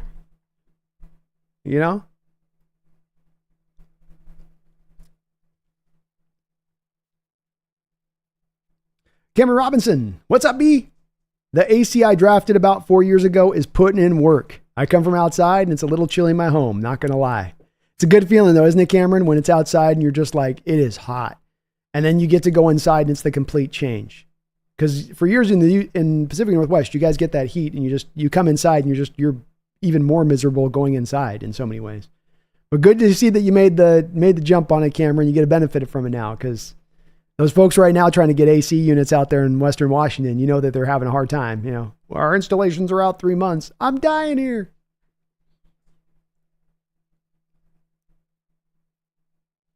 Monsters of Rock. Do they still do monster truck shows? You don't ever see them. You don't ever see them advertised. 360 bets. What part of this team does better this year? The offense or defense? Well, the offense has been pretty efficient over the past couple of years. They haven't been perfect. They've had some problem spots for sure, but they've been pretty effective over the past couple of years. So they probably get a little bit better, but I don't know that there's the same kind of improvement that you're going to see on the defense, which has been kind of one of the worst defense in the league the past couple of years, where I think at the very least, Mike Macdonald can get this D to kind of around a middle of the road sort of state of things. I think that's completely realistic. So defense will make the biggest leap, 360, but that's not because the offense isn't being effective, but just because the defense has, it's like defense is going from here and got a middle ground is going to take them here. Offense is kind of already right here, and then they're just going to maybe go up a little bit to here.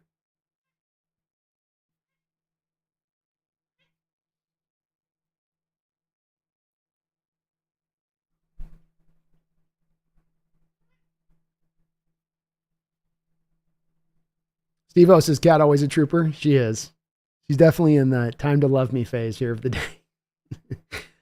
Ricardo says, the Gorge is the best concert venue I've been to. Natural acoustics, beautiful sunsets, amazing vibes. Hi, you nailed it, Ricardo. I mean, that was my outlook of it as well. Just like, it's almost like overloaded the senses. Just you've got an amazing music, sounds awesome. Just stunning views. Lil Drip, glad you mentioned that GSN interview. That's all I need. That's all that needs to be said. Yeah, it was a telling moment, Little Drip. It really was. You could see he was cut off guard, and he gave you a little bit of he gave you a peek through the window into JSN's soul there a little bit in regards to Waldron. King's House is an incredible show. Thank you, King's House.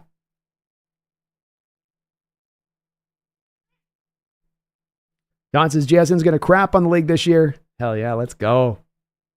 Like an angry Doug Baldwin got fined for pooping on the ball in the end zone. Chris says, Waldron's scheme was exciting as a librarian convention.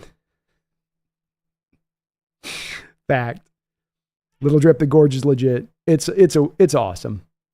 It really is. It's a little bit of pain with the drive and the walk and kind of figuring it all out, but man, you get in and makes it well worth it. The concert I've been to was Foo Fighters in Hawaii on the beach at sunset, the purple sky behind them doing Pretender. That'd be awesome. Hawaii would be a cool place to see too, especially on the beach. Gorge is better than the Red Rocks as base. Yeah, I think it's definitely, and artists have said this through the years, that there's a lot of artists that'll tell you that Gorge is their favorite place to play in the world. There's just nothing like it. Don says, what's up with the British coach hire? Seems like a gimmick. Well, he's a defensive line coach for the Cowboys, so he's definitely put in his work and he's earned his stripes to get to where he's gotten. The thing about the DC job here right now, in my opinion, is it is one that you're really kind of relegated to you have the title, but you're really like not able to do necessarily as much as any kind of typical DC would be. And because of two main reasons. One, you have Mike Macdonald, who's actually going to call the defensive plays. So as a DC, you're not even calling the defensive plays. And Mike's influence on that defense is going to be heavy, every bit, I think, to the degree of what we saw with Coach Carroll and his dynamics with Clint Hurd or Richard or Norton, for that matter. So that's where it comes down to. It becomes a little less important that you knock that hire out the park, Don, because he carries kind of such I don't want to say little stick in the room, but does carry kind of a little bit of a stick in the room on that. And then you have Leslie Frazier as the second part of this. Frazier with his defensive background. I mean, how much oxygen is there going to be left in the room after you get through Mike Macdonald and Leslie Frazier for then Dirty? He's probably going to barely be able to get a word in edgewise. So you were going to probably have a hard time drawing some primetime candidate in here anyway on that. And people seem to be pretty high on him. I think he is going to be able to bring an influence that's going to be able to help the Seahawks team on the defensive line with his defensive line background, especially from the Cowboy standpoint in their use of the stunts and loops with their four-man fronts. A lot of Mike Macdonald's defense ends up in a four-man front. The Cowboys stunted and blitzed more than any defensive line in football last year by a wide margin. So those two things will marry up really nice, and I would reckon to guess that with Dirty and the time that he spent with Norton and Norton's background as a defensive line coach, there are some tricks of the trade that Dirty can utilize in teaching some of those stunts and loops and stuff within this defensive line. Warchief says our defensive coordinator definitely knows his stuff. Whether or not he hits the ground running, I don't know, but he's qualified, that's for sure. Definitely qualified. And it is, at the end of the day, it's going to be Mike Macdonald's defense.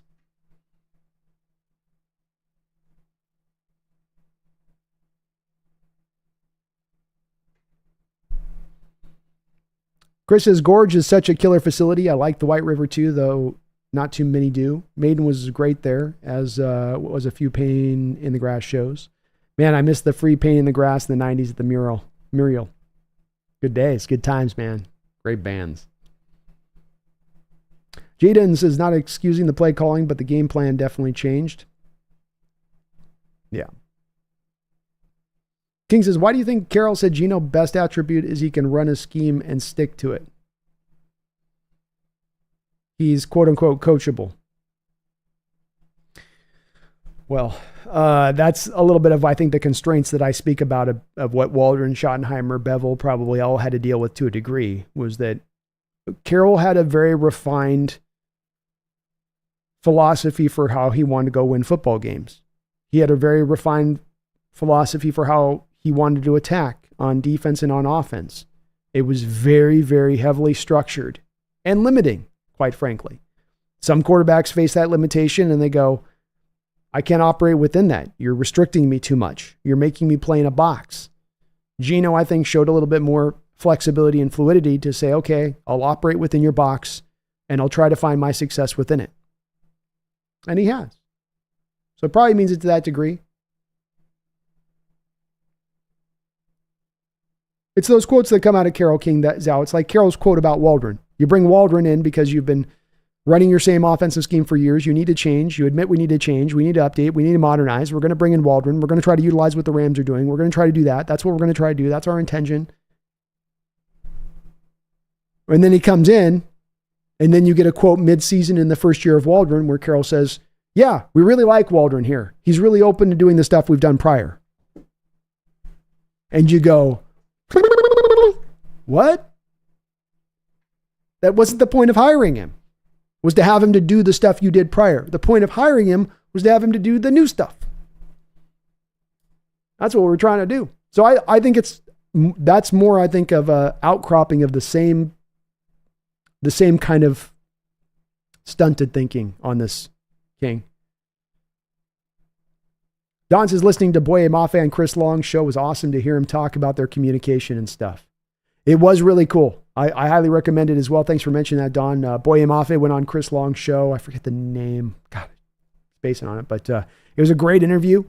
Chris Long knows his stuff with these players. He watches these rushers. He studies them a bit. And so he was able to talk about some things in Mafe's game that was kind of interesting, bouncing it off Boye. And it was a great interview. Yeah, I really enjoyed it. Some good nuggets in there.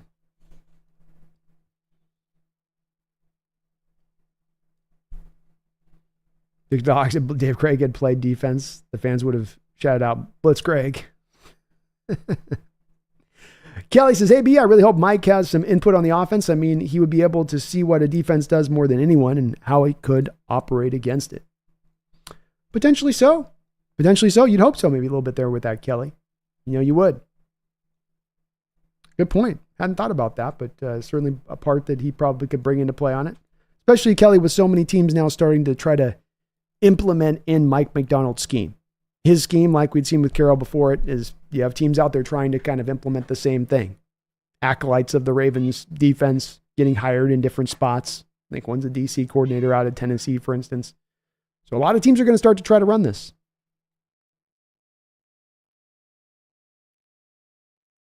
Jonathan Smith, thank you for the $2 donation. He says, that's why they're billionaires and we aren't. It's true. It's true, Jonathan. You don't get to be in a billionaire. You don't get to be in a billionaire by going out there and blowing money and not thinking about profit margins. That's kind of counterintuitive to becoming a billionaire. You're absolutely right about that. I think we're in kind of my camp on this, sort of kind of think of it like how Paul Allen did it, Jonathan, where Paul made his money. Paul had more money than he could ever spend in lifetimes and lifetimes and lifetimes and lifetimes. Paul recognized that. Paul bought the Seattle Seahawks. Paul, when not only after buying the Seahawks, came out of his pocket to help build this stadium. And I know that we footed some of the bill too, but he footed some of the bill as well, which is kind of unheard of some of these billionaire owners. And then he went out there and he spent money in free agency. He went out there and he actually put down, his bottom line and how much money he was willing to spend. And we still continue to do that, by the way. In the last 3 years, the Seattle Seahawks are top 10 in the NFL in total actual money that they've spent out to players. Not in contracts that you've signed, right? Not in theoretical money on the books, but in actual money that's been spent off the books. The Seahawks are top 10 in the league. They're in the top third of the league. I think 10th overall in total money that they have spent. So you do think, Jonathan, that eventually a guy will get to that stage of it where he'll make that peace with it, where he's like, yeah, I love being a billionaire. Yeah, I love money, but I want to see my hometown team go be a champion. And that ends up weighing a little bit heavier. But you're right. It's an unusual mentality to have that Paul did. And part of why I do, Jonathan, celebrate Paul Allen so much here. Part of why I do sometimes take umbrage when people say, oh, it's Coach Carroll that established the winning tradition here. And I say, no. Paul Allen established the winning culture here by those acts and what he did for this franchise. So, and so different, as you mentioned, Jonathan, to what you typically get from billionaire owners. Yeah. I'm a dreamer, Jonathan.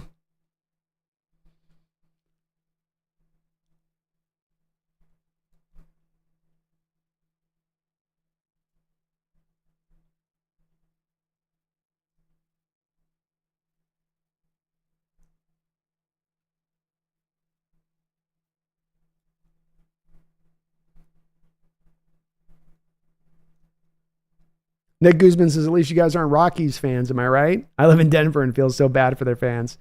There's some brutal teams in baseball that are going through. The Chicago White Sox are having their hard times out there.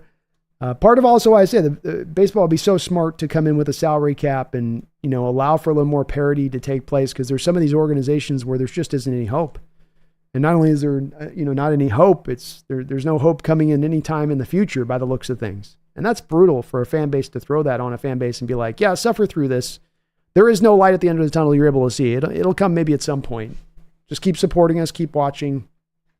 Tough sell.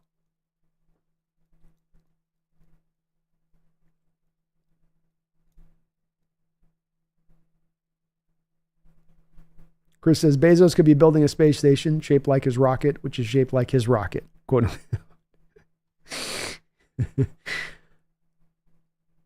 Space, have you ever been to the Oregon Country Fair? I haven't. No.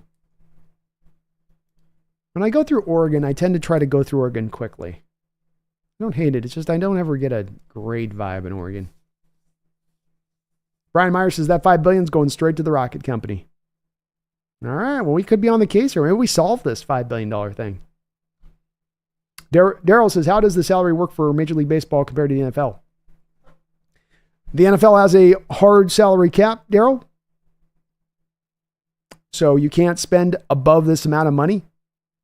No team can play with it, unlike basketball, for instance, has the luxury tax. Baseball technically has, I think, a little bit of a luxury tax, but they've put the tax at such a high level that a team has to just be spending in Gonzoville in order for you to get luxury taxed. And even at that point, it's not that significant a portion of the tax. So even then, it really doesn't serve anywhere near close to the same level of keeping things even keel like the hard salary cap does in the NFL. So you pretty much, it's a free-for-all, Daryl. You can spend pretty much whatever you want in Major League Baseball as long as you got the money to spend it. And the haves and the have-nots, I think that there's no other sport where there's a greater disparity between the haves and have-nots. And I just don't think that there's any way you could sell any fan on the fact that a team's going to spend 150, 160, 170 million more than another team, and that other team has any chance to really truly compete with that team.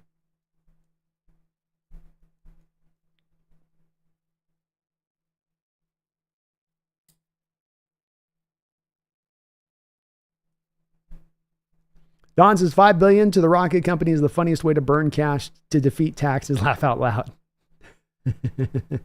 What does a billionaire hate more than anything? Paying taxes. Chris says, don't forget we had Bobby Ayala. Bahaha, Mr. Blown Game.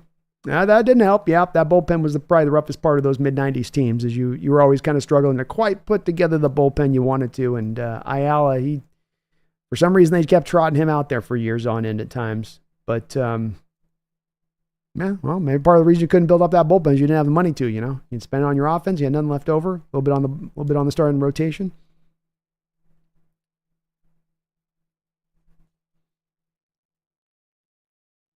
King says, I'm wondering if they'll put a cap on quarterback salaries. Because if they don't, in 5 years, it's going to be $100 million a year for a quarterback. Yeah, that's where it's going, King. And that's probably why we are hearing rumors now, King, that the NFL owners are considering this and trying to get this implemented. And I think it would be smart for them to do so. Because when a quarterback's making that amount of money, they're taking from other players on the team because there is a hard cap. There is a finite amount of money in the NFL. So if you have some quarterback making more than double the next guy on the roster, that's kind of not fair. Don says, San Diego, what part? I used to live in La Jolla and Scripps Ranch. I'm actually not too far from there, Don. So I'm out in Poway. And I love it out here. It's great. It's chill, not too busy, perfect weather. Right down the street from a park. Go shoot hoops anytime I want. It's great. Chris says, Darth Bezos with a helmet bigger than Darth Helmet. Spaceballs. Oh, Lordy. Randy Cut says, yeah, it's brutal here in CDA, especially if you work in a mill. Ha ha ha. Oh, I bet. And then you get the thing that was driving me crazy out in Spokane through the years is, you used to always get to the idyllic summers out in the eastern Washington or northern Idaho. And then now you get the forest fires and they start cooking up about mid-July and it's like, oh, I get a whole month where I got to breathe in fumes. King says, Cali's hot right now. I'm visiting Palm Springs. It's like 122 today. Ugh. Palm Springs is that's one of the hottest areas outside of Arizona. That's just, man, you feel the heat there. Just make sure the Budweiser's cold, says Dick Fox. Indeed. The beer tastes good, though. That's the upshot of this hot weather.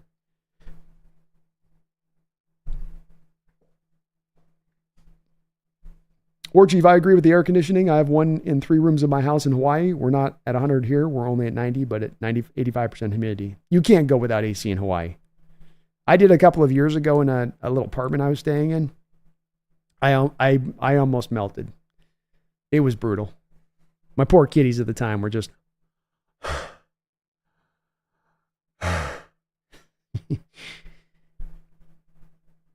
Dig Dogs, Brandon, what will Pumpkin be predicting for the 2024 season? Hope you got plenty of salmon snacks. I'm working on trying to get a video together for the Pumpkin prediction video. So I haven't got any confirmations for her yet. She's been very busy in the licking department of things. But I'm going to try to put something together here if I can whip it up. We'll try to get a Pumpkin prediction video going for sure. Ricardo says it's crazy that it's 100 in Washington State and here in Puerto Rico it's 85 to 90. It's been getting crazier in the summers up in both the western and the eastern part of the state. It's just been getting hotter and hotter and hotter in the summers, earlier and earlier on. And War Chief, that's the nice thing about the humidity out there down in the south here in California or out there in Washington is that it's a lot easier than what you get out in Hawaii. It's that night and day difference. Yeah, Kings out. LA's it's not too bad out here to me, the humidity down here.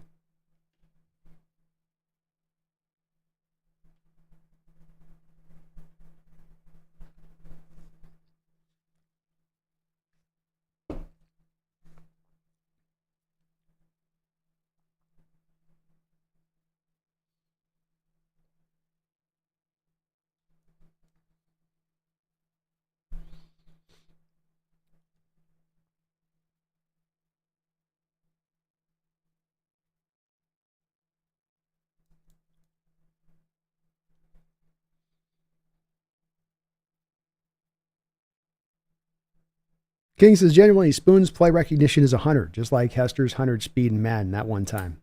It is, yeah.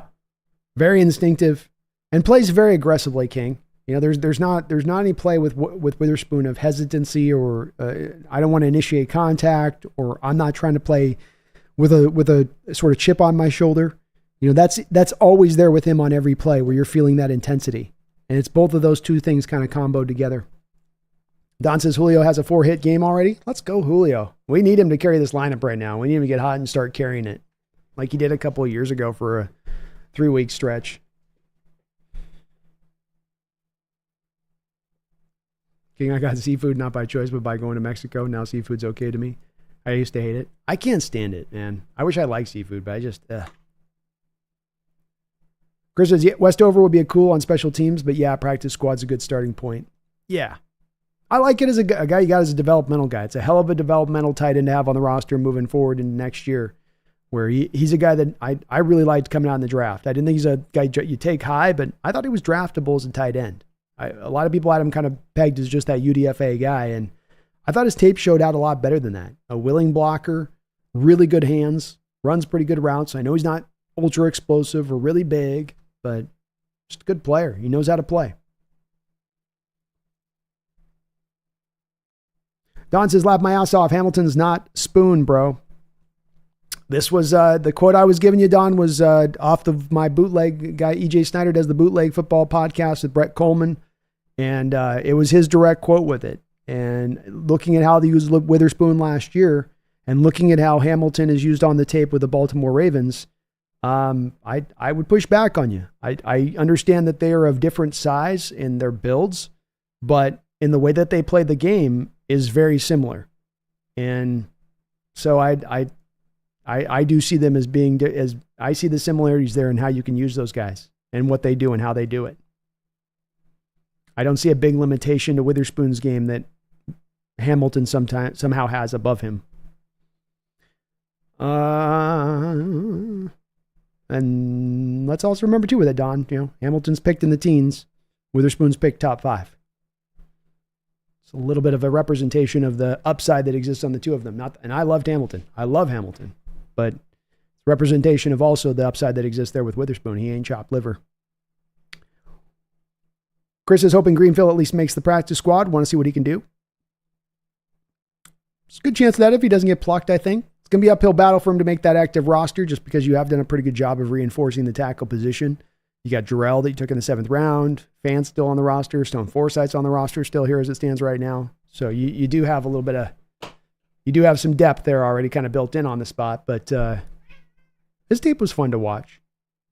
Dax says, do you think Spoon has a shot at Defensive Player of the Year if we were in an alternative universe where the NFL didn't snub Seattle from every award? Boy, Dak, it would take a really, really great season.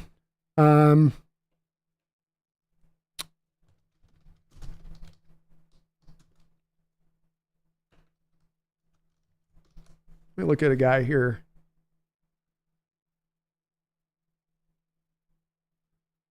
So the one guy that stands out to me.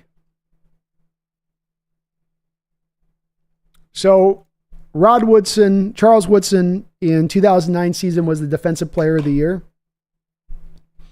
Come on, stop kidding. He had 9 interceptions that year, which he returned for 179 yards and 3 touchdowns. He then had 74 tackles, 2 sacks, and 4 forced fumbles during the season. So as we've seen every year, when it comes to Defensive Player of the Year, the pass rushers have that really big edge to winning the award naturally. And if it's going to be a cornerback, they've really got to, I mean, that Woodson season was a pretty amazing season to have. He had to have that over-the-top kind of year in order to cement that award. And so Witherspoon would have to do the same kind of thing, Dak, where it would have to be 8 interceptions, 4 sacks, 2 forced fumbles, you know, that kind of 80 tackles kind of thing, right? You'd have to put that kind of season together to get that kind of award. And then you mentioned another part of this that's the extra layer on top of that, which is that it's always going to be a little bit harder for Pacific Northwest players to get those national awards they've got to be great and then a little bit better beyond great. So you already have this real high bar you got to clear anyway just to be a cornerback, a defensive back to win the award. And then it gets even a little bit higher because you are out here in Seattle. So probably going to be very hard for him to get to DPOTY, but can he have that impact beyond how the award gets voted for, beyond people not watching Seahawks games or being an East Coast bias thing, as far as the deserving go and being worthy of it? Yeah, he's good enough to get to that spot of things. Addicted Hawks, Spoon will be Kyle Hamilton or Love will be Hamilton. Love will be used all over the place as well within this defense. You'll see him at free, you'll see him at strong, you'll see him sometimes down there in the slot. But I think by and large, if we took what we see as far as the overall majority of the time for where the players are aligned, the alignment is going to be with your two safeties deep. Your two safeties deep will be Julian Love and Rashawn Jenkins. And then you're going to have then Devin Witherspoon as your slot. That'll be the normal way you see it play out. But there will be different iterations because he's going to move guys around in the defense. So that won't, that's one of the things. He doesn't want to just give you the same look over and over again. You're going to get a variety of different looks.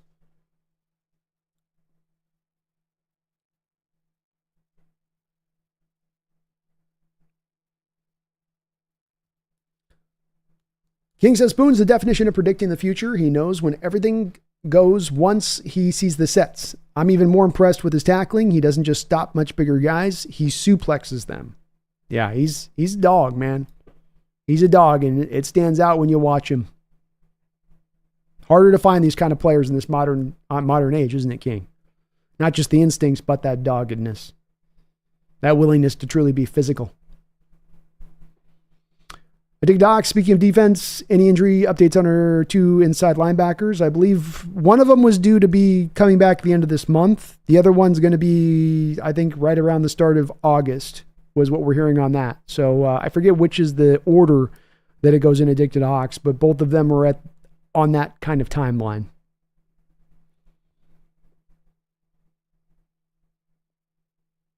Don says, my complaint is linebacker and secondary safety. Linebacker's thin, and you're bringing two new guys in, to your point, Don. So I'm worried. It's the position I'm most worried about on this team as well. Tyrese Knight's very rough. I don't know if he's going to be ready to go this year. They may end up having to make a trade at that position at some point or another. And Knight's got he's got a good physical. Hey, cats get in a fight. Knight's got a good skill set. But he was a little rough on that tape. I think he is going to take a little bit of time. Vimy, do you think we have better vets to help teach a new scheme than the Ravens? Maybe. I mean, Jaron Reed, Leonard Williams, Julian Love, who has played in the system, feed me. So, he's basically played in the system. He's going to understand it backwards and forwards to a large degree. You have some veteran guys, Uchenna Nwosu. You have veteran guys here. But it will probably be more on the coaches than anything else. It's really going to land on Mike Macdonald to get that part done, I think, or do the heavy lifting of that. The players a little, but Brian Myers feels like Zach Cunningham would be a worthy addition to the D. Couldn't hurt, Brian. When we say it's paper thin, it is paper thin. And you already have these guys with 2 injuries coming into training camp. So, I think the team's going to have to do something. Kings out, James Conner, 234 pounds, full force, gets stuffed and flipped down by 185-pound Spoon. That's all I need to see on number 21. Let's go, King. Hell yeah.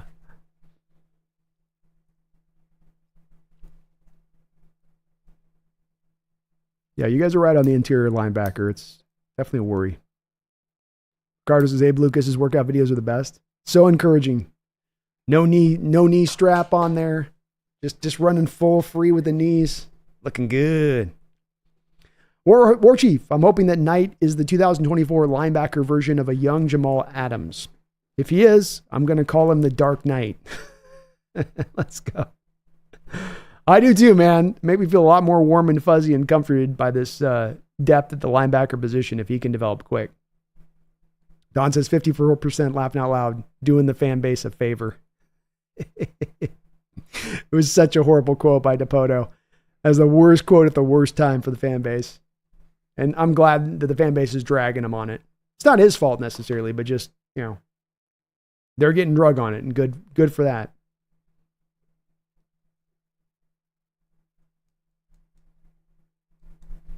I hope Lucas comes back full force. It's really hard hearing we have a bad O-line when we have Cross developing and leading along with the entire O-line young and unhealthy. We're great. He's a big key to this season, King Zhao. If we're going to hit the potential that exists in this team of being a 12-win year, I think a big part of that is having your two pillars of tackles out there and out there for a majority at least of the season.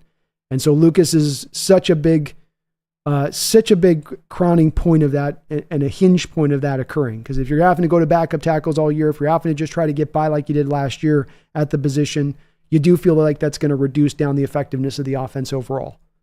So him back full force, both of those two guys back full force and developing into their third year like you'd ideally hope that these kind of young, talented tackles could develop into by their third season, if not at a Pro Bowl level, almost at a quasi Pro Bowl level. What does that then do for the offense? Quite a bit. Hopefully he can get to that stage of things. War Chief says, I don't know if we talked about this already, but it's like PFF hates us or refuses to do any sort of research on the Seahawks, laughing out loud.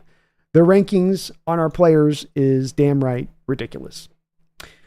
There's stuff that's good with PFF. There's stuff that's bad with PFF. You know, they have numbers that they present out. They have players rated a certain place and they present them out. And then how you take the presentation of that data and extrapolate the data can be different. I think some of the people that they have trying to extrapolate that data to reach conclusions is not always accurate in the conclusions they reach. And that's part of where we get to the arbitrary nature of that analytic system, where for though it is an analytic system, when you come into how to read the analytics, when you come to read how that plays out, it allows for a lot more room for error and a lot more of a kind of an arbitrary nature to come into play in view of how you read the situation. So I think BFF, much like a lot of national pundits, will look at this team more in sort of the broad strokes. How is it that I can easiest look at this team to not have to really think about it too deeply? New coach, old coach leaving, underperforming team last year. They'll be down here. I think it's all very lazy. I don't think that they've gotten into the depths of the team really. I don't think they've looked at it really deep. I think when those guys are putting those articles together, they're really just doing the most bare bones amount of work to spit the articles out. King Zhao says, Farrell Brown, better watch out if Fant is catching balls now. George Fant, that is. Hey, George has done it before, King. And he's going to be out there at least on some of the times when they do go to 3 tight end sets. He's good with it.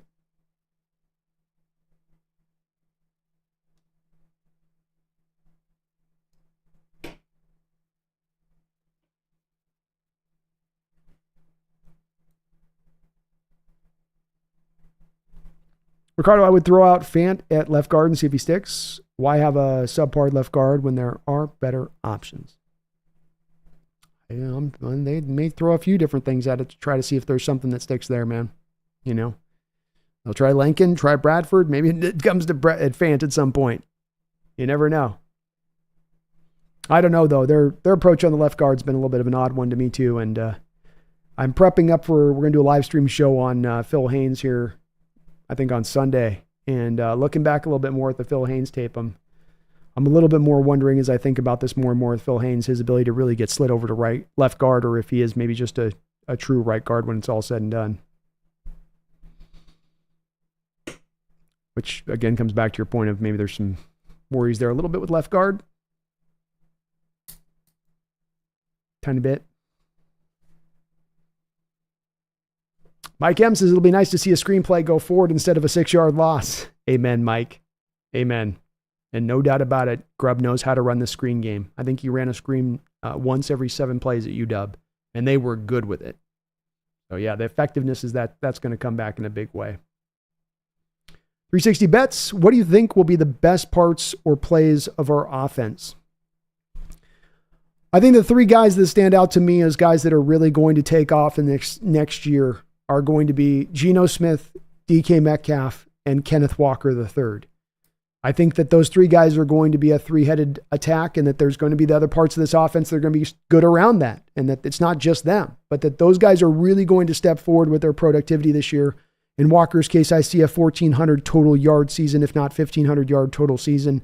And in DK's case, right around that same territory. So these guys, I think, are really going to benefit in this new offense with a little bit more of utilizing these guys to get the most out of them, rather than just lining them up and just go play it. In DK's case, go to the outside, beat the double coverage, go to the outside, beat the double coverage.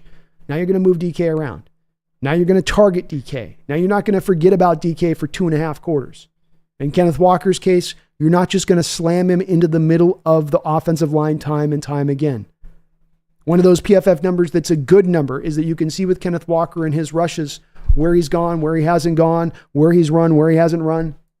Walker running between tackles throughout the course of his career, 2-year career, between the tackles, 2-year career, between the tackles, 3.8 yards. How often was Walker used on those outside runs that he averaged 5.3 yards per carry? About 35% of the time. 65% of the runs were inside on those 3.8 yards per carry average runs. I don't think the new offensive coordinator is going to make the same mistake. And that's why I've got those 3 guys really at the head of the stack here.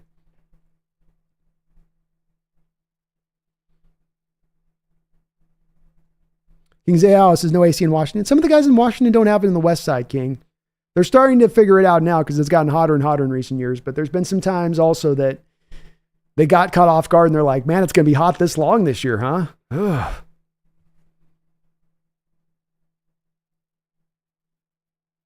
Well, it's great. The backdrop is incredible. Well, thank you, Space.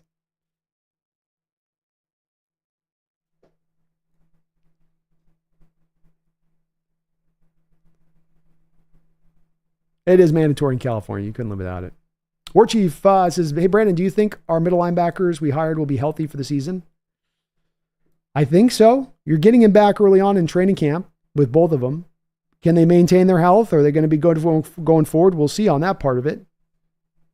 They need to be, because you don't have a lot of depth behind him. And again, I do think with Tyrese Knight, I don't think he's going to be ready year one. So we got a lot riding on those 2 guys.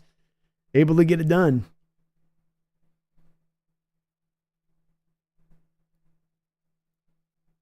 Don Cornelius says that's the quote of the night. Library convention. Yeah, that is. I think so. I think he hit knocked out of the park with that one. I do. Ricardo says Dirty is a glorified D-line coach. We all know that Mike Mack is calling the plays for the defense. Yeah. Amen.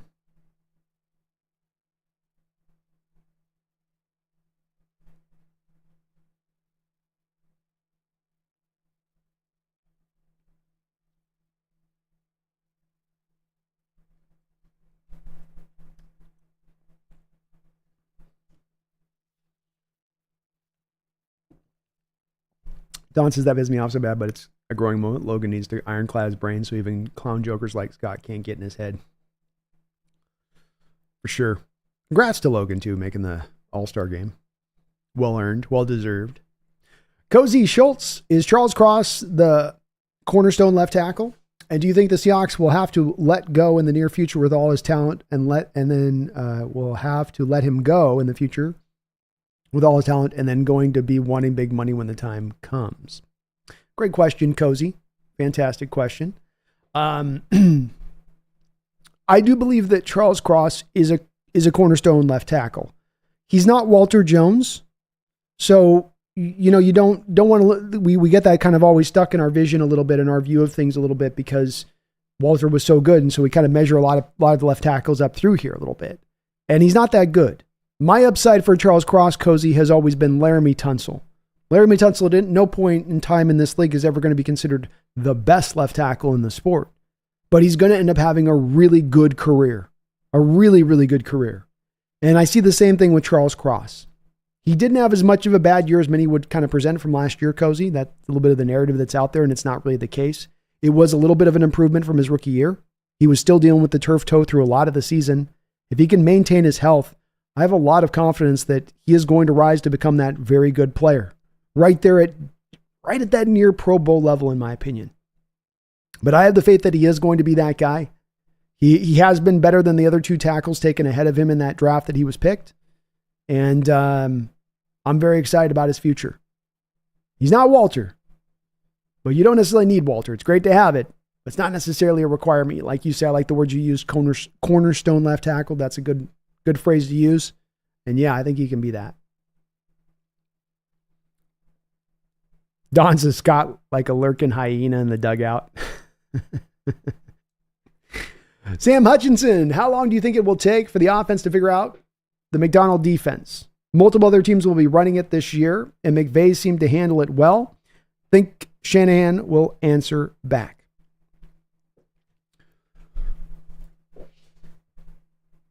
We certainly do understand, Sam, that when you get a defense that becomes a de jure defense of the moment, and you start to see the installation of the defense occur throughout the NFL in so many different varied areas, that does tend to be one that is an indication that the defense is not going to maybe be able to just sit there at the top of the heap there throughout the whole for the foreseeable future, because there is so many teams running it, and eventually offenses will find the ways to not use the word solve it, but find effectiveness with it, find some success against it. You know, when I watched the Ravens game against the Rams last year in Baltimore, sorry, one sec, cats are, hey. When I watched the game against the Ravens last year between the Rams and them, to me, when I watched that game, it was a little bit more to me, Sam, of Stafford made some absolute MVP throws and made some MVP level decision making in that game. It wasn't as much to me McVay called some insane great game as it was just Stafford was having one of his days where he was just, absolutely just almost impossible to deal with, like we were having in week 1 a little bit. I do think that while there is some solving that can occur here, this is a little bit of a different defense than some of the other defenses in the past, in that there's not going to be just a couple of collection of set of plays, Sam, that are going to solve it. So the cover 3 defense, for instance, part of what ended up breaking the cover 3 was that there was just a collection of plays that you could go to. They're running cover 3. We'll run dual crossers. Beats them all day. Dual crosser, 9 route on the outside. You're going to beat it all day. You know, dink and dunk. Beat it all day. This defense doesn't have as much straightforward things within it, Sam, that are easy things to go out there and attack because it has these natural holes within it. For instance, Sam, the predecessor to Mike Macdonald was Wink Martindale. Wink Martindale had holes in his defense because he wants to be blitz heavy. He wants to leave his corners on the outside in one-on-one coverage. If he doesn't have a good enough corners, my cat is totally getting unruly as hell right now. Like she is ready for me to be done. Holy hell. Stop. She's turning into a 4-year-old here right in the middle of the stream. I don't think, Sam, it's going to get solved. I really don't. McVay, the thing with the way that Macdonald has run this is that he's not just taking something that was priorly handed down. It's not like the Fangio defense, and the Fangio defense gets handed to Staley, and it gets handed to Evero, and it gets handed to this guy. And then they all just kind of run the Fangio scheme, and then it's being run everywhere across the league, and then the league kind of starts to figure out some of it, or they can't run it as well as Fangio can run it. It's not that same sort of thing, because so much of what Mike Macdonald has been his own thing. He's not running the Fangio scheme. He's the trend runner on this. He is the one that has pushed this ball forward. He's taken the Ryan defense that this thing comes from, the Wink Martindale, the defense that this comes from, we're going to run casino blitzes. We're going to trust our man cover corners on the outside. We're going to stack those fronts, and we're going to send them. Instead, what he did is he said, you know what, we're going to run those stack fronts, but we're not going to send them. And we're going to be unpredictable, and we're going to change it play by play, and we're going to change our coverages of what you see pre to post snap. I don't think that there's as easy a solution within that, Sam. I don't think that just because other teams are running that a lot, that there's that solution to be found within it. I think it's going to be hard for other defensive coaches to replicate what Mike Macdonald's done, because he's the one being the artist. He's the one that everybody's going to try to copycat off the back of. And it's the copycats that can't make it work. It's the copycats that'll be the ones that fail. And in his case, I don't think that that's going to happen. The other part of this, Sam, is the failings that occur with a scheme that starts to get implemented across the board in the NFL in a variety of different places is the stagnation of the scheme, is the scheme not being then pushed forward anymore. The playbook is what it is. We run the plays we play. Teams will solve it or they won't. Versus a coach that has that and then also says, yeah, we're going to continue to change this. Yeah, we're going to continue to update this. What I mean by this, Sam, is you have your coverage looks already that are a hallmark of Mike Macdonald's scheme. And this comes from the Fangio defense to a degree, but it is we're going to change our coverages pre to post snap. What you see pre-snap is not what you're going to get post-snap. But now what we're hearing about Mike Macdonald throughout this course of this offseason and what he's talked about and what you can see what they're doing and how they've set up the personnel is he's trying to establish that same modus operandi of his secondary for his linebackers, for his defensive line. So when he talked about in the press conference of Dotson and Baker, and he was asked, is Dotson still going to be the Mike? Is Baker still going to be the Will? And he said, you know what, we're going to try something new here. Both of those guys have a background of both playing the Will and the Mike. We're gonna change them up play by what they're playing. We didn't do that at Baltimore. He says this in the press conference, Sam. We didn't do this at Baltimore. I didn't ask Roquan Smith to turn into a Will. I didn't ask Patrick Queen to become the Mike. But we're going to do this here because these guys have the background in doing that. I'm going to take what I'm doing in the secondary. I'm going to take what I'm doing with the unpredictability of that, and I'm going to apply it to my linebacker crew. And then, even more forward, you can see him, Sam, here potentially be starting to try to apply it also to his defensive line. Because he has in Jaron Reed, Byron Murphy, and Leonard Williams, 3 guys who have fluency in both playing nose tackle and playing 3-tech. So again, you can have a guy who's lined up prior to the snap. He's lined up as a 3-tech, becomes a nose tackle. You can have a guy that's lined up as a nose tackle that shoots the gap like a 3-tech post snap. So you can be completely unpredictable on all 3 levels of your defense. And those second 2 parts of that, Sam, were completely new things. Those second 2 parts of that are completely new, unique new things that he's applying into this defense. Part to me of an example, Sam, of him looking to not just stay on his laurels. I've gotten to here. I did it by doing this. Now I'm going to ride or die with this. But instead, I got here. I got it by doing this. I'm going to keep pushing this ball forward. That's the impression that I get from Macdonald and the way he's going. And I think that that's going to go a long way, Sam, to helping to prevent this scheme from just being kind of solved very quickly. And in Shanahan's case, specifically, versus McVay, they're different in this respect. Shanahan doesn't have necessarily the passing concepts McVay does to be able to attack you. And that this Macdonald defense in so many respects, Sam, is built to shut down the type of offense that is the 49ers. It's not a good fit. It's not a good pairing between the 2 types of styles. And I don't know that the 49ers really have a fix here because we're going to go into those games against the Niners. Macdonald's going to take away the running game. He's going to take away the short routes, and he's going to make Brock Purdy push the ball down the football field. And my feeling on that is I don't think that Brock Purdy can consistently push the ball down the field if that's the way you're going to make him beat you. And that's just what Mike Macdonald's going to do. That's just what he did to the Niners last year. And that's just why he got Brock Purdy to throw 4 interceptions when he played him.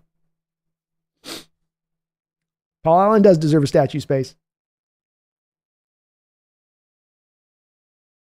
King Zal, speaking of billionaires' negligence, you ever heard of Artie Moreno? Yeah, he's one of those. The Angels owner. Yeah. You had Shohei Ohtani and Trout on the same team for a decade, and you got nothing done.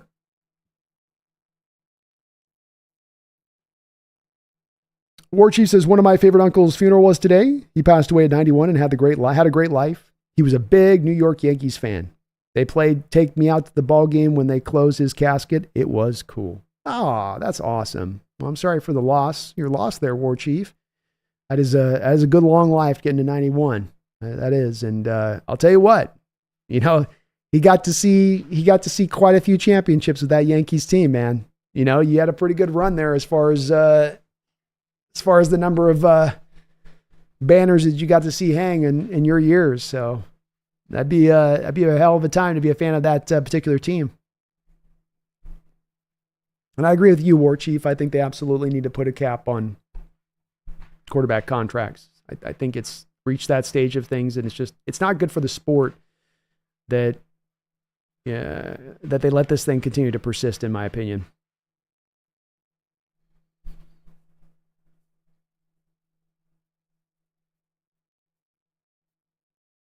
War Chief says, I can't wait for the pumpkin prediction video. I'm telling everybody that the Seahawks are going to go 18-0 this year. We're winning that bye week also. Let's go. Win the bye. Win the bye.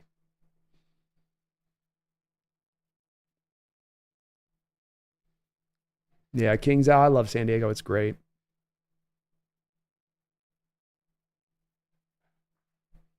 LA just is so packed.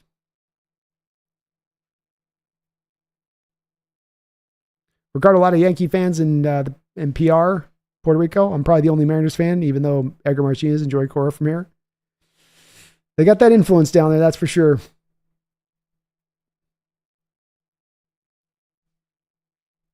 Don says Hamilton's big enough to smash offensive linemen and tight ends. Spoon is light in the britches. Yeah, he plays bigger than his size, though.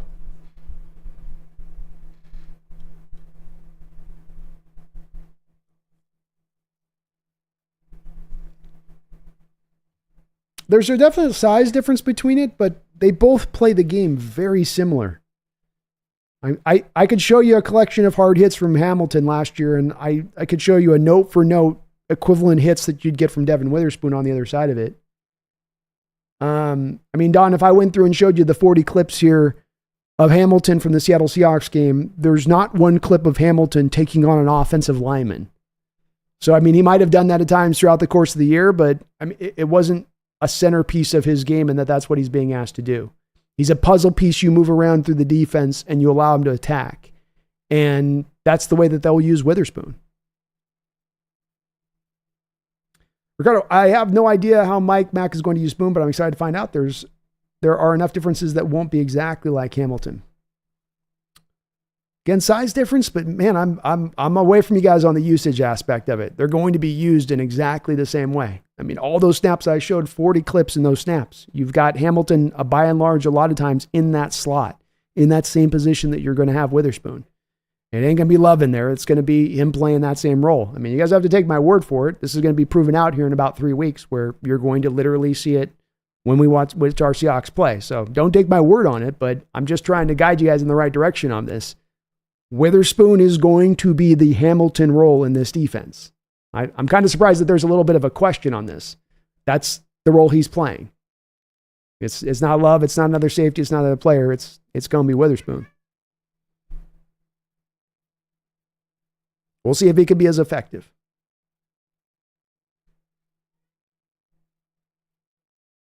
Ricardo Knight can be a Kyle Van Noy type if he picks up the defense quickly. I think that's definitely a spot that he slides into being more than anything else. The only worry with that then becomes Ricardo is that, of course, with Kyle, it's a little bit most effective more being off an edge, and Knight's got that background. But then do you limit, does that remove him a little bit more as that backup then for the inside guys, for the Mike or the Will?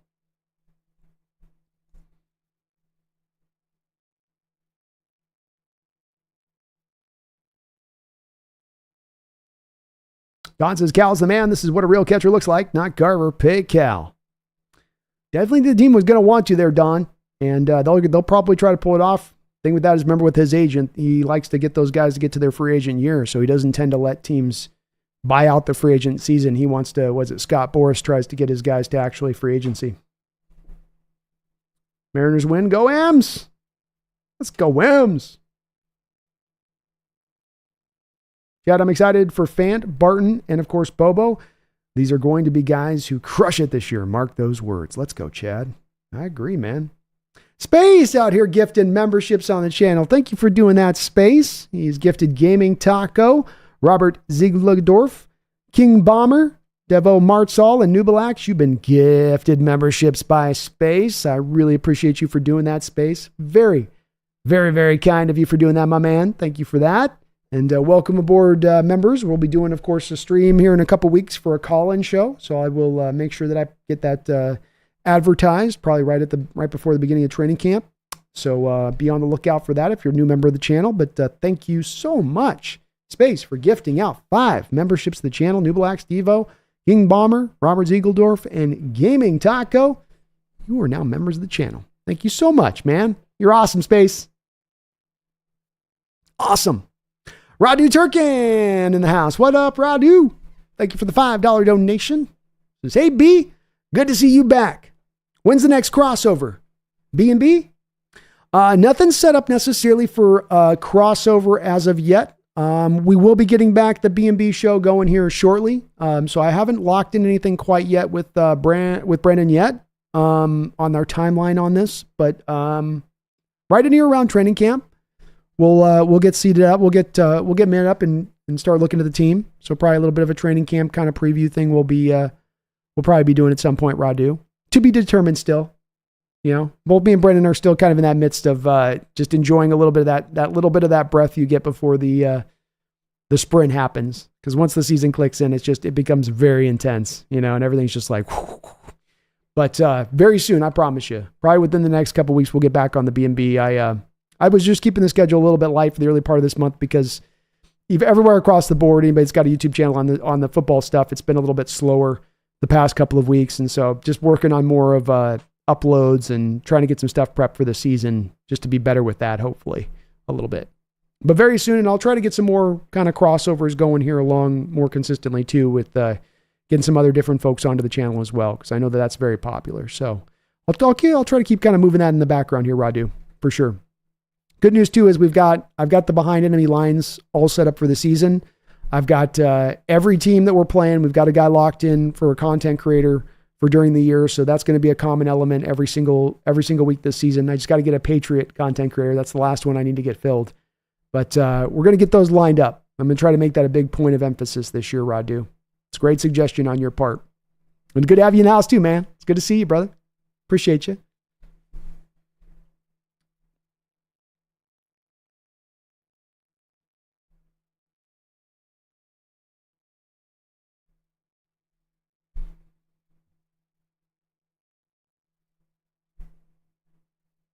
War Chief says Murphy having 6 to 8 sacks would be awesome, but I'm going to judge his success on the run stopping this year. If he can fortify our D-line run D, we are stoked. Well said, man. Well said. Looking for hopefully just a good overall year from him, and hopefully the Hawks can kind of keep him a little bit protected in the snap count front of it to where he can come in and kind of serve that rookie role as he grows and develops behind Williams and Draymond Jones there at the position. And that should hopefully allow him then a little bit of an easier time to find some footing and find some success, because the level of expectation is not going to be as intense on that of you're starting day one, get out there and roll, be a center point of this defense, carry the load. Be a little bit less of that on Murphy's shoulders this year. Not that you're going to need him effective, not that he can't come out there and find some impact, but it's just not going to be as necessary that he provides that much. But I do think he'll provide some help on the run defense. It speaks to how many snaps he had last year where he was operating from the nose tackle role, that he's good at doing that he can hold up in that way. Yeah, well said. Don says, Brandon, what's going to happen with the Bills? Are they falling apart? I don't know if they're falling apart. They're in a little bit of a dangerous place, Don, of you're in maybe a bit of a dip spot here where, for years you've been kind of putting a team together that was raring to go and ready to compete and really truly be a team that can push for Super Bowl contention. And you lose your best wide receiver. Defensively, you've had some injuries. You've lost some guys now. Can you restock that defense? And it's no small thing, the amount of guys they've lost. Your two safeties that were really good for them for the last few years, Tre'Davious White and his injuries out. You got Matt Milano coming back off of his injury. Hopefully he can bounce back and be okay. They've still got a good amount of talent defensively, and that's a good defensive coach they have there as far as his mindset. I do wonder offensively if they have enough playmakers on the outside to get it done. The AFC is really stacked, and I think the Bills are going to be a good team, and they're going to be a handful for us to deal with when they come rolling into town. Josh Allen is legitimately a great quarterback. But certainly you do wonder, as good as they are this year, are they as strong as they've been in the last couple of years? And on paper, this year, they don't look like that. They look like they took a little bit of a patient approach this offseason rather than saying, we're in the window, time is to strike now, Josh Allen is at his prime, all oars to water, all guns to bear. And instead they kind of sort of little minor reset feel to it almost a little bit. Not a rebuild or turnaround or flipping everything through, but just kind of a reshuffling a little bit. And that does make you think a little bit of maybe this is going to maybe be a season where, okay, they win instead of winning 12, 13 games. It's a 10-win season for them, a 9 or 10-win season for them. Don't think they're falling apart, but they're going to need to do more, I think, as they get in through this next off season to drive this a little bit harder and to try to more maximize out Allen in this prime and what he brings to the table, in my opinion. Chad says 100% agree with that. Mike Macdonald's defense will be extremely difficult to copy. It would be like Tom Cruise trying to be Einstein to E equals MC squared. Yes, it would. Yes, it would. It's not one where there's no rigidity to this defense. And in that, it allows the flexibility for it to continually still remain a problem. It's when you have the rigidity within a defense of, we're a cover 3 defense. We don't want to blitz. We want to trust our 4-man front. Yeah, that's predictable for me as an offense. I can attack that. That's rigidity. But with this, there isn't that rigidity. We can run stack fronts. We can run 4-man fronts. We can stay to split shell 2 high. We can run 3 safeties high, cover 1, cover 3, fire zone blitz, where you can run the very same blitz from a variety of different formations and you can't figure out it. We can attack that. I mean, so much of the defense too is about attacking the weakness of the offense, which again then goes away from rigidity. It goes away from we are what we are. We're going to do for what we're going to do, and more about where are they weak? Where's their soft underbelly? Where are the scales missing on this particular dragon where we can stab in there? That's more of what's at the forefront of this defense, in my opinion. And within that, then part of what makes it, I think, harder to solve or get around. Radu Turkan coming in with a $10 donation as well. So Radu coming in with a double donation. Radu, thank you for that big time dono. Doubling it up on that, man. You're very kind for that support, brother. I really, really do appreciate it. You guys are always amazing on that front of it. So thank you so much. It is what allows me to do this full time, is your guys' support on that front of it. It says, can you give me some examples of the trick plays Grubb runs? Thanks. Yeah. He's not really a trick play guy where you're going to get a flea flicker. It's going to be more that he'll offsuit off of any type of trick play. So what I mean by that is that you might get a fly sweep to a guy.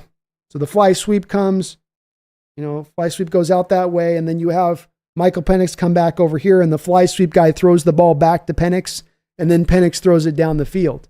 But then you might have him come back then later in that game, Radu, and the fly sweep guy comes, the fly sweep guy gets the ball, Michael Penix goes out here, the defense thinks that, oh, that's that trick play that you ran earlier, you're going back to it, but the fly sweep guy just runs it up the field. So the key with what he does with the trick plays too, Radu, it isn't just about the type of trick plays he's running, it's that he runs fake trick plays and then trick plays within that. And so you get it all, it kind of is all over the place in how he'll run it. He can run a bubble screen to a guy and have that bubble screen guy throw it. He can give it to a running back and have the running back run a trick play where he's going to throw it. He can have it to where a running back's lined up as the quarterback and then you'll have Geno Smith to the side of the quarterback. And so when I watched the tape on the trick plays, there wasn't Radu. I think they ran 17 trick plays and 16. What was it? No, I might be off on that. It was maybe 15 trick plays in 14 games, something like that. But what you saw with it was that there wasn't one trick play they went to. They were willing to do all the different ones. You get the flea flicker, you'll get the fly sweep to the throwback, you'll get the handoff to the throwback, and you'll get it's the fakes within it. And that's where you really do put the defense then in that tough pickle, Radu, because now not only do I have to remain disciplined for the trick play, if I'm the safety that wants to come help up in the run, but they're potentially going to still attack on a trick play that make me have to play back. So not only do I have to kind of play into that, but then they'll trick me out on making me think the trick play is coming and then flip to something else.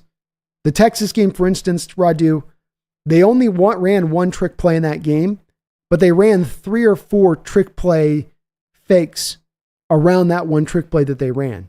And what you're going to do with that as far as the defense goes, and the same thing's true with when you then pair that, Radu, with the screen game, because I think it's like once a game you're running a trick play, you run the fakes within it, you're running a screen play about once every 6 or 7 plays, you're running a shot play once every 7 or 8 plays. What all of those variances of different play types do is that they then make you completely unpredictable as an offense in how you're trying to attack. They force the defense to stay disciplined. They don't let you cheat. They don't let you put extra defenders to one spot in the field because they can always, at any one point in time, at any one point in play, they might attack at any place on the field. Your guys got to stay disciplined. But that then allows you to just basically be able to keep them held and be able to then just kind of pick wherever you want to go pick and attack. So in watching the Huskies, there wasn't that one kind of trick play they went to They did do the fly sweep throwback thing, the go to the running back, throw back to the quarterback, then the quarterback hits something deep down the field. They did do that kind of play and different offshoots of that. They did do it. They did do your traditional flea flicker a couple of times as well. So that was in there. But what did stand out to me with the trick plays, Radu, was that he'll run a couple of different ones. And I get the impression a little bit, Radu, of what he's doing on that is he's feeling, I'm going through running my plays. I'm feeling the defense lean. What's the trick play I have in my bag that attacks that specific way that defense is leaning towards these plays? And he'll then call upon that trick play that'll be the one that'll grab it up. That'll be the right one to then solve that particular defense. And I love it about him because defenses are looking for where they can lean, Radu, they're looking for where they can cheat. Where can I know how we saw it with our offense, right? I could show it to you in the myriad of those Ravens cut-ups of the game where the Ravens are going, where can we cheat? We can cheat deep. We don't have to cover the flat routes. We don't have to cover the leak routes because they don't throw those routes. So we're just going to drop to a tremendous amount of depth. We're going to take this away. But if you have an offense that says, the second we see you dropping linebackers to 10 yards of depth, I'm hitting them. I'm going to throw the flat route all day long. Flat, flat, flat, flat. Get your ass up here, linebackers. Get your ass up here. You got to play this straight up. And if I don't see you playing it straight up, if I see you cheating, I'm going to smack your hands. And if you want to kind of drive it down to a bottom line, and with Grubb, he smacks your hands. Says, get your hand out of the cookie jar. You're going to beat me. You're going to beat me playing it straight up. And that's that where you're giving your players as much help as you can give them as a coach to then provide the success. Yes, it always ends up landing on the players to execute the schemes, to be better than the opponent across from them.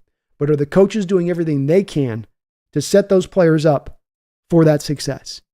And Grubb is the kind of guy within his scheme, at least what he did with Washington, and why he had the greatest success of any offensive coordinator maybe in Washington Husky history, is because of the fact that that is at the forefront of what he is trying to accomplish and get done. Not just in theory, but in practice. Radu with another $2 donation. In fact, two $2 donations back to back. Radu, man, I salute you, brother. You're awesome, man. He says, bro, you are getting me hyped up. You got to stop it. No, man. No, this train, I've ripped the brakes off the train. Okay. I tore it out long ago. Okay. I'm just burying coal in the furnace right now, Radu. All right. I'm just burying coal in that furnace here. Okay. We're going to get to our spot and we're going to get there fast. So you should be hyped up. Am I going to be preaching a little bit for patience this year? Am I going to say that there's the variance that does occur with this team, Radu, that, where there could be some ironing of kinks and some bumps in the road? Yeah, that could happen.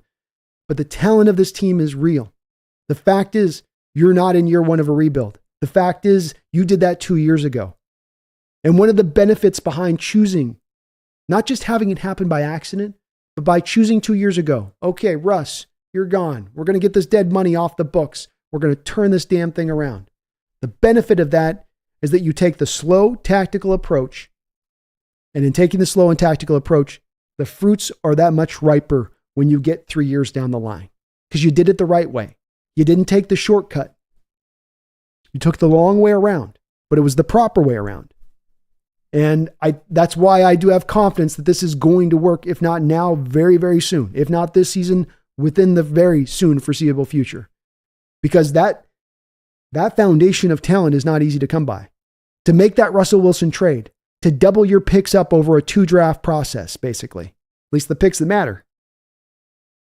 That's the stuff that supercharges a team to turn a rebuild around that much faster. Because it's one thing to say, we're going to move this team into a rebuild state.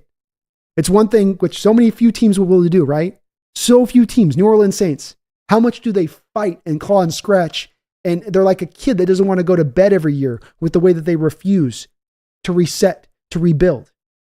But not only is it the rebuild, it's the fact that you were able to rebuild, Radu, and inject all of those picks on top of it. That's the 1-2 punch here. The choosing we got to turn it around. We got to call the ball for what this is.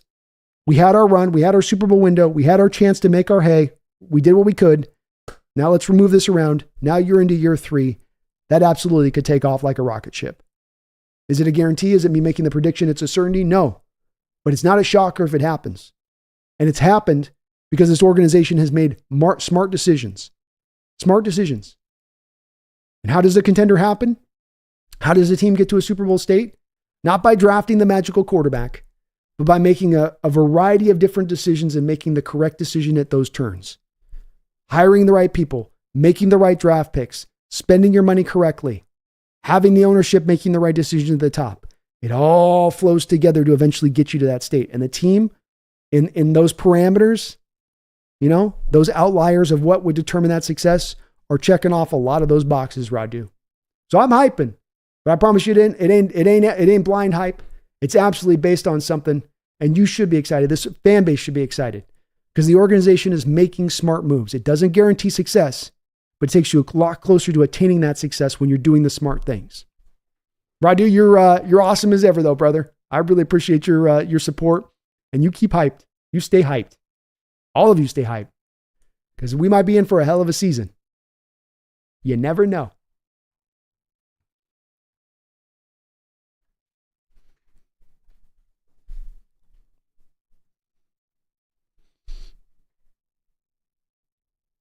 Don says, cap contracts? Hell no. Let the market reign. Anybody stupid enough to pay Russell Wilson $60 million deserves to lose. There is a part of me that does feel a little bit like that too, Don.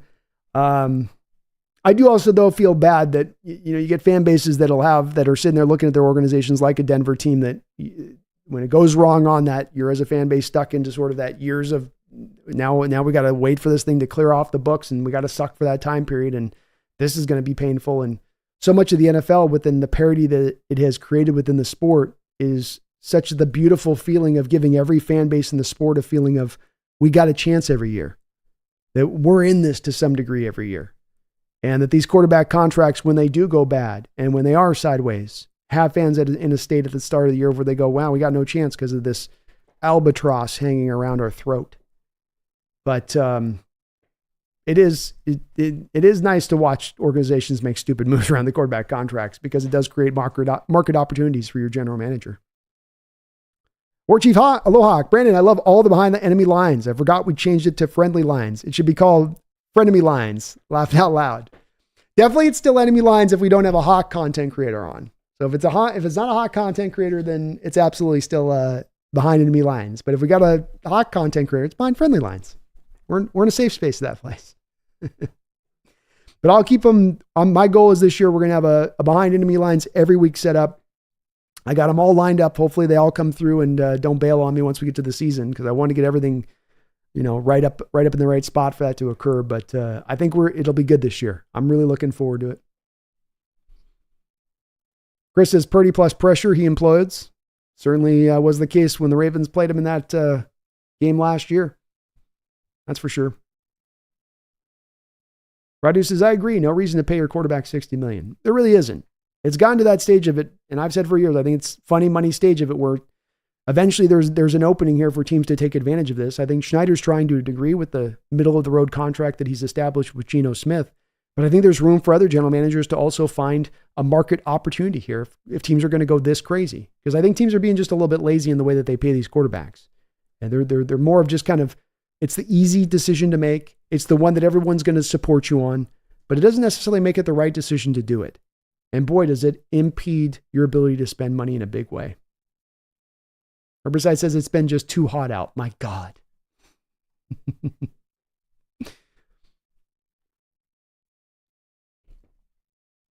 Don says, I wish you could turn your microphone up like 15%.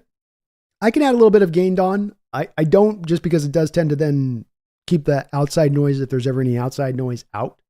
Because if I turn it up 15%, you're gonna get a little bit more of the other extra stuff in here. But I'll add a little bit extra volume to it, gain to it for the next show. See if that makes it a little bit better. Don says maybe my phone's waterlogged, but I'd like to hear a little better. No, it's a good suggestion. We can amp it up a little bit. I'll play with it offline.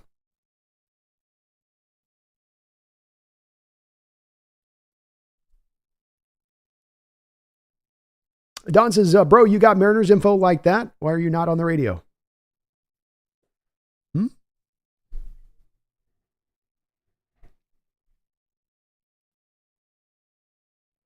Ask myself that every day, Don.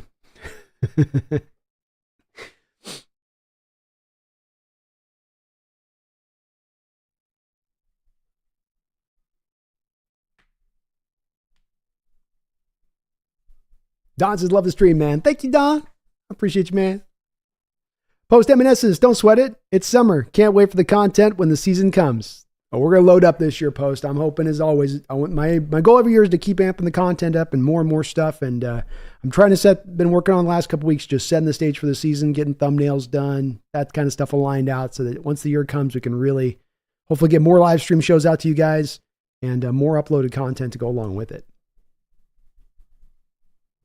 Don says, I hope Murphy gets more playing time than Jalen Carter. It's probably going to be fitted into a pretty similar role to what Carter was, Don.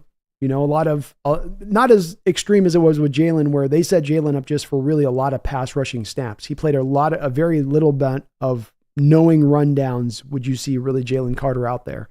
So it's going to be a little bit, I think, in year one, somewhat of a similar way that the Eagles used Carter, because in the Eagles' case, they still had Fletcher Cox. They had Jordan Davis down there. There wasn't as much of a draw or need to have to throw Carter out there right out day one in that way. So it's probably going to be somewhat similar with Murphy, unless there's an injury. Don says Milano's a savage, but injuries are no joke. He is. He's a great player. And he was having a good year for him last year. But yeah, it was a tough injury that he did have. And, the loss of White, the safeties, Poyer, Micah Hyde, where does that kind of leave that team right now? They feel a little bit like they're in sort of not a rebuild, but just that little minor reset this year. Just a little minor one, a little bit.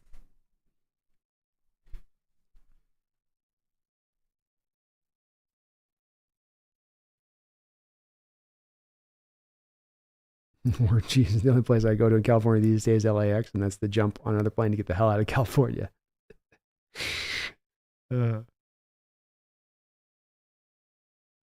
Chad says, wow, yeah, 100% on your phrasing on Grubb's trick plays. Absolutely, he'll run trick plays within trick plays. It's insane. Creates a lot of misdirection and gets defenders out of position and has them all sliding on ice.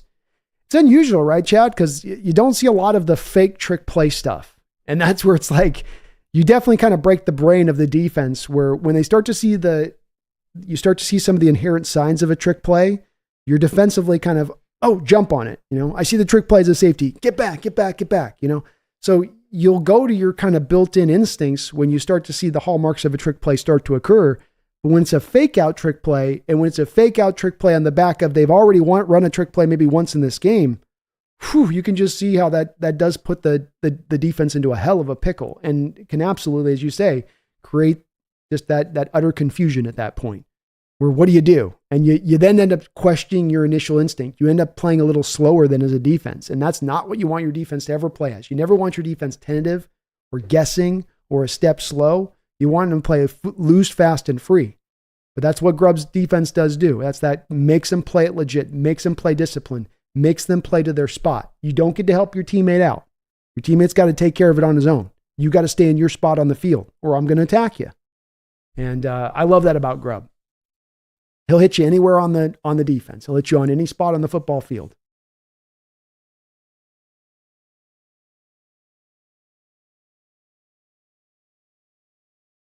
Don says, man, technology is so lame. I keep trying to donate and it keeps messing up my Apple Pay. I tried different donation levels so I can include a message or not, and it's the same result. It's all good, Don. It's sometimes a little bit of a tougher, I know the app can sometimes be difficult. I think especially between the Apple app and YouTube thing, it sometimes is a little bit weird for some folks. So I know it's a little weird with that sometimes. They could make it a lot more easier than they kind of do with that, I think. It's not just you. I've heard a few other people mention that it's a little bit tricky. Carlos says Penix wasn't the most mobile guy, but he released the ball so fast, he had fewer sacks than expected. And he generally had multiple outlet dump-offs options in every play. Another place that's going to be a wide difference for Waldron and Grubb. I can show you so many plays from this last game. In fact, I'll try to bring up one right now. Yeah, here we go. It's weird. I can just click on any random play in this game, and it plays out exactly the way that I'm trying to kind of sell here, a little bit. But it's this play right here. This is what you get on the film. I'm going to stop it right here. You guys notice anything? I stopped the tape right here on this play. And again, I didn't just hunt and peck through all the clips. I just grabbed one random clip out from this game. Do you guys see any dump off options? Do you see any outlets? Do you see any easy throws for Geno Smith? Or does the way look shut? Does the door look closed? And watching the Ravens tape, watching Hawks All 22, this is a hallmark of the Hawks offense. We're not going to give Geno any options to bail out or get away. The guys better get open, which is going to be damn hard, of course, when you're running 3 guys in a route and you've got 5 effing Ravens defenders in the secondary to cover them. There's not a lot of places to go. And indeed, Geno gets sacked on this play. No outlets. No outlets. And yeah, that's something that why Grubb was, it's very well said on your part, Ricardo, why partly Grubb was able to keep Penix so clean throughout his time at UW wasn't because of Penix's mobility necessarily, though he could be mobile within the pocket. It was a little bit of the quick release of Penix, but it was also he scripted up easy completions within the offense. He scripted up plays where Penix could have an option to get the ball out of his hands if he was under duress. That same thing that I just showed in that clip with Geno, or that was throughout the year with the Seahawks offense, was almost non-existent at times within this offense.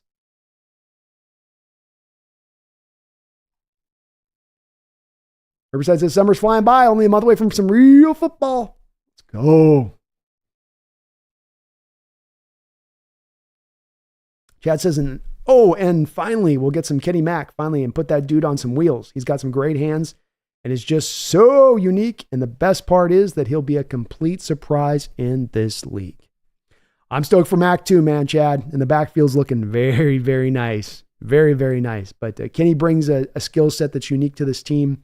As good as Charbonnet was as a third down back role, as good as Kenny Walker's been in catching the ball the past year and a half or so, Mack brings a very unique skill set with his ability to almost be kind of a sub-type wide receiver from the running back position at times and how he can play the position. But he's a player. He's going to, I think, have a role on this team, and he can run the rock. Don says, no, not joking. Grubb's offense is the best offense I think I've ever seen. I can understand. It's got a lot of elements to it. It's not restricted in the way that it operates.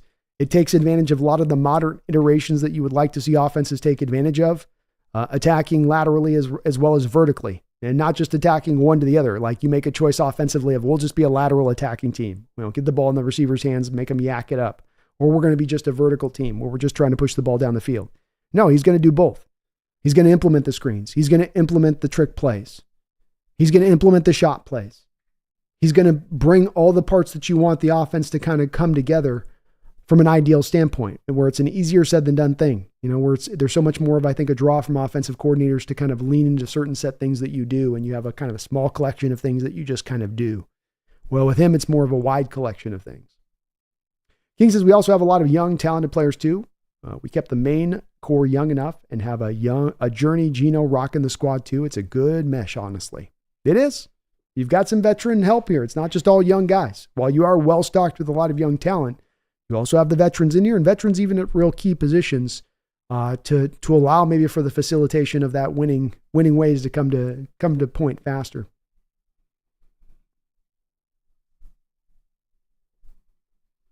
Don says, it's like Steve Young. We will throw on you, but if you bend the knee, we are going to smash you with 2 running backs who will embarrass you. That's right.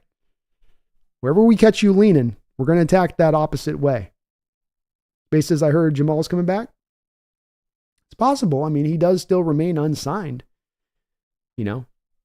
So, and they've said that they're potentially interested in bringing him back. So it certainly is in play. We'll have to see on that.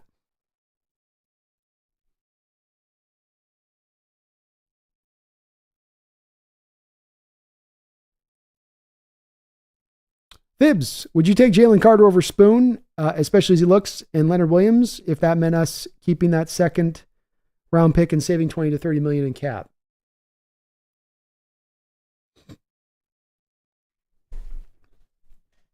The part that's hard about answering that question, Fibs, becomes the character concerns with Jalen Carter.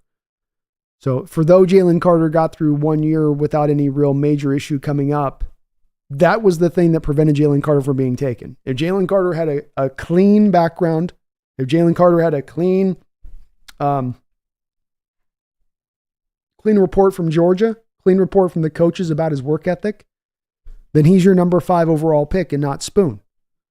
So it's tough with the Carter Spoon thing of take Carter over this, because what I've come down to is a little bit of a support with John Schneider on this, Thibs. And my reasoning on this is, in regards to not taking Carter, and my reasoning on this, Thibs, is this. I don't have access to those background reports that the general managers do. And these are no small reports. These are no it's like a single sheet item of a coach who said, yeah, he just doesn't work really hard. You have private investigators. You have contacts within the Georgia program. You send people down to the program to investigate. You get a very, very deep study and outlook of these guys and the risk at play with them as far as character concerns go. And when it comes to Jalen Carter, I don't think it could be undersold that when it comes to a 0 to 10 scale as far as character risk goes, Carter was at about a 9-10 on that scale. And when you're talking about a top 10, top 5 pick, you really don't want to be making a top 5 pick who's a 9 on the risk scale as far as character stuff goes. So it really didn't just come down to the pure talent between those two guys. It really came with Carter down to that characteristic that carried over. And that being the case, I think Thibs, the character thing was horrible as far as what John Schneider read. I think the reports that he got were horrible. And if I had those same reports that I was facing, I would lean in the direction of making the choices that he made with that on the other side of it. I wouldn't want to risk a top 5 pick that had that kind of character concern. You can take that kind of risk in a guy maybe 2nd or 3rd round, but not with a top 5 pick. Not my belief. And even in the Eagles' case, Thibs, the reason they were willing to make that selection is because they had an extra 1st round pick. That whole 1st round pick was basically a freebie for them. They already had 2 defensive linemen in place, so if Carter went kaput, they already had it structured to where they could mitigate that and get around it. So they were a very special team to be even put in the position in a top 10 nature to make that pick and take that risk with him. But the risk, it absolutely still does remain with Jalen Carter.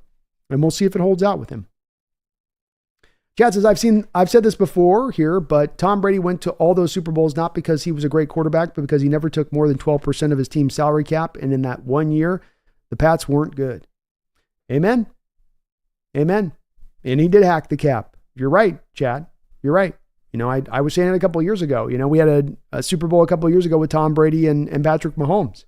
And I said at that time, Chad, do you guys think it's a coincidence that the only 2 quarterbacks in the sport that are true blue starting quarterbacks that are making big time money, the only 2 that actually took a discounted rate, the only 2 that actually thought about it, their team and how they could make sure that their contract was not an albatross, was Tom Brady and Patrick Mahomes. And those were the guys that happened to be in the Super Bowl. And yeah, I think that was a big part of what helped. I don't know if it certainly wasn't the only part. There's all the extra stuff that goes into this too, but it was certainly a big point of what allowed them to keep that dynasty in play and to have that success over those years, Chad. Yeah, I agree.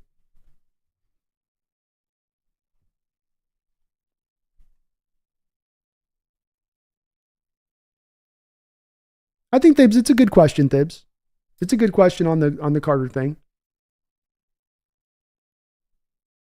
Don says, yeah, I'm smashing the Bills under on DraftKings right now. Glad we had this talk, laughing out loud. Just feels that way. It does with them.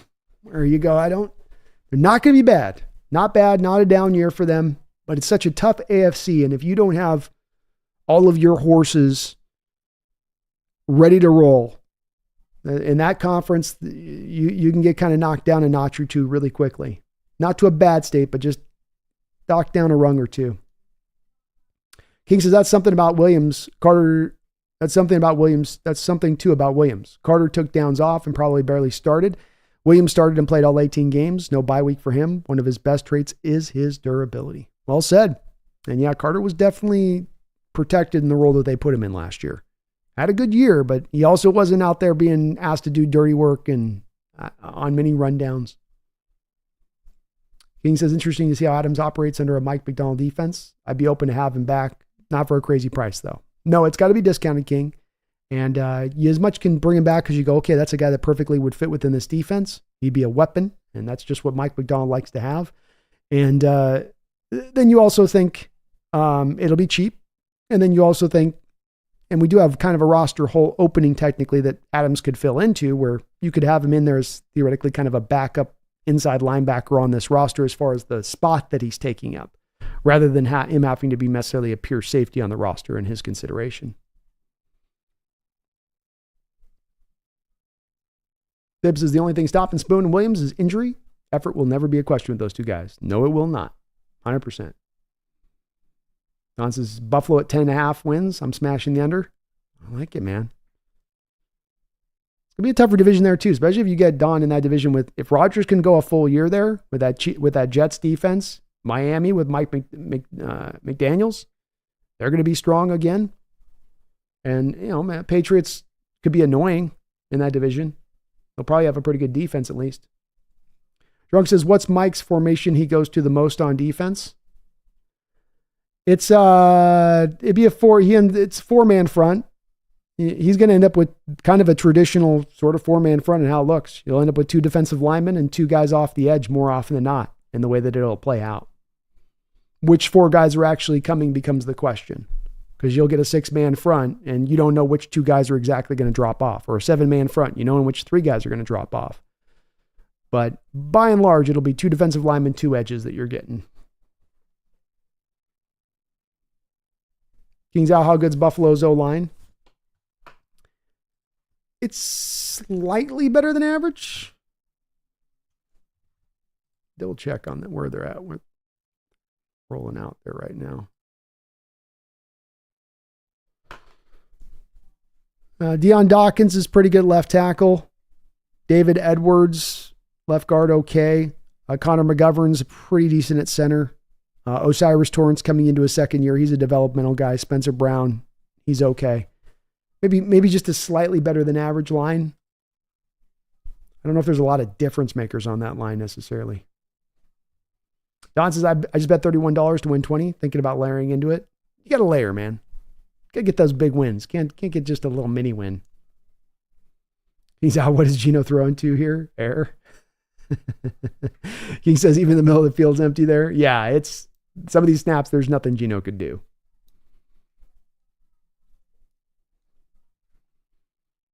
And that's just, again, a random click I picked. I didn't have to dig deep on those. I could just sit here and click randomly and we'd be seeing kind of the same story over and over again play out.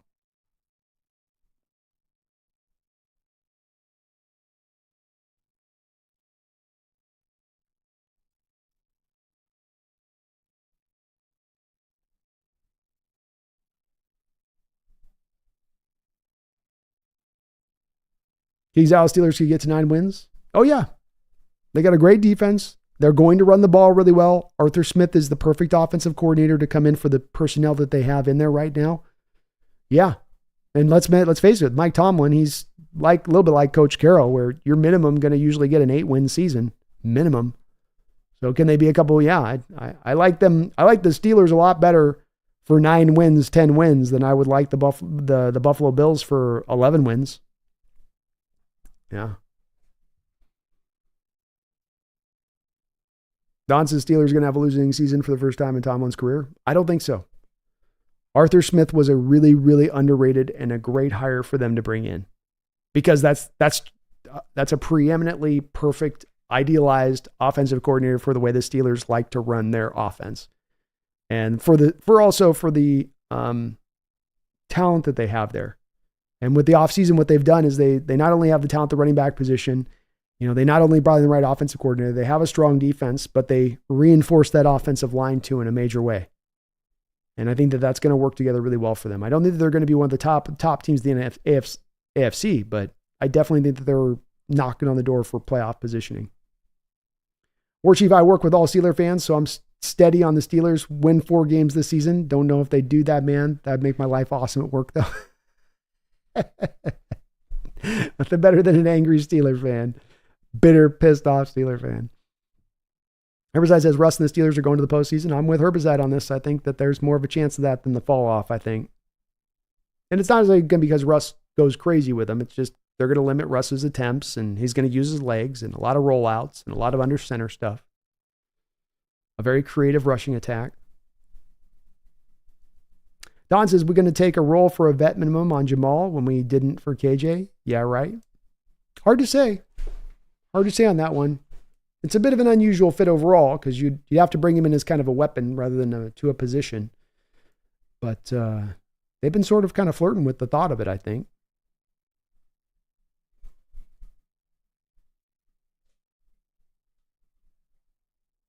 Don says, I'll take Spoon Murph all day, but I'll take Carter Murph over Spoon Murph. Oh, that'd be a pretty cool combination. Who's playing the nose tackle then, Don?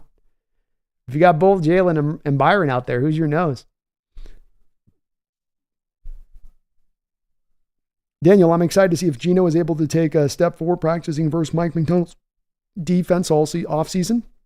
I was thinking about that the other day too a little bit, Daniel, that it's a great point on your part, that part of, Gino in the last couple of years is playing against the Seahawks defense, the same Seahawks defense that's been easily exploited by so many even mid offenses over the past couple of years, and how it can maybe help him playing against a defense and practicing against a defense that's much more intricate, that's much more closer aligned to what he will be playing on NFL Sundays, and that better prepares him to then play those defenses on NFL Sundays.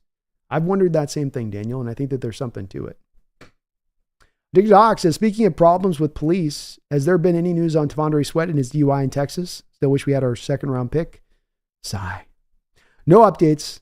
Those tend to work. The wheels of justice on that stuff tend to spin pretty slow. That'll probably be about a year and a half out to kind of figure out that whole thing. Don says, quarterback consolidations on contract. It's an interesting question from the players' union perspective, but the players' union isn't a smart guy fraternity.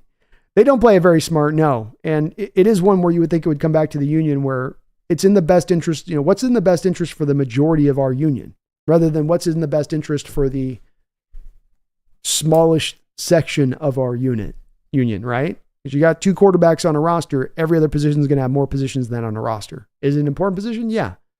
But you think that there would be a little bit of a recognition within that of, hey, these guys are making more than double the next guy on the roster. That's taking from other guys on the roster. These guys have longer careers than other positions tend to have. They shouldn't be paid at this kind of rate. Radu says, you get my recent donation? Oh, I did miss it almost. My bad, man. Radu with a $5. Sorry, bro. I did almost miss that one. I think I'm just a little slow on the stream there with it. No, I almost missed it. Thank you for mentioning that, man. I totally did just about miss it. So that was my bad. Radu says, I want to switch the script. How bad would we have to be this year for you to be concerned and stunt your faith for our future? A realistic example. Holy Lordy. Good question. Very good question.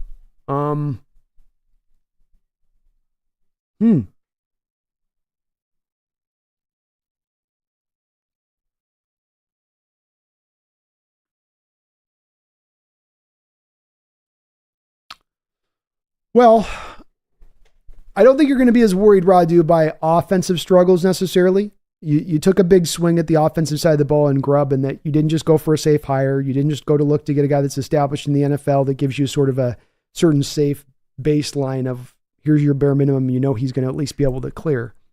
So there's some, even though it's a very talented offense and he should have a lot of success here, and I'm expecting success offensively, that wouldn't be an indication to me that maybe there's a ding to the faith that I have in Mike Macdonald if it doesn't go great offensively.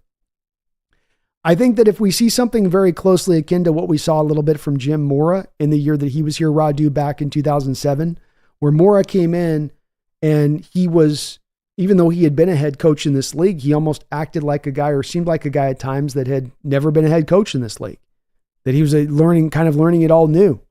And it didn't seem like you could feel his message wasn't resonating with the players. You could see his scheme wasn't doing much to put the players in a position to find success.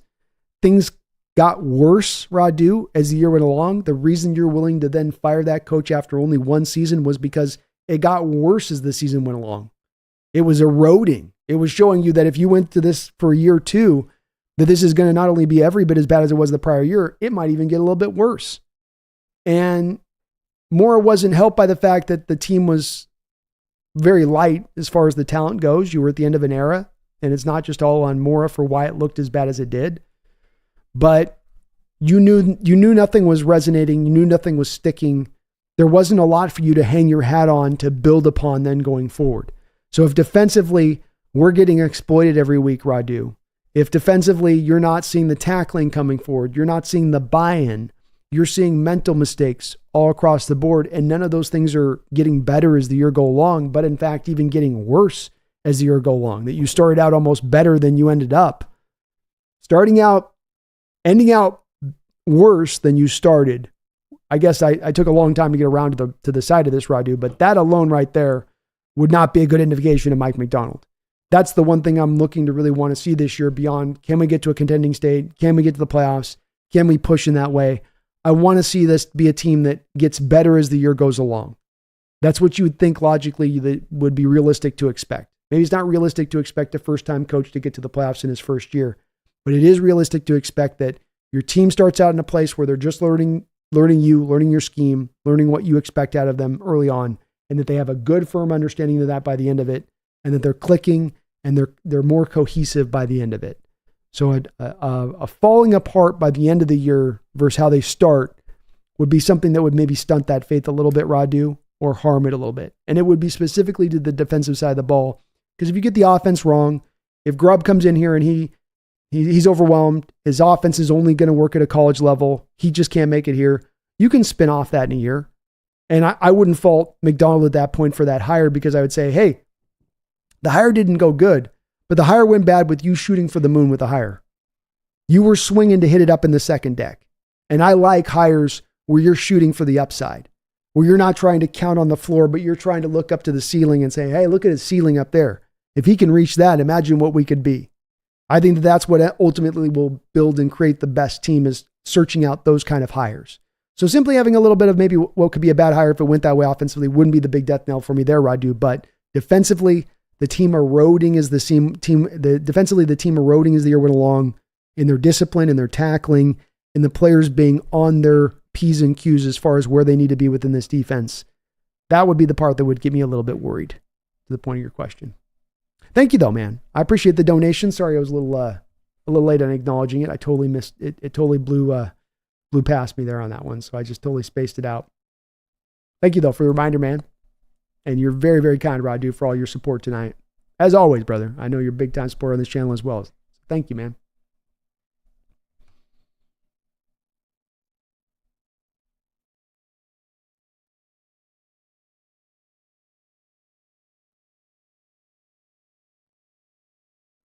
Brian E., you have yourself a great night, man. Appreciate you.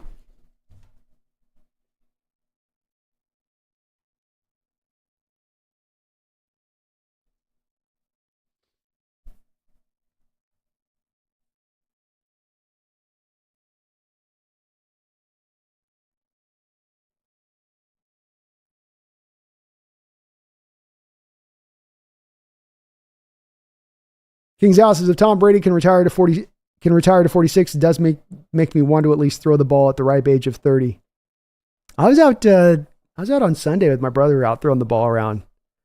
It was feeling good. I was whipping it around, throwing the ball around. I was like, man, getting old ain't nothing. Still got it. Then 20 minutes after I finished throwing the football for a good about 35 minutes, I went to try to open the door on my car, and I thought my arm was going to fall out of the socket and land on the ground. I thought I was going to have to pick it up. So, yeah, it's a lot of respect for what Tom was able to do there at 45, be able to whip that thing around on a weekly basis, because that arm just gets real sore real fast. I was thinking, I was like, you know, Father Time has undefeated my ass. I'm kicking Father Time's ass here. All confident, whipping the ball 30 yards out, down on brother. Get out, open that door. It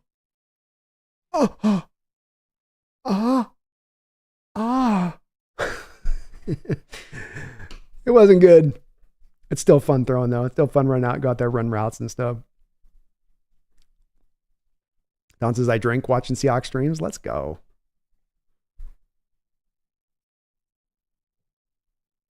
White Bird, looking forward to a new OC with Grubb, and receivers got to be able to break off their routes when necessary. Amen, White Bird. I think you're talking to something that I would call option routes. And option routes are a big part of what Grubb brings to play, something that he allowed with his receivers with the Huskies to go off of. You feel the leverage, and then you work off of the leverage. This is a big part of what's at the centerpiece of the Detroit Lions passing attack, is that they run a lot of option routes, where it's just feeling the leverage, work off the leverage, find the open space. Quarterback and receiver read it the same way. And yes, Grubb does that with UW. He allows that within his offense. And I'd almost argue that it has to be almost, rather than just receivers running, here's your route, run your dig, run your go, run your post. I would argue that you have to have some of the routes set up within your modern day playbook within the NFL to have option routes within it. That's got to be, and almost would argue that there's got to be more of a working to make that a bit more of a centerpiece. Because if you're just going to have them run their routes, that's kind of easy to predict at time, especially with film study. You can really predict where guys are going to go. Don says that's totally true about Mora. It's like everybody already knew Pete was coming. Like we all knew the Sonics were moving. It was a little weird that time. It was, and Allen didn't spend a lot of time ruminating on it. He pivoted pretty quickly off Mora, which kind of just spoke to how much of a failure it kind of was and how they set that whole situation up with him. Chad says, yeah, Mora was really bad. The team was very obviously just plain quitting on him, and I've never seen anything like that in sports. Very prickly personality, Mora there. And odd again, that's that part I talk about, Chad, where it was almost acting like a first-time head coach a little bit. Like he didn't understand that give and take back between the players, and like throwing the kicker under the bus during a press conference because he didn't make a game-winning kick. Kicker's got to make that. Like, that's your reasoning for why you lost, Jim? Yeah. A little bit lost in the forest despite the trees on that one during that year for Jimmy. And smart of Paul to pivot fast on that one and not try to just, make something work that obviously was not. That was a horrible year to watch the football team. God, they were bad that year. Aaron Curry and, Lordy.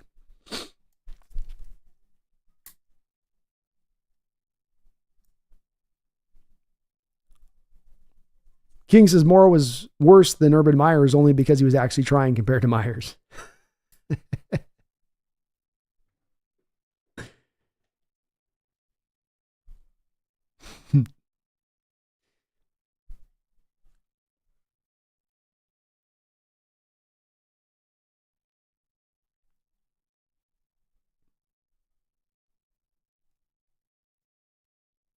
Ricardo says, why did Mora Jr. get hired? I don't remember a lot about the era. I was a bit disengaged from the team at the time.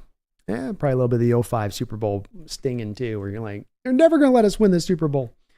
You had Mike Holmgren was kind of put into a weird situation where, and I think some of this was really Ruskell pushing from the top end. So Holmgren came in as a coach and a general manager. Allen pulled the general manager duties away from Holmgren at one point. They went through a couple of general managers. They land on Ruskell. Ruskell has a great draft. Team gets to the Super Bowl in Ruskell's first year. Ruskell then gets to wield a lot more power as you go forward. Sort of he in the power game dynamic between Holmgren and Ruskell. Ruskell gained ground, even though Holmgren was the head coach to get you to that Super Bowl there. There was a bit of a reflection on Ruskell of, okay, here's our guy to lead this thing through. But then Ruskell had some of his own issues in drafting and picking players and how he was roster building. But then Ruskell was the guy driving for Mora, and it was a weird situation where you had Mora come in and become your secondary coach. He was in as your secondary coach, but he was being earmarked to then be the guy that was going to take over for Holmgren a year from then, when Holmgren would then move on. So it was a wholly weird, unique situation. It didn't work. It certainly is it's certainly an example of why you should never have a lame duck head coach or the next head coach in waiting behind the current coach. That's not a good power dynamic to get into spot. But that was kind of what drove it, I guess. And I guess it's just as much as anything because Ruskell really liked Mora and was big on him.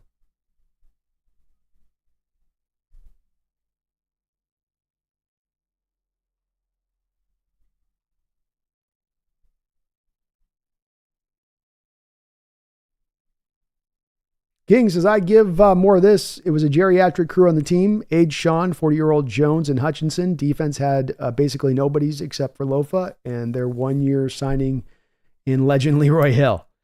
Yeah, it was an empty crew. You're right, King. I mean, it was older team. Hasselbeck's getting aged at that point. There was another guy on there too. I was thinking you had Aaron Curry, who was a top 5 pick that was a complete bust for you on that same team. There wasn't a lot any coaches were really going to be able to do with that squad, to your point on that. He says, yeah, the most unbustable player, Aaron Curry, the safest top 5 pick supposedly you could ever pick. Oof. Oof. Yeah, Moore Jr. was the heir to the Walrus throne, Ricardo. They got him in a year out. He was your secondary coach for the prior year to being announced the head coach. Such a strange situation. Especially in retrospect, thinking about it, like, why did they even do that? Because that's not something NFL teams do. And Hutch was gone at that point, yeah.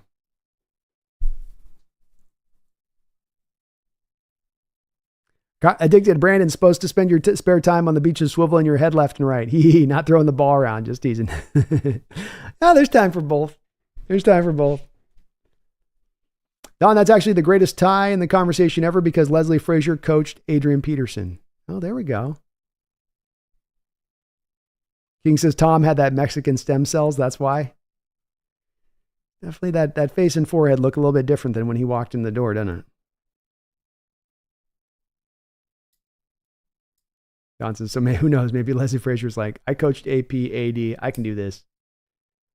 Whitebird, since will have a bounce back season, it will be Wilson Renaissance for Pittsburgh to go anywhere. Ravens will have a shakeup and not perform like last year. I can see the Ravens definitely taking a step back, losing coaching, a little bit of talent dropped off just a bit. Where are they going to be at with that? I think you're right. Since he's definitely could be in line to have a bit of a bounce back this year if Burrow can get and remain healthy there. So I could see it. It's maybe the toughest division in football, to your point, Whitebird. And as we see those tough divisions, it's somebody's got to end up in the last place, and maybe they're still even a pretty good team, but they're in last place nonetheless. Sentai Donnie, how you doing, man? Good to see you in the house. Don says Moore was like, we suck, and Pete just quietly fired everybody. Yeah, he did. Yes, he did. I don't know when BB gets out of prison. Hopefully some point soon here. Addicted Aaron Curry, bad Pyang curry with a couple of scoops of steaming rice. Very good. War Chief says, I still keep a bottle of bourbon in my freezer from what happened in the Mora era. Even saying his name now will throw up in my mouth a little bit. It was a tough year, and you had some brutal games. You got smoke showed that year in a few of those games. Yeah, Linda Mari, Ricardo. What did Linda weigh? 140 pounds? Yeah, you don't want to count on Linda Mari to win you the game. It's not a smart move. Doesn't like house money. Don says, if nothing else, bring back BB as a strength and conditioning coach. Just get him in the building. Hey, I think he might be a good coach. He'd bring that intensity, man. He'd be bringing that. Yeah, we're going to get a tough defense again, Don. I think we're heading back in those days, and I want it too. Good tough defense goes really well in that stadium, especially with the home field advantage. So I think you're back on the road to it. I do. Don says, you're a soldier, B. Love your stream, man. Well, thank you, brother.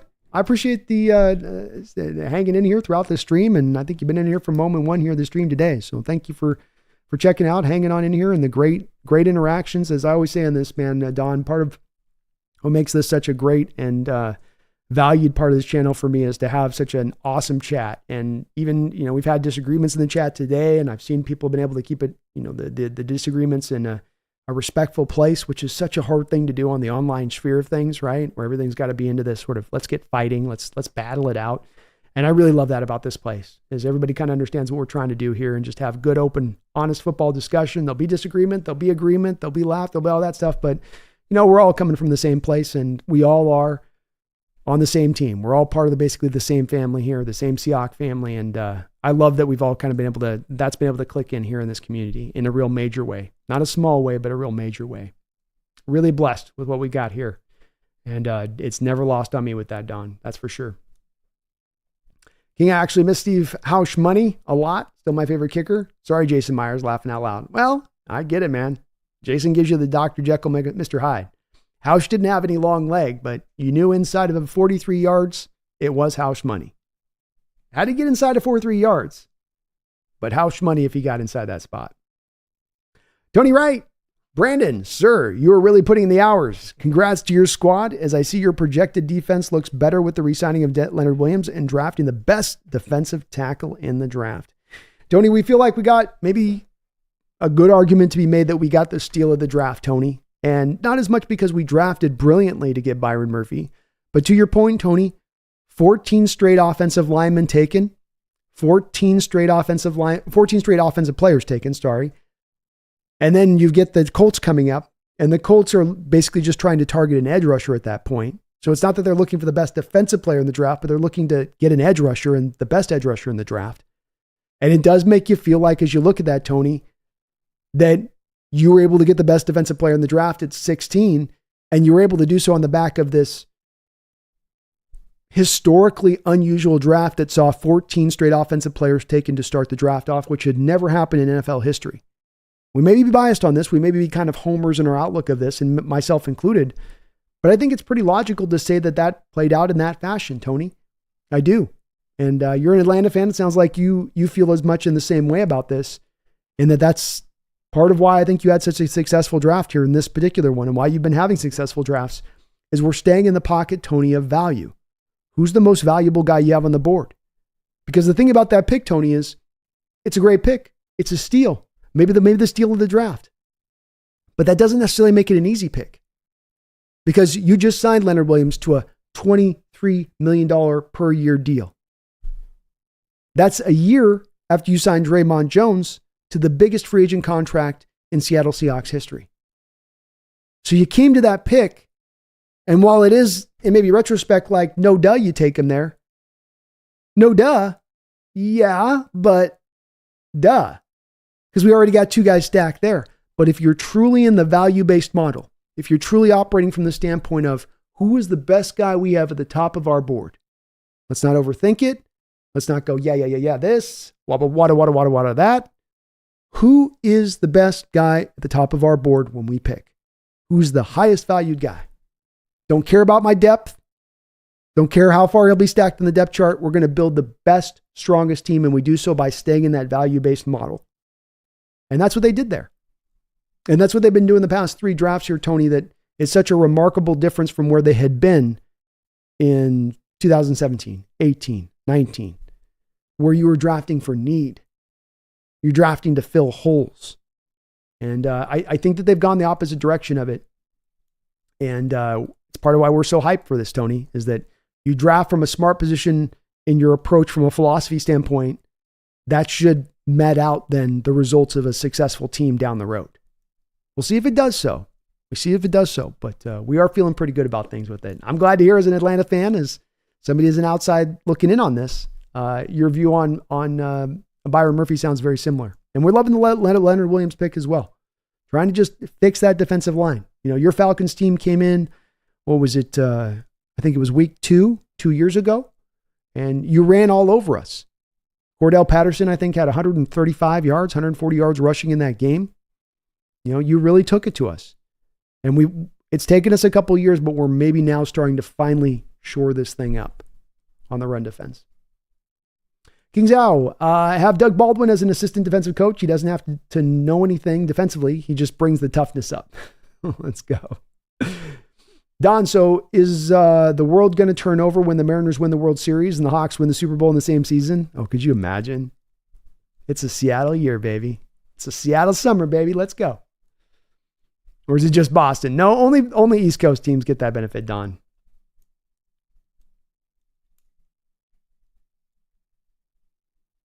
Ricardo, why not have Baldwin as a wide receiver coach? He sure will teach them good route running and toughness. I think there's a lot of former Seattle Seahawks on that Legion of Boom team that would be great coaches.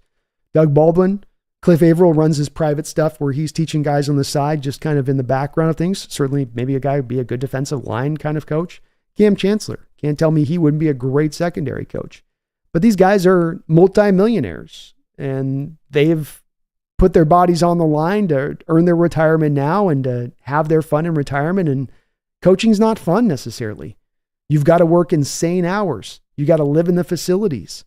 Do these guys really want to sign back up for that kind of thing? And I think many former players, that's not something they want to do, especially when there's not necessarily a financial impetus to do so. There's not that need to do so. Tony Wright says, but don't give up on Draymond Jones, as I see you have him as a backup. No, he's going to be mixed in, and the backup notion's kind of a misnomer, Tony, to a degree, because he'll be starting early downs as an edge to help you shore up the run game off the edge and set those hard edges, which when you start with the Mike Macdonald defense, hard edges in the run game is kind of a lot of where it begins. That's where a lot of where he's going to start from. So Draymond's going to, early downs be on the outside. And then Tony, as you know, with these defensive lines, it's all about rotations. It's all about keeping the snap counts at a good spot with all of these guys. So whoever starts, whoever sits, everyone's going to get their snaps. And it's a place we've always gone back to when we look at our Seahawks teams that went to the back-to-back Super Bowls, Tony, is no defensive lineman on either of those two Super Bowl teams was playing more than 40% of the total snaps.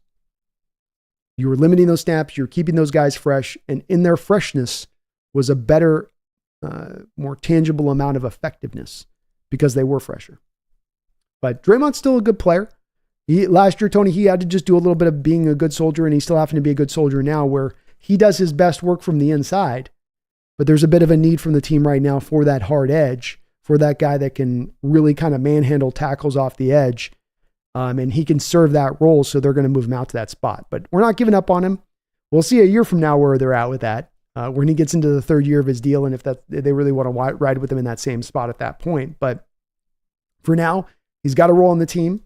He didn't play bad for us last year. Had to be a good soldier and kind of fill in because we were so empty off of our edges in our run defense. But he will have a role here on this defense for sure. Ricardo says, Baldwin doesn't strike me as the most personable guy, though, or very patient, laughing out loud. Maybe not in that respect. Maybe not in that respect. That's the other thing you need is that mentality to be the coach as well. A lot of patience.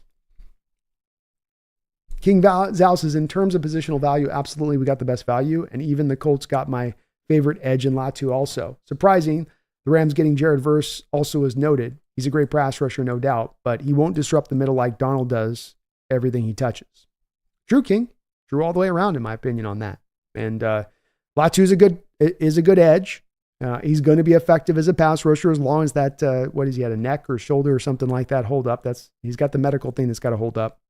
I always think it was telling when you go back to, the Colts general manager, when he's, they get the camera on the Colts general manager just after the pick is made. And the Colts general manager says, we just got the best effing pass rusher in the draft. And, he doesn't say we got the best defensive player in the draft. We got the best pass rusher in the draft.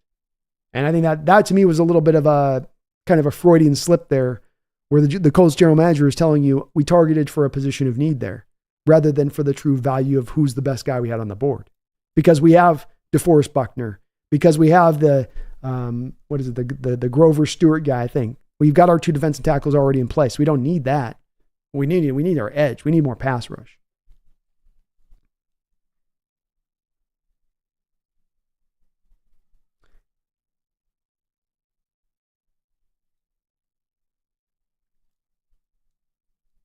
Or Chief Brandon, the Seahawks could win the Super Bowl. The Mariners could win the World Series. The Kraken could be champs. PFF will still have our boys ranked last behind Jets players. Probably so. Don Cornelius says, hold up. I was asleep when Lockett passed Brian Blades in receiving yards. Or is the internet misleading? Nope. Passed him by last year, Don. Passed him by last year. Pretty incredible, huh? He's been just so terribly consistent the last about 5-6 years as Baldwin or Lockett. Just right on point. Big Docs, Brandon, if you had to make a bet in Vegas, which isn't too far away from San Diego, by the way, which Hawks defender will shine the most in McDonald's defense? I think it will be Witherspoon. I think Witherspoon's going to be fit within the Hamilton role.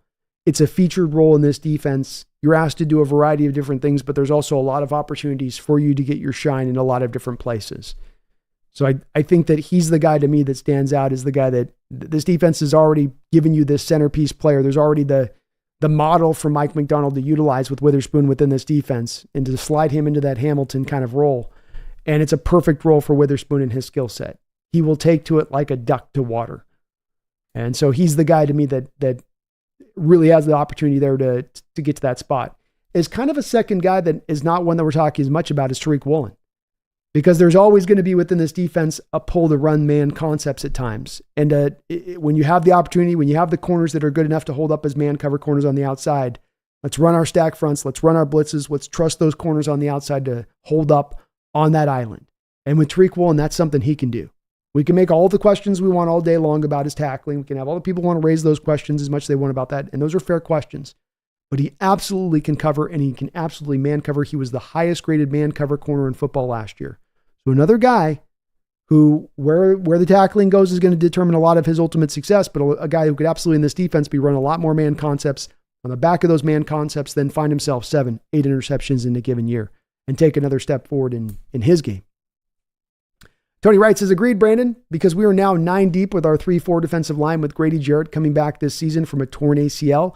He will be ready. We drafted 2 3-4 defensive ends and a nose tackle from Georgia in this draft. It's where we sometimes don't think about it as average fans, Tony, when we look at teams where we get locked in on the starters and you go, starters where it's at. You know, how your starter goes. But it is depth in football. It is, can you call upon a rotation of guys to come through? And we really faced this last year, Tony, where we had a defense that cumulatively, basically, when you went up against other teams and the total number of snap counts our defense ran last year, we ran about a game and a half extra in the number of total snaps we ran versus a team like the Niners. And that then means that that's that many more snaps on that many more players. And if you don't have the rotation, that's that many more snaps that you're having to roll on your frontline guys, and it's going to tire them out. It's going to make them less effective. And then it becomes a hard thing to recognize, Tony, because then you go, well, did the guy take a step back in his play? Is he eroding? Is he getting worse? Or did we run too many damn snaps on his back? And you got to be able to, I think almost ahead of time, be able to remove that we ran too many damn snaps off his back. You got to be able to say, I'm looking at snap counts right now. It's not out of control. We were able to massage the situation with him and protect him a little bit. And so then if he is having a dip at that point, if he's not playing as well, then you can really identify it correctly of, oh, nope, he had a fall off here. Oh, nope, he's starting to erode as a player. But it gets hard to do that if you're just out there making him roll endless amount of snaps, because they're going to get gassed. Guys are going to get tired. And once they get tired, that's when mistakes get made. But yeah, your Falcons are definitely trying to do somewhat of a similar thing and recognizing that. It's a smart approach, Tony. It really is. It's good to have the star power, but I think you could make an argument, Tony, that the depth is almost as intricately important. War Chief, Baldwin's God. My favorite moment is when he's standing walking off the field and told Deion Sanders, how do you like that? The pedestrian receivers now, chump, laughing out loud. I hate Deion with a passion. Yeah, Baldwin was on one during that time when he was going at Deion, going at Chris Carter at that time. I love angry Doug Baldwin. Don, Rookie of the Year last year. Look at defense. Will Anderson never earned it. It was Spoon by 3 miles. Agreed. Spoon should have gotten it. Brian Blades was awesome, Don. Love me some Brian Blades. Blitz 2K5 has been celebrating 26 months, over 2 years of support on the channel. Blitz, I really thank you for that long time support. You were awesome for that, man. Awesome. He says, hey, B, sorry I missed it live while at work. Love your take on things. Can't wait to watch the 24-25 season along with you. 12s are sleepers. Go Hawks. You better believe the Seahawks are certainly sleepers this year. No one's going to be expecting anything from us, but we absolutely could go out there and shock the nation with this team and where this team is at as far as the level of talent it's bringing to play. Doesn't get there this year in 24, Blitz, to your point, 25 is absolutely when it will go down, in my opinion. Go Hawks to you too, man. Thank you for your longtime support on the channel. I really, really do appreciate it. You're part of what helps make this go with that kind of support. and things are looking up in a big time way. So, no worries. Whenever you can come in, I appreciate it. And you have a right. The Seahawks fans, this is not empty hope. This is not false hope. This is not you being homers. The parameters, the conditions, the recipe, the mix, it's all right there. We got to cook it up. We got to bake it right. McDonald's got to bake it right now. But they have made the smart decisions to start to set the stage for this team to finally turn itself back around to a place where we can truly be contenders again. And hopefully sooner than later, to your point on that, Blitz. But I thank you, man, for that long-time support. And go Hawks. Go Hawks. King says this may sound crazy, but the most beneficial player will be Julian Love and his free-floating safety scheme. Another guy definitely will develop, King, or will benefit in the scheme, and who has got good fluidity with it in the past. He's a guy that's not going to need to have a lot of time to kind of ramp up. He's going to know where he's going to need to be. He's going to know what he needs to get done, because he's played in it before.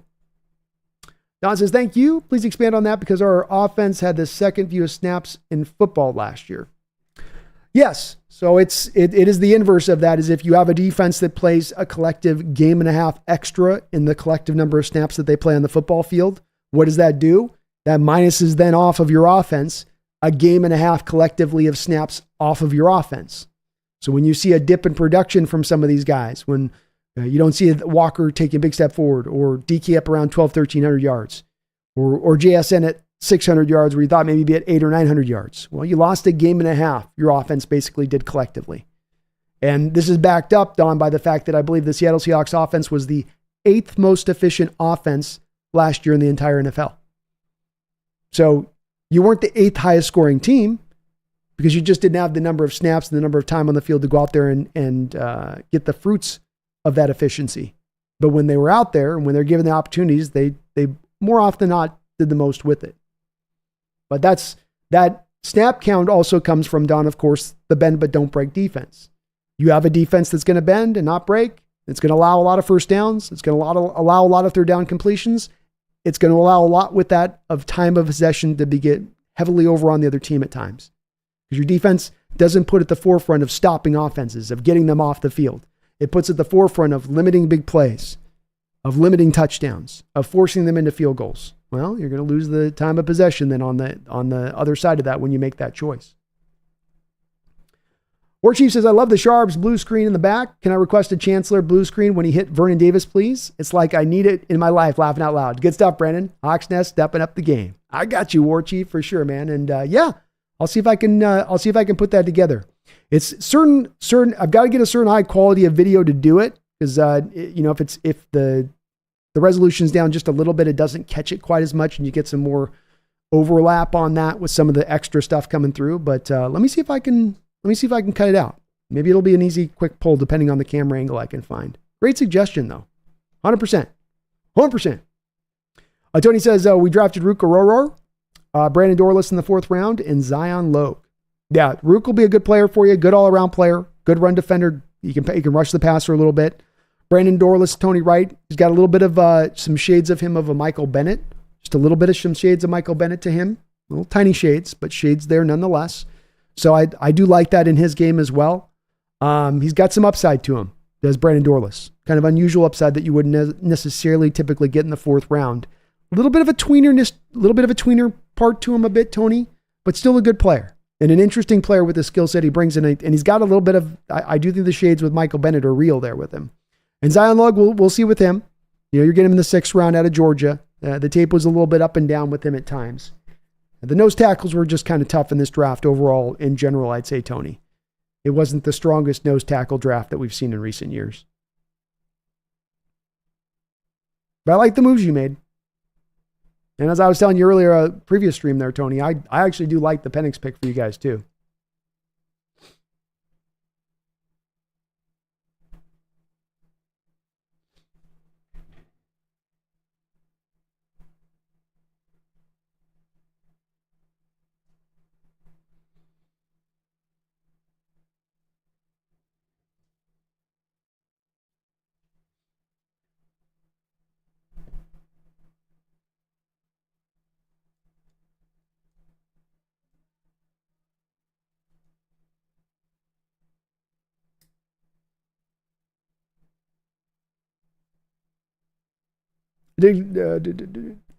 Sherman dead to me, says Don. He makes it hard sometimes, does Sherman.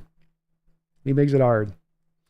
Tony Wright says, plus we have starter nose tackle David Oyeneta. I can never say his name, Tony. And second year defensive end Zach Harrison, who we drafted from Ohio State. And he played behind Calais Campbell last year and learned a lot as he made plays late in the year. You're also, Tony, in a real open division there too. I mean, let's not undersell that as well, as that, you know, your team's making some pretty good moves overall. And the team is pretty strong from a talented standpoint. And it's also in, I think, an open division there where it's a little bit theirs for the taking if they can bring these things together really fast in that way. And I think that's part of what they've recognized in making the signing of Cousins and Penix and where they did is like, we've got a team that can compete in this division. And once you can win the division, you get in the playoffs, anything can happen at that point, right, Tony? And so I like overall what they're doing. They're moving in a good direction. And again, I did like the Penix pick where a lot of people weren't necessarily as on board with that. They are trying a little bit with that defense to get by the collection of the parts. The cumulative of the parts is greater than the whole kind of thing. You know, the greater the whole is better than the collection of the parts, however that saying goes. But you can see that there's a tactical approach behind what they're doing and why they're doing it, Tony. And it's not, to me, it's being done intelligently.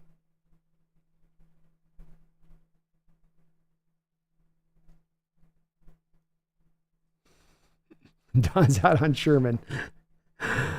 Ricardo Richards, absolute maniac. I remember when he had a tantrum in a game and his teammates had to surround him and talk him down to get him back in the game. He's definitely got a temper. He lets the emotions kind of run things wild with him at times. Tony says Harrison ended up with 4 sacks all towards the end of the year. He got 2 sacks against Indy in one game as he learned under Campbell's tutelage. And you know, we've talked about this too before, Tony, of those first year guys, is even if they give you just a little bit of impact, it's a good marker for those edge rushers into year 2 and 3, because they don't tend to just burst on the scene. It does tend to take them a little bit of time to kind of learn their way and find their footing. In Divine, love you, Brandon, and your boy Brendan. You're the best doing this. Thank you, In Divine. I appreciate that. And Brendan does some great work over there. So he's been putting in the hard work this offseason as well. And I know he's all prepped and ready here for this upcoming season. And love doing my collabs with him. And we'll definitely be keeping it going throughout this year as we have in the past, for sure. You can see that Calais Campbell's immortal, I swear to God. He just keeps playing, man. I think he's on some roster this year, isn't he? Tony says, yeah, I see it between us and Tampa because Tampa Bay's defense is still good and the offense has players plus those receivers. Tampa's good. Tampa is still really good. You know, there's no doubt about that. And I think it is between those two, your two teams in this division. I think that's an accurate assessment of it. And you're dancing right there with them. You know, they won the division last year, but it wasn't by some wide mark. They're not a juggernaut by any respect. And there's definitely room for you guys to overtake them there, for sure. And with Arthur Smith, he kind of was running the offense. I like Arthur Smith, but things got a little weird there with Atlanta at the end with the quarterback play and how all of that was going. So there's a lot of reason to believe that the offense can come a big, huge step forward under different influence with a different approach. Don says, Calais Campbell I love, but is he too old?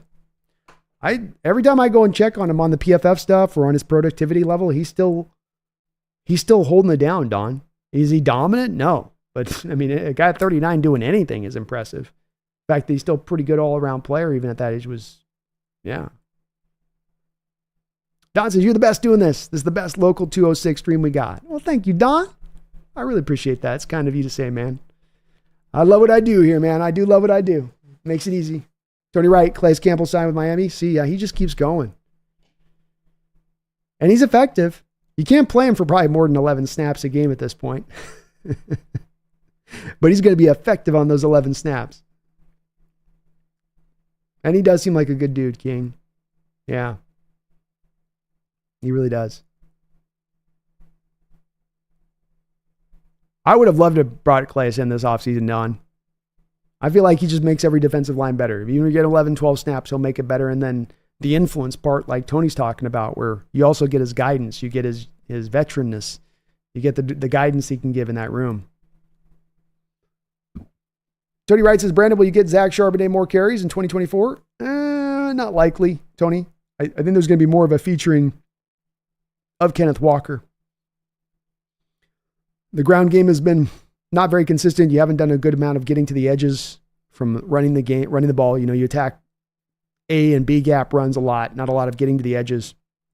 I think there's a lot more room now to attack in this new offense with outside runs, and that's going to be a bread and butter, I think, to Walker. And I think his talent is going to be too tantalizing for him not to be on the field the majority of the time. Not that they aren't going to find touches for Charbonnet, and not that he can't be effective, and maybe he'll just slide into being kind of a third down role mixed in as the second back in the rotation. And on a 17-game season with 2 Thursday night games in a football year, you're going to need your backup, and you're going to need to lean on him for some carries. But it is going to be Walker as your main guy, because he really is kind of a difference maker at the position, I think. And they haven't really been able to quite get the most out of him, Tony, partly because of how they've utilized him. Don says he's like 6'9", 380 pounds. Yeah, he's a big boy. It's crazy how low he could get into his stance, Don, for being that big. As you watch him, he just get real low because he knew he can't lose the leverage battle that bad every time. But he found a way to do it. Don't see a lot of guys at that size able to get on the line and be able to pull that off. Dig Dogs, Brandon, great show. Got to crash. Big interview tomorrow. Go Hawks. Well, best of luck to you on your interview tomorrow, Addicted to Hawks. Go out there and kill it, man. I appreciate you on that. And we just crossed over the 6-hour mark here, so we will probably start to put a bit of a button on this one. Definitely the voice is getting a little bit choppy, I can feel.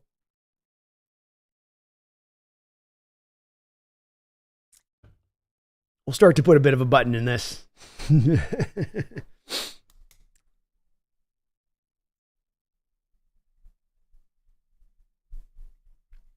Marshawn knocked his hat off. Maybe that's why he won't come here. It might not be Don, because I know John Schneider's loved Calais for years. I always thought at some point or another he's going to find a way to bring him in here, because he'd always be talking about him in drafts and trying to find Calais Campbell types, and never was able to. Tony says, Brandon, what are your thoughts on the pay scale for quarterbacks and now receivers? They have to do something because it's too much, especially for these receivers. I don't know if I feel the same way about the receivers as I do the quarterbacks, Tony. The receiving, passing has become where the game's gone. Receivers in so many ways have taken up the touches and the more of the carries on their back that the running backs used to have in certain respects. So the receivers getting paid at a high mark is tough, but I'm okay with it on the receiver front of this. With the quarterback, I've got a bigger problem with it, Tony. Many of the quarterbacks on these teams are making more than double the next player on the roster. Quarterbacks tend to have the longest careers of other positions in the sport, and then they're also the most well paid. That doesn't seem to go quite together, right?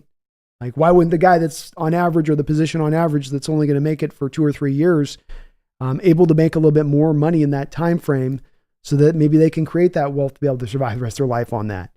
And if you're having a quarterback make more than double, there's a finite number on the cap. There's a finite space on the cap. There's a finite amount of money that can go to the individual players. That is being taken out of other players' pocket. If you're paying double to a quarterback, there's somebody else on another roster then that's having to pay the price for that, that's making less. There's another positional group. When you talk about safeties being devalued or running backs being devalued, that's their money going into the quarterback's pocket. And while I understand that the quarterback position is the most important position in the sport, I don't think it's so important that that guy should be making more, Tony, than double the next guy on the roster. When it gets to that point, it's silly. When it gets to that point, it's gone too far, especially when you think about the fact that so many of these quarterbacks don't earn the money that they're then given. Teams are worried about losing them. Teams are worried about having to go find the other quarterbacks. So they just give them the money, but they don't really deserve it. And once they give them the money, it then hinders the rest of the roster building to such a degree that you can't almost do anything else. Whereas I don't think necessarily having a receiver you sign at $30 million a year is going to reduce the rest of what you can do with your roster. So the receiver contracts are going crazy, but look to that, Tony, as well. Defensive tackles are going crazy. They're making $30 million a year. These are valuable positions, and they are positions that don't necessarily have a long shelf life in the NFL. Some receivers can play long, some can't. So I don't feel the same way about the other positions, Tony. But when it comes to quarterback, yeah, I think it's gotten ridiculous. And I think it's not better for the sport that this goes this way, because when these quarterbacks start to make this money, you start to have organizations now having to risk having their team get completely sunk on a given season because their quarterback is essentially taking up so much of the money and they can't do anything else. Like the Browns, for instance, with Deshaun Watson. Browns did stupid stuff there. They guaranteed the whole contract. It was dumb on their part, no doubt about it. It was dumb on the Broncos' part to trade for Russell Wilson and then pay him before he'd even played a snap. But this is also kind of the lay of the land. The quarterbacks are wielding this power. They can ask for this amount of money. They can ask to be paid in that way because there are teams willing to do it. And so you end up having to pay. I think they should force the hand of this, Tony. I think that they should bring in a salary cap. I think it'll be better for the sport. It's all about parity. It's all about giving every team and every individual city an opportunity to feel like before every start of the season, we got a chance. We're in this. And when you have a quarterback that's sinking your whole team at the start of a year, that removes that feeling. King Zhao, he was an Arizona legend. That's also what might have him not come to Seattle. I think it's more likely the reason he's not come to Seattle, King Zhao, is, as I understand it with Calais Campbell, more of an East Coast guy. So just has a general preference to be over on the East Coast. I think that might have been more of an impeding factor than anything else.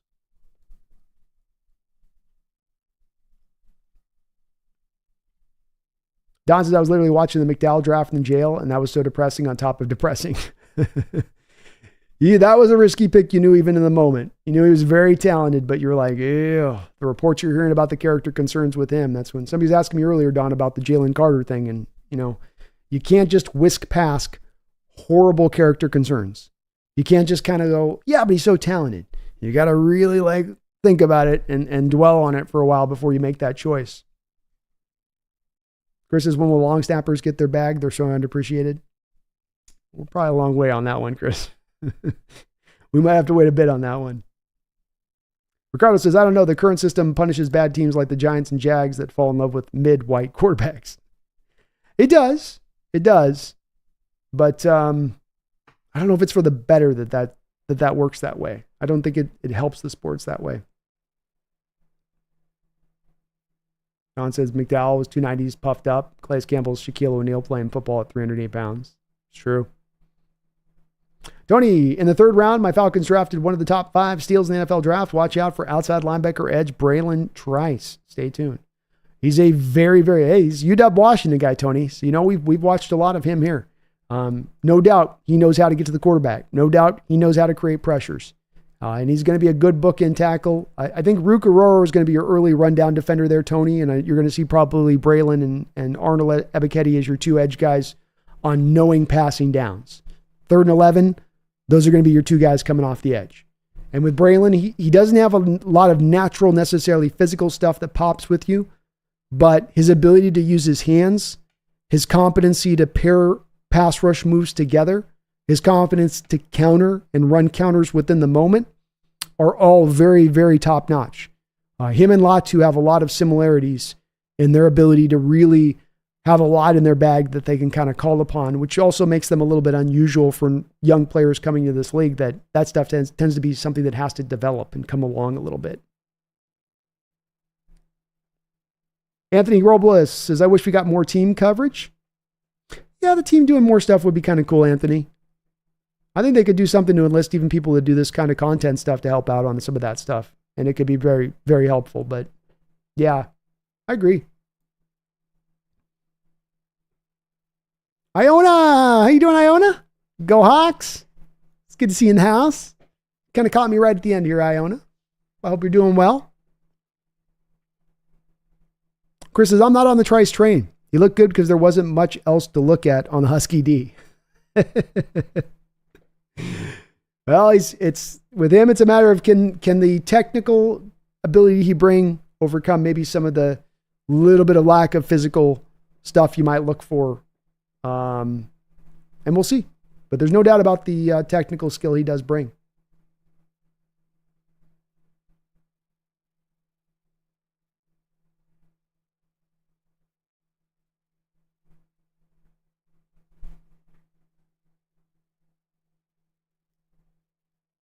King Zhao says, like I said, give it 5 to 8 years, and if they don't cap, it'll be near $100 million a year for great quarterback services. It might be $100 million a year at that point, King, if it fits the truth. You like somebody else said, mid services. You might have a mid quarterback that's just due up for a contract. You're like, well, we got to give him the $100 million a year. It's just what you do. It's just what you do. We're stuck. Like, do we have to do that? Are we sure? It's good to hear you're doing good, Iona. Glad you can catch the stream today. Don says Leonard is like the Game of Thrones bastard who's not the heir to the throne. Tony says our new defensive coordinator, Jimmy Ray, who came with Raheem Morris from the Rams, was Braylon Trice's D coordinator at Washington from 2022. He'll know how to use him. It's always good to have that kind of guy, Tony, when you've got a guy he'll know exactly how to put him in the right circumstance to get the most out of him. And that's sometimes the hardest thing to have a young player come into the house is, let's figure this guy out. What does he do good? What does he do bad? What do we got to kind of keep him away from? How do we unleash him right?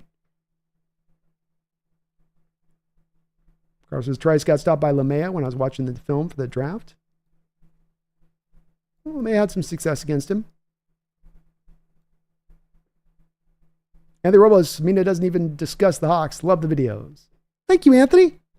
I'm going to get some more here prepped up for the start of the season. So I've got a Howard Cosell video I'll be dropping here in probably about another week and a half or so. So I got that in the kitty ready to go, and hoping to get some more content out to you guys with some uploads and stuff too, Anthony. So we'll keep it pumping out, hopefully. Appreciate you. Alexander Matthews, 10-7, Brandon. Laughing out loud. I think that's about where we'll be as a record-wise as far as my prediction goes, Alexander.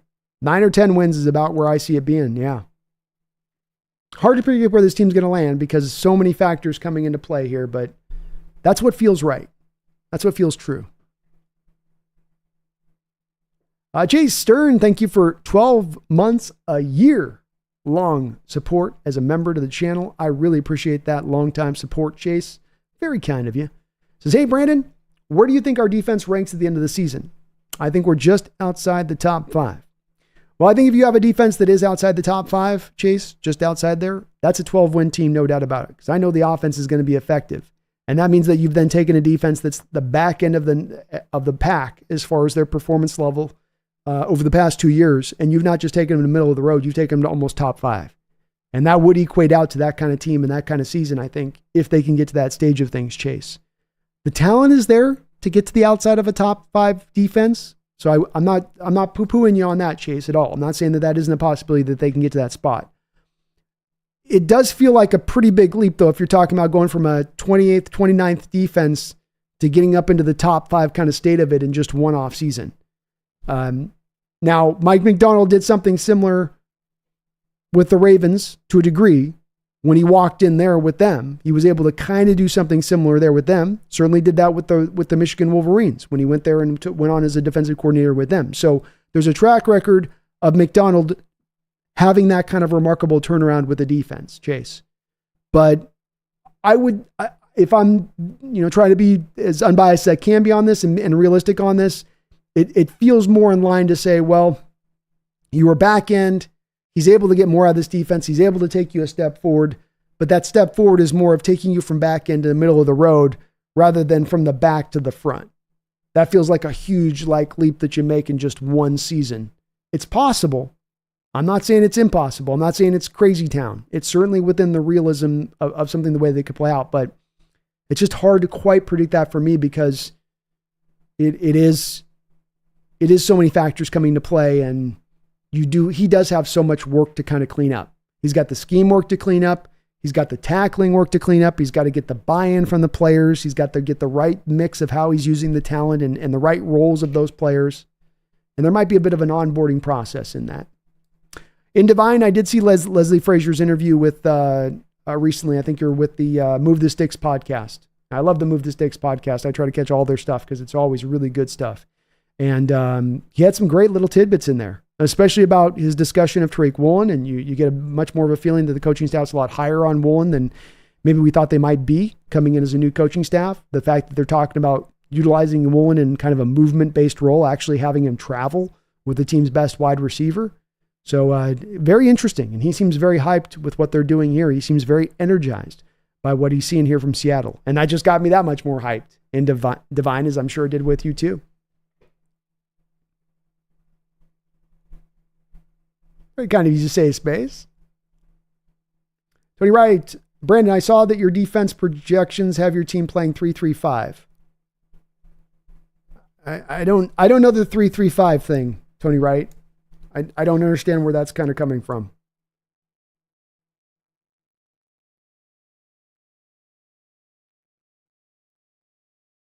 The defense, Tony, is going to end out more often than not in a 4-man front. 4-man front. Stack boxes to a 4-man front. So rather than going 3-3-5, or is it a 4-2 this, or is it a 5-5-1, it's 4-man front. It's a cover 2 shell. It's going to end up in a 4-man front more often than not. Stack fronts to a 4-man box. But you're not going to run any 3-man fronts. And the 3-4 defense, though this defense comes from a historical background of a 3-4 defense, there's very little times that it's actually going to be in a 3-4 front. I showed, I think at the start of the stream here today, Tony, about 45 cuts from the Baltimore Ravens game, 45 snaps in the Baltimore Ravens game. I don't think that they were in a 3-4 defense one time in any of those snaps. So it's really a 4-man front. It's a cover 2 shell. It's a stack box that becomes a 4-man front, and you don't know which 4 guys are going to be the 4 guys on the front. But not any 3-3-5. That's more college stuff. The 3-3-5.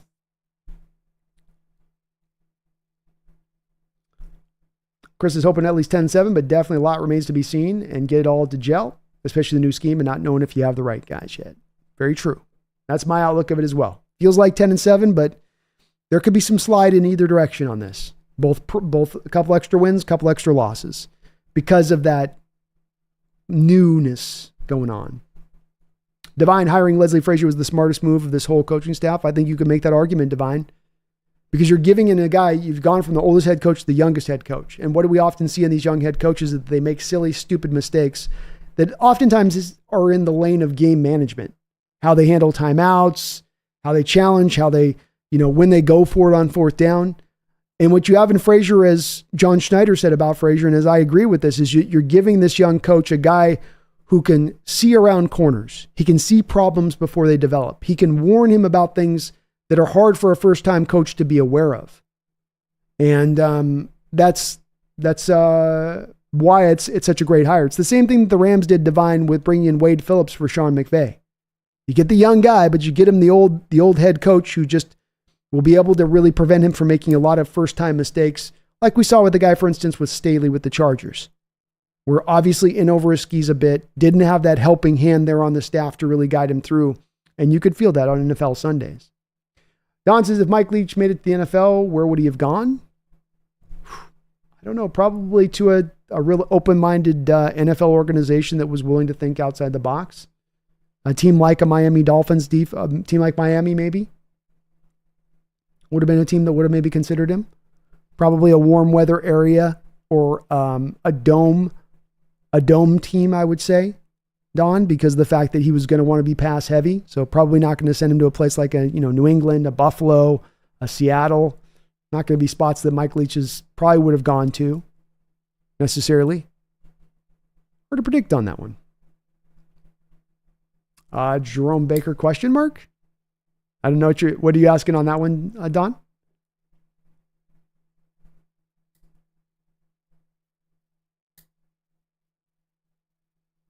Divine says, dude, exactly. Yeah, it's a necessity, Divine. Because if you didn't have that, you're going to have those growing pains of a first-time head coach. Smart. That's what I say. Is smart smart decisions being made in a collective way. Smart here, smart drafting, smart way you spend your money, smart in how you hire your coaches, the head coach and how you target this head coach, the many interviews that you went through, the many people that you talked to make sure that you found the right guy, the building of the staff in the way that you did. Smart decisions. And when you have this many collective smart decisions that you stack on top of each other, that eventually equates out to success, in my opinion. Don says, if Jerome Baker wants to shred mountain bikes down the best tracks on the planet, I challenge him to go hit up Galbraith with us. There we go. Is he a biker? I didn't know that about him. He's really good in Texas. Anthony Robles, do you watch Top Billin videos on the Hawks? He gets me hyped for the season. Also notice my profile pic. It's hard to see on my deal because I got the thing here. I have to, let me look on the other thing. The streaming software makes it hard to see exactly the stuff going on your guys' profile. Let me see if I can see it through this.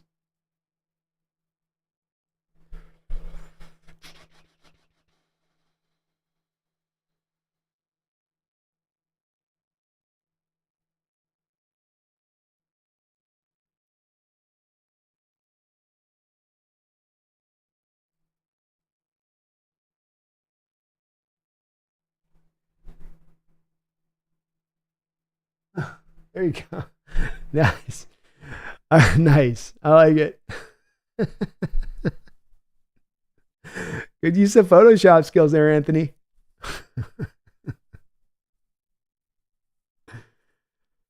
Very good. Frazier's big hire, says King. He's not just a coach, he's a teacher, and he's admitting he's a teacher more than a coach. He has that laid back attitude that you have to work with that'll work with Mike's hard but a firm mindset. Yeah. Really, really good, steady, even keel kind of head coach to have on the roster. I agree with all your points on that. A guy that's been there and done that.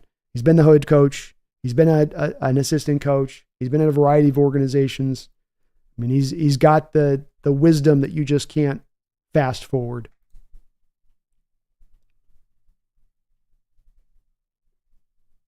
Don says, I don't know if he's a biker, but I challenge his ass. Get it done.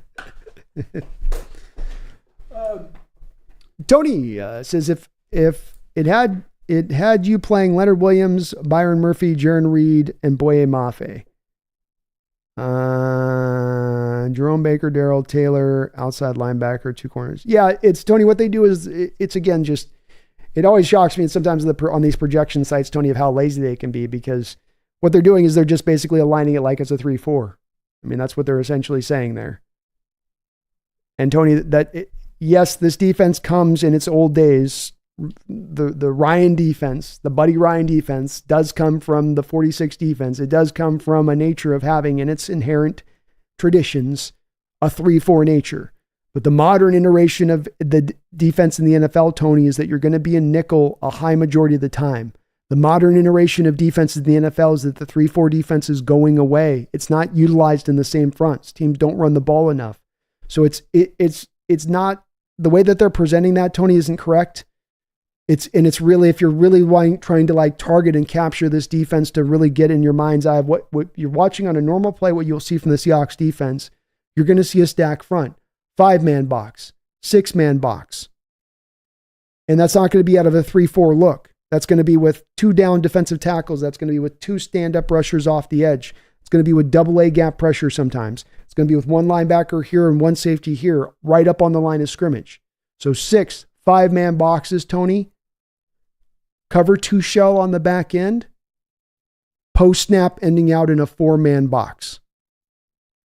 So that's more of the way to, Anthlon projection. What Anthlon's doing there, Tony, is they're going, Mike Macdonald come from Ryan run 3-4. And then they just start writing in the names of the guy into a 3-4 defense.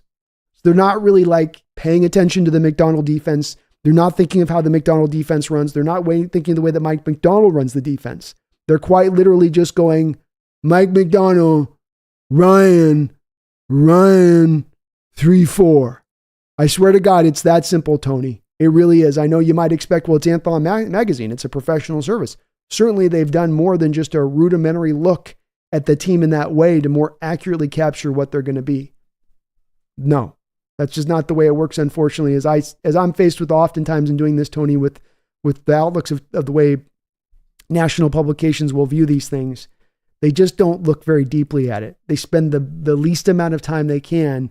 And while it might look like they're coming from a point of actually speaking to expertise, kind of one of the quickest ways I've been able to find on looking at this defense is if people are going to reference it as a 3-4, it's kind of a quick way to kind of expose them not really understanding this defense.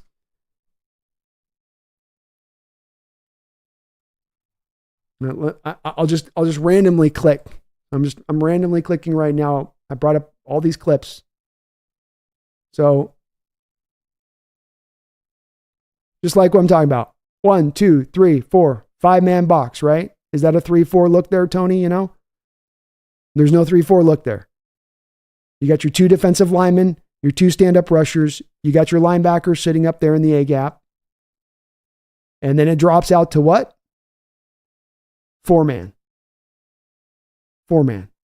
So and in this case, Tony, I have 45 clips I've prepped today from this Ravens game against the Seahawks from this prior year. I just clicked randomly on this one. They're not running any 3-4. So any publication saying that's a 3-4 defense, any publication trying to it's a 3-4 with your 2 outside guys, no, it's not. No, it's not. It's not that anymore. Tony says, signing former Pro Bowl Laken Tomlinson was a huge, and he'll help your O-line tremendously. Now you get to hit his former mates in the San Francisco mouth. It's good signing, hopefully. It's a little weird signing for us, Tony, because we're into the spread scheme now. We're needing mobile offensive linemen. The centerpiece of Laken Tomlinson's game is not necessarily moving in space, but he's a competent guy, and he's been in this league forever. He is really durable. You can almost write it down. He'll play all 16, 17 games. And he is a veteran steady presence. You got a lot of young offensive linemen here, Tony. So getting a little bit more of a veteran certainty in here as you're hoping some of these guys pop. But if they don't, you got a little bit more certainty that you can lean upon. I think you're right. It's going to be very, very helpful to us to have a bit more of that. And hopefully finally our offensive line, much like you've mentioned with our defensive line, hopefully this line can also be something that comes much more further forward than it's been in recent years, where it has been a bit of a weakness for our football team. Ran the cut. I think Mike will put defensive tackle in position for easy sacks. Will he get them though? I don't know. DT, Darrell Taylor? Maybe. Darrell's got to make the roster too. It's going to be a bit of a question mark at this point as well.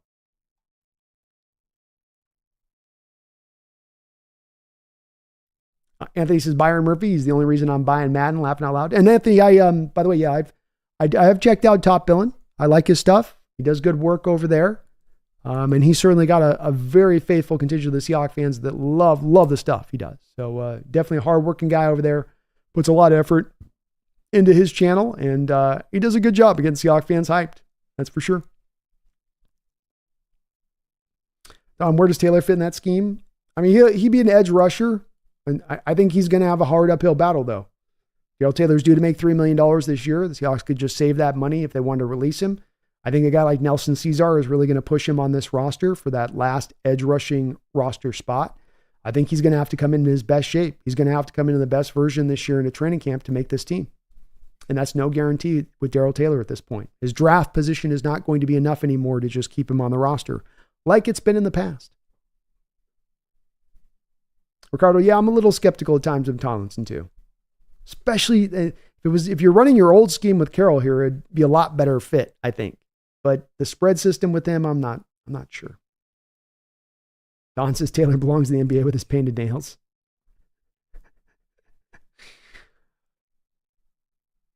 Maybe so.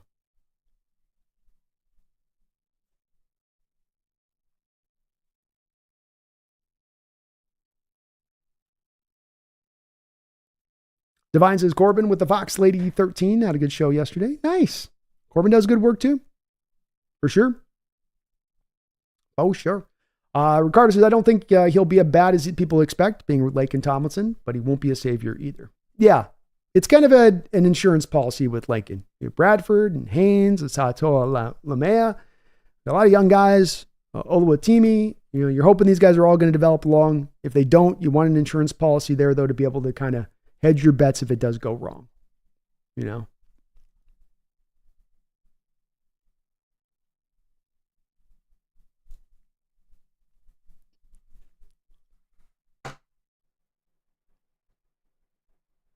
Yeah, Don, I think I've long suspected with Taylor too. I think he's gonna have a hard time making the roster. And I think once Mike Macdonald gets a close-up view of his inability to play the run, I don't think that's going to stand for Mike Macdonald, for a guy that wants his edges to set hard edges, who wants his edges to be able to play the run. I don't think he's going to look at it like I can protect this guy and just only put him out on the field in pass rushing situations. Maybe. It's possible maybe he looks that way, but that's where I come back to Taylor's got to come in his best shape, in the best version of himself, because he's making $3 million. He's no longer in a cheap state. He's in a state now where you could go to a much cheaper guy, and if that cheaper guy can give you 90 to 95% of what you can get from Darrell Taylor, then it becomes an easy choice for the Seattle Seahawks to go that other player route, because you need to save some money at this point. You got a little bit of cap space, but $3 million extra money in the back pockets could be maybe better utilized in other areas on this team to build a better team. He's out. I'm telling you, Taylor is the only pass rusher that has two left feet. He's so unstable playing the edge. Well, have you guys you've seen King. He's more bow-legged than a cowboy that's been on horseback for 50 years. If you watch Darrell Taylor walk, I mean, his feet start here and his legs go out there and it goes like that. And how can that man be balanced? How can any man be balanced that's that bow-legged? Don says, I can't wait till the Matrix makes me believe. I grab a full beer every time I grab it to take a sip. You got to call local lazy ads on your stream now. Hell yeah, congrats. Let's go. Let's go. Anthony says, who will win the new kickoff spot? I personally want to see Kenny McIntosh, also having him as a receiving threat when K9 needs a break and Zach isn't running over people. I think you're going to find a role for Kenny McIntosh both as a returner out there this year and as your that sort of third down back, Anthony. I think the way this will play out is probably you'll have Laviska Shenault and probably Kenny McIntosh as your two kick returners. I think the team is open to maybe being Eskridge and Laviska. I just wonder if you're going to kind of run into a numbers game between Laviska and Eskridge. That there's got to be kind of one or the other, and you've already guaranteed Laviska's contract. So I think Eskridge has just got a tough uphill battle of even making the roster. And with McIntosh, you could have him be your kick returner, and he already naturally sits in there as your third running back. So I think that would be the way to do it. But certainly Eskridge is the guy that is a possibility in that role. Even if it does play out that way, Anthony, I still think Kenny ends up sliding into that third down role more often than not. Charbonnet will get some carries in there too and get some touches out of that third down back role, and he was good in that last year. But McIntosh is such a pure third down back fit. You can line him out as a receiver, and he's going to smoke linebackers in coverage. I mean, he can run really good routes. He's got really good hands. You're going to find a way to utilize him.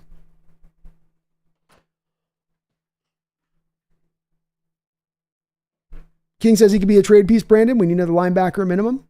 He could be. Yeah. Sell him on a team like the Chiefs where you go, hey, bring in Darrell Taylor. Just make him in a pass rush role. You're going to be on top of a lot of teams. You're going to be playing from ahead a lot. You're going to be able to neutralize and mitigate some of his issues and stop in the run. So we'll make a trade with you. You know, give us one of your inside linebackers. You got extra stack of that. Give us one of those guys. Could be. Don, they advertised to me in Scottsdale on your stream. So just now, hell yeah, man. Let's go. Love it. Targeted advertising, Don. Carter says Darrell Taylor's era is over. Nelson Caesar era starting. All hail to Caesar. That's my bold predictions. I think Nelson Caesar ends up being that final edge guy, and Darrell Taylor, whether it's a trader or a lease, just ends up not being the guy on the roster.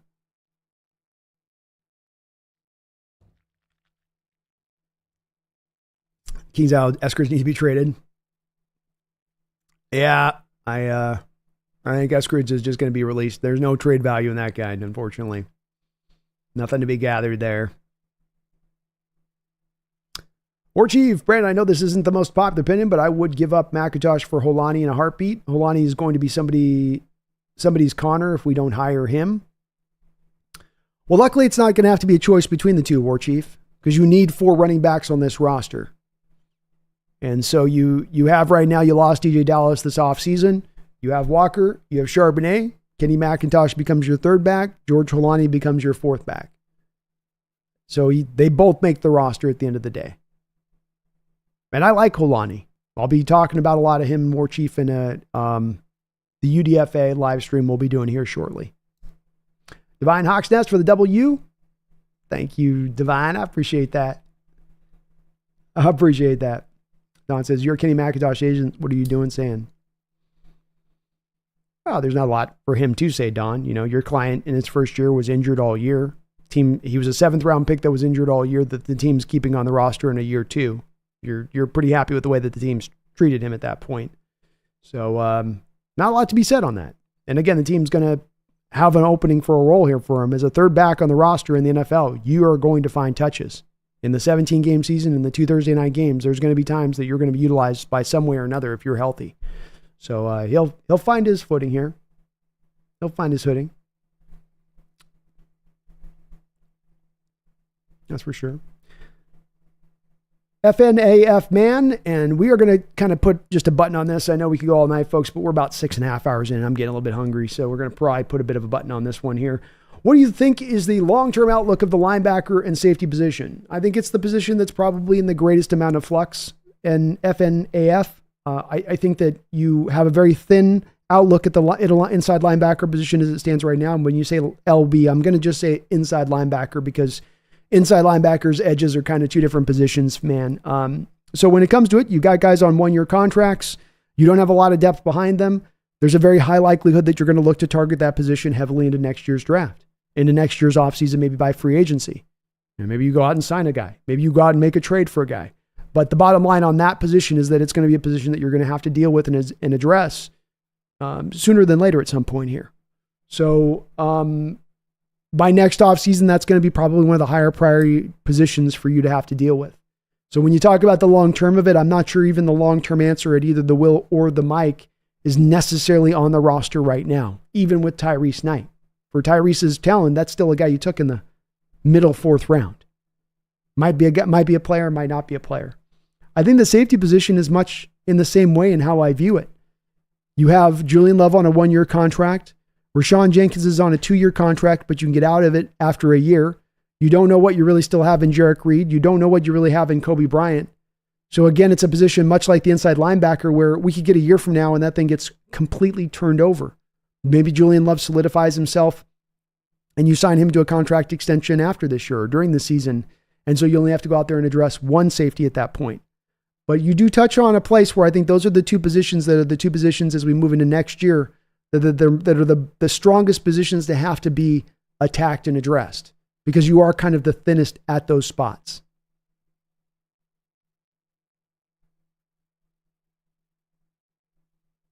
War Chief says, nice, 4 backs, let's go. Yes, it's easy. This is an easy one to predict, War Chief, because the team is always going to carry 4 backs. So it's not even a matter of George Holani going to the practice squad. He is the active roster. He is going to be the 4th back on your squad this year. 100%. Well, I can't say 100%, but like 96.5%. Iona, you have yourself a great night. Thank you so much for hanging on the stream here. It's good to see you. Anthony says, who do you think will be our offensive line lineup? I sure hope Lucas stays healthy and Olu starts at center. Charles Cross will be your left tackle, Anthony. I do think that the team's going to lean in on having the veteran presence of Laken Tomlinson there at left guard. I think Oluwatimi is your starter at center. I think Christian Haynes is your day 1 starter at right guard. And yes, I think Abraham Lucas is your starter at right tackle. As you say, it's all dependent, of course, on his health holding up and him being able to toe that line. And that's a big what if a little bit, Anthony, but everything seems to be encouraging off of what we're hearing from the surgery. He's working out right now. He's working out without a brace on. And so these would seem to be pretty good indicators that he is good to go.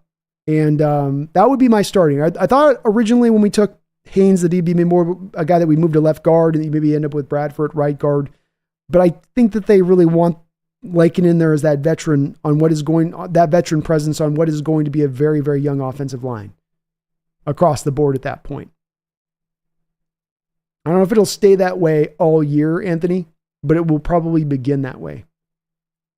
Don says, let's effing go. This stream is my fave. Gets me fired up every time. Let's go, Don. I love that energy, man. Thank you so much. I love what I do, brother. I really do. Don says, I'll send you a pizza to DoorDash. Laughing out loud. I don't think there's any. Is there pizza companies open over at 11:30 at night? I think they're all closed. I'm going to give you some popcorn.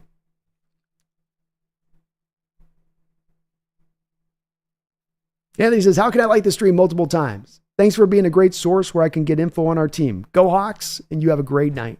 Well, thank you, Anthony. I really appreciate that, man. And thank you for hanging here with us on the crew and asking some great questions.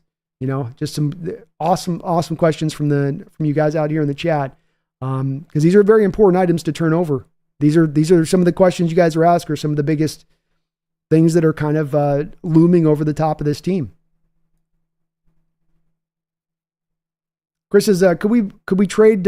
Could be a trade deadline inside linebacker we target if we're struggling there. Don't know who we trade for, but don't want to give up draft capital. We got a nice set for the 2025 draft. Yeah, you're very well set up right now. You're I think looking at a very minimum of 9 picks. You should get 2 extra compensatory picks on top of your natural 7 selections that you're already sitting on, which is pretty nice to have. I think we might even have 1 extra pick on top of that if I'm not mistaken, because of a trade back or something. I can't quite remember on that front. But you're sitting in a good position. To your point on that, Chris, let's look at what the Ravens did there with Mike Macdonald there. Because in Mike Macdonald's first season, halfway through that year, They went out and made a major trade for Roquan Smith. I think they traded a 2nd and 4th round pick or something like that to get Roquan Smith in there. So this was the direction that the Ravens went. To your point, that could be the directions the Seahawks choose to pick this season if that is a need coming up this year or into next offseason. They're going to need to do something at the inside linebacker position. So action will need to be taken. What type of action, though, becomes certainly a little bit of a question mark there with that. I'm with you on that. I think your final point, I think, is important on that. I think Schneider is going to be very patient with that draft capital this year. I don't think that he's removed from making a trade deadline deal move, but I think that there's a little bit of a want here to make sure that he's got the full assembly of that draft capital, the little extra that he's going to have with the compensatory picks in order for, if he does want to package up picks to go get a certain kind of player. Specifically, maybe even quarterback. King Zhao, may sound crazy, Brandon, but I love Jarek Reed a lot. Like, a lot. No, he's a good player, King. He is. Let's not forget, when he went down last year with the torn ACL, he had the 2nd most special teams tackles in the entire NFL. I mean, he was kind of being a special teams demon out there a little bit. And he's a guy with 4.3 speed. He's a guy that played really well in the preseason for us, where he got a lot of his action early on there. So there's a lot to like in Jarek Reed's game, for sure. Don says, how do these kids send a pizza to Jesse Winker in the clubhouse? I can't even hook up someone with a pizza. Come on, I'm just old. This sucks. I don't know how they pulled that off. Because I know how they did, Don, because I think they had him on East Coast time or something like that. It was like early in the day when that went down.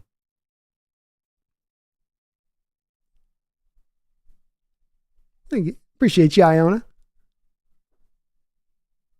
King says, if Jenkins wasn't in, I'd consider Reed as a starter if he wasn't hurt. Yeah, me too. He'd be the next man up. Tony says, re-signing George Fant was also a good move as a backup who's a former starter in insurance policy. 100%, Tony. Because you look at it with Abraham Lucas is the guy that you're bringing that insurance in for. And Lucas is a guy that's very talented, Tony. And day one, he was, as you know, really good starter for us. But he's had these knee injuries the past 2 years. And if you've got to go to a backup, you need something a little bit more functional than you had last year. As we saw, it became a big time kind of issue once you lost Lucas in the way that on top of the way the rest of the line was playing. You already had your issues on the inside part of your line, and then your right tackle starts to become a little bit shaky in addition to it. And then now kind of your whole offensive line falls apart. And that's the way that played out last year. But Fant, he can play right tackle, he can play left tackle. Hell, he can even play a little bit of tight end in 3 tight end looks, Tony, as he did with us back when he was here. It was his first stop. But yeah, good signing, good solid, just helps you out. It's nice to have those insurance policies because stuff can go bad. And you don't like sometimes having to go to an answer like a 7th round pick that's kind of basically barely a fringe player that you have to call upon to then start sort of the majority of the season at that point. Don says, I'll figure out this Apple Pay, double-click donation, yada, yada at some point, man. I really don't understand what's wrong. That's all God did, Don. Like I said, too, it's not just you on that one. I've heard other people have some issues at times in trying to set up the payment at times, depending on the type of app they're using through with the YouTube app. So there's something a little bit wonky with it as well. Chris says there's late night pizza places for the Munchie crowd. Is there? I got to check that out. I always thought they would be done by now. King, I love to see Olu as center, and I mean finally too. He looks good in center spot, and his extremely low stance pre-snap is impressive. He's basically laying down and gets a lot of leverage. Yeah, a very good understanding of how to play the position King's out. It's a guy that had so many starts at the college level. So when you give that guy that amount of stats, just gives him a lot of wisdom in how to play it right and refine down their technique to a really good level. And didn't start a lot last year, but I have a lot of confidence in Olu. Was maybe my favorite pick of that last draft because of how good of value you're getting. I had a 3rd round grade on Olu in that draft where you were able to get him in the 5th round. So a lot of hope that Olu can tap into that level of play. And another guy, much like we say with a lot of players on both the offense and defensive side of the ball in Olu, a guy that really is going into an offense that fits his skill set really well. The request for the move, the mobility stuff, the climbing to the 2nd level from the center position, these are things that he can do at a very high level, and that will fit him really well. FNAF says, are you hopeful for the O-line next year? I am. A big part of it is going to be on the back of those 2 pillars and Cross and Lucas holding up over the course of a full season. Because if they are and they can stay healthy, then I feel really good about it. Because I think you've upped the ante as far as on the talent on the interior line, and that's been the big problem has been the interior line over the past couple of years. guard, center, guard. But there's a high amount of upgrades that have occurred inside there over the past couple of years. You've refined the depth. You've added a veteran presence like Laken Tomlinson to steady it, because it's really about taking it from this league worst level. You had like a near league worst offensive line over the past couple of years collectively, getting it to just middle of the road. And if you can get it to middle of the road, FN, then that takes that offense up to a much higher level collectively. Because they've been able to be, last year, you were able to be the 8th most efficient offense in the entire NFL with an offensive line that was 28th in pass protection, with an offensive line that could not consistently open up holes in the ground game. So if you can just get that offensive line to that middle of the road state, can it take that offense into a top 5 state of things? And I think that that's a pretty reasonable leap of logic to make, in my opinion. And Don, I'm excited about Olu too. The movement stuff with him out of Michigan, it stood out to me, especially this year, Don, when you watched Michigan and you watched the new center who took over for Michigan this year. Because they didn't ask that new Michigan center to come in there and do as much mobility stuff. Every block with Olu in Michigan, it was a reach block, to then having him pull out in space on the next play, to then having him hit a duo block and then peeling down to the linebacker and climbing down the second level on the third play in a row. And then the fourth play coming back and having him pull back across the formation this way. Snap after snap, Michigan's asking him to move in space, move to a difficult block that requires him to be athletic and get to that spot. They didn't ask the same thing of their Michigan center this year to do that as much. They kept him more in a phone booth, more in a kind of a traditional role from a center standpoint. And that's that part I go to, Don, where I say that this new offense really fits Olu, because that's exactly what Grubb's going to do. Move his offensive lineman in space. Ask him to get to the second level. Try to create numbers games with the offensive lineman to one side of the football field. And that's going to fit to Olu really well. Divine says, "You're the best, Brandon. Great community here. Will highly recommend it." Well, thank you so much for that, Divine. And it is the community that makes this place go. It ain't me at all in this. It is the great community that we have here. It is the great folks that come in this chat and truly do drive this show from start to finish. So I'm blessed to have it. It's hard to find it in the online world. There's so much toxicity out there. There's so many trolls that want to come in and disrupt things. And we just don't really get that here. Not to the same kind of level I think other places do. And I really value it about this spot. I really love it about you guys being able to stay in that kind of pocket, because it's not an easy one to always be in this online world. I definitely could tell you that.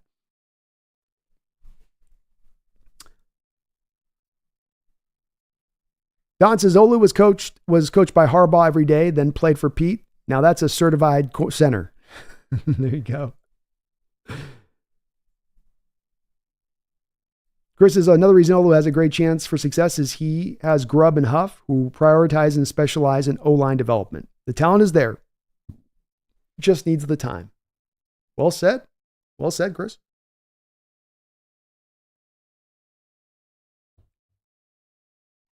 Don says, never mind everything I said about Olu. I'm out. He bent the knee to a woman, let alone a man on the field battling him hand-to-hand combat.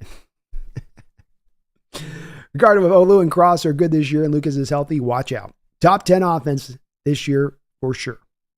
Those first 10 games with Geno and the comeback player of the year, first 10 games. We forget about it, don't we? But to your point, Chris, or to your point, Ricardo, you had Geno at an MVP level. When he had those pillar tackles out there, even with the interior line shaky at that time a bit, the pillar tackles out on the edge, the playmakers out on the outside, the running backs he had to utilize with him at that point, he was playing it like an MVP level.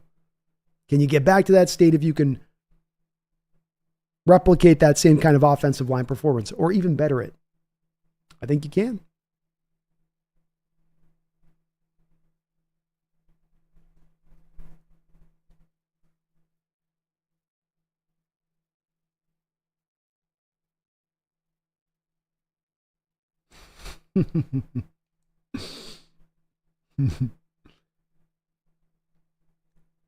His house is a great place. We always have other teams come in and say, what's up? We do. I think it speaks to how people can recognize the value of this community, how cool a community it is, that even as other fans come in from other fan bases, they come in and they know what time it is. They come in to just talk football. They come in to be respectful. They be Niner fans coming in. And it's just, it really is, I think it's emblematic of what you guys have done here to keep it in this lane of things. And just know what we're trying to do here, which is just, as I always say, it's like a football think tank. And we're just turning over ideas. We're turning over considerations. We're turning over potentialities and what the team could do or what's going on in football. And I love it about this place. I really do. Really do. All right. Well, let's put a button on this one. We're almost at 7 hours here. I think we've probably hit the mark here. I want to thank the sponsor of the show, which is going to be Underdog Fantasy. Underdog Fantasy is sponsoring the Hawks Nest and have been throughout the course of this year. If you click the top of the description link below, which is the link to the Underdog website, and then you use the code NEST. If you click the description link, it'll automatically let you use the code, but you can also just go to the site, use my code NEST or NEST, and they will match you up to $100 of your first deposit. $100 in your pocket from me to you through the Underdog Fantasy app. You support us, support me, support yourself, support Underdog Fantasy. It's a win-win-win. And they've got some great ongoing contests that are going on throughout this year. We've got the Home Run Derby coming up as we're getting to the Midsummer's Classic. So the Home Run Derby's coming up here with Underdog Fantasy. So not only can you get your $100 matched, but they will give you some specials as well in addition to that. They give you some kind of freebies there where you can get in there and some easier to win bets because they're giving you those kind of early wins as you put the parlays sorted together. So got some great ongoing contests. You can get into daily baseball fantasy if you want. You can get into some football picks. I've got some seasonal football picks I'm going to present to you guys as far as some picks that I'm going to go at that I think are some really good low-hanging fruit that they provide up on their site. And all sorts of contests you can get in over there, but they have been very kind to support me. So please do show them the love over there on that side of it as you guys have throughout the year. Thank you guys for taking advantage of that code. Now, there are limitations in the state of Washington, but if you're in a casino in the state of Washington, you can use the app full go all the way. So thank you to Underdog Fantasy for sponsoring the show.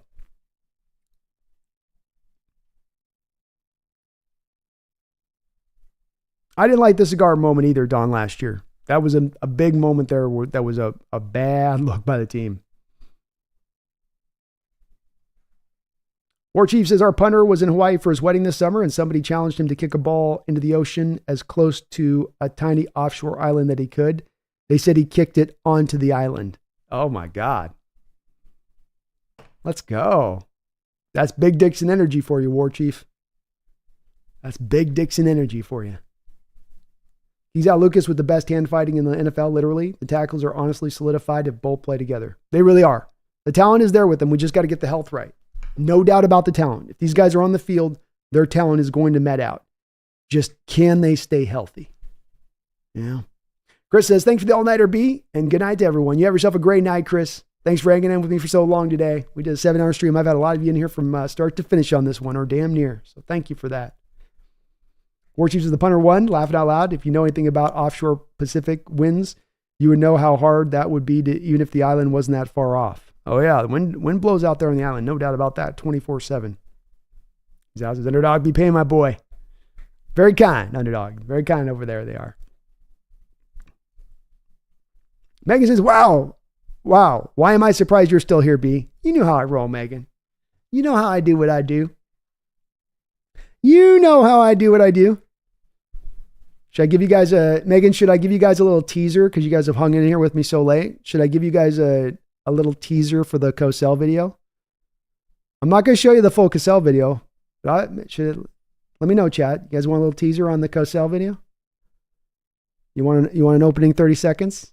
I know you've been waiting on Megan. I'm not releasing it until we're getting close to training camp. So I'm not releasing until we're on training camp, but I can maybe give you guys a little taste. Give you guys a little taste. Tony says, great show, Brandon. And looking forward to seeing your cat with her win-loss picks for your Seahawks. I got to work on that this week. She's resting up, as you can see right now. She's prepping herself. She's prepping herself for the prediction show. So it's coming down the pike here, slow but surely.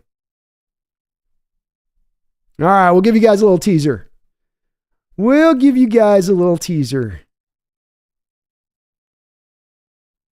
Just a little one, though. I ain't giving you the full meal deal here. No full meal deal here, but we'll give you a little teaser. So, this is going to be released out in about a week and a half.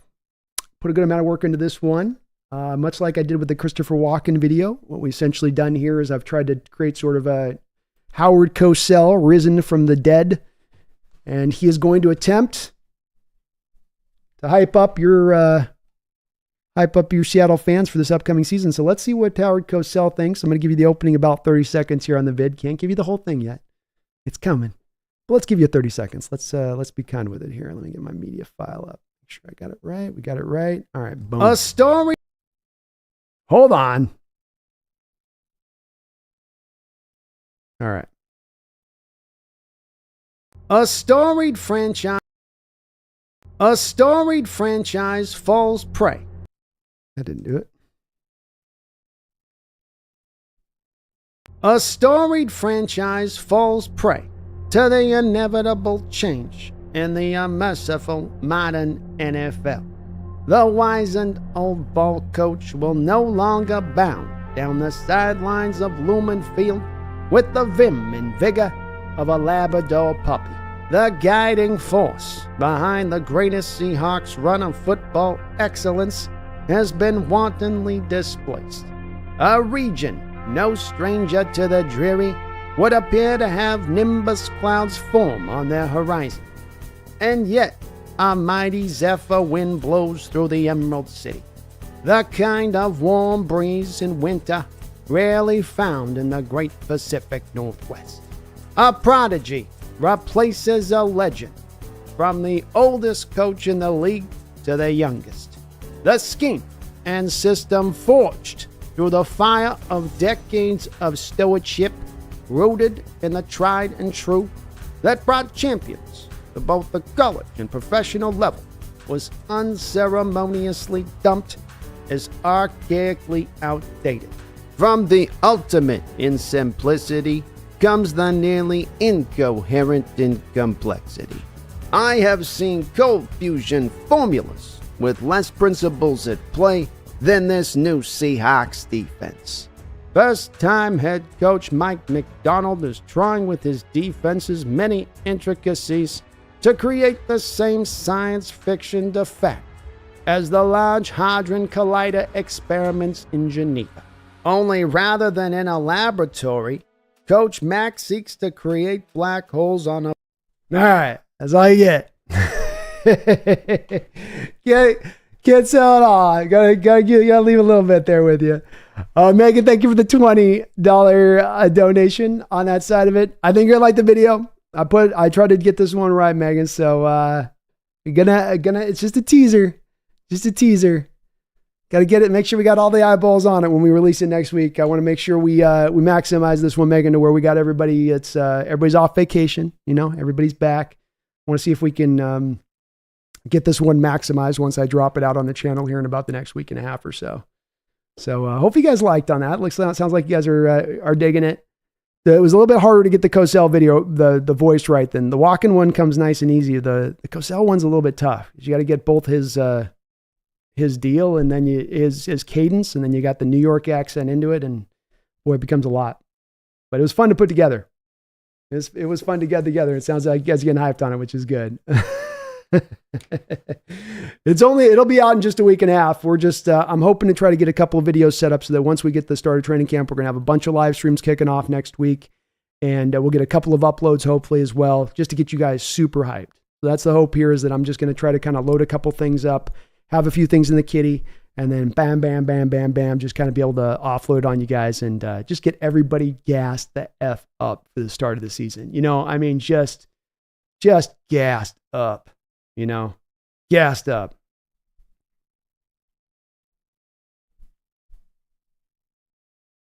Don says, I would have cut it up a little bit different. My eyes were teary. Then I need the sci-fi next level practice with coach. Let's go, Don. 360 Bet says, how do you think our offensive line plays out this year? I think Lucas makes a huge difference. I think Lucas's health is where a lot of this hinges on 360. Because if Lucas goes out and then you got George Fant, and even if you have Cross and if you have a little bit of an improvement on the interior of the offensive line, it still becomes a unit that you're trying to just kind of get by on a bit, I think. So it's still going to be very important for Lucas to remain healthy, for this team to get to not the team, but the offensive line to get to its ultimate upside. Where does the upside exist? There's an upside that exists to this offensive line. It's a good little top end that's there with the talents that's there. But that hinge of Lucas is the part that would make that go. If George Fant's out there for collective year, I think you're maybe a little bit better than you were offensive line-wise last year. but it still becomes a unit that's still trying to kind of find its way over in the overall sense. So middle of the road is kind of the goal, I think. Get off the back end, get to middle of the road, and a big part of that happening is going to be on the back of Abraham Lucas's health, I think. Maggie says, I teared up when Pete was there. I love you, Pete. Yeah, give a little love to Pete in the video at the start there, Megan. I figured, Oh, Pistol Pete.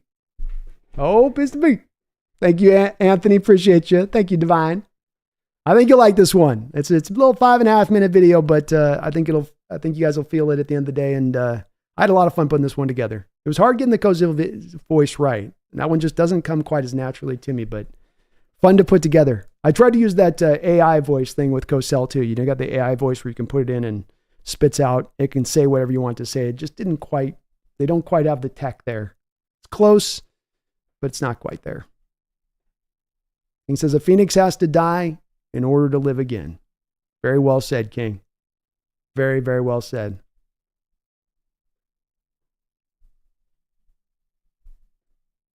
War Chief says, I'm a defensive and Pete was my coach, but I'm super excited to have the new defensive prodigy coaching our team.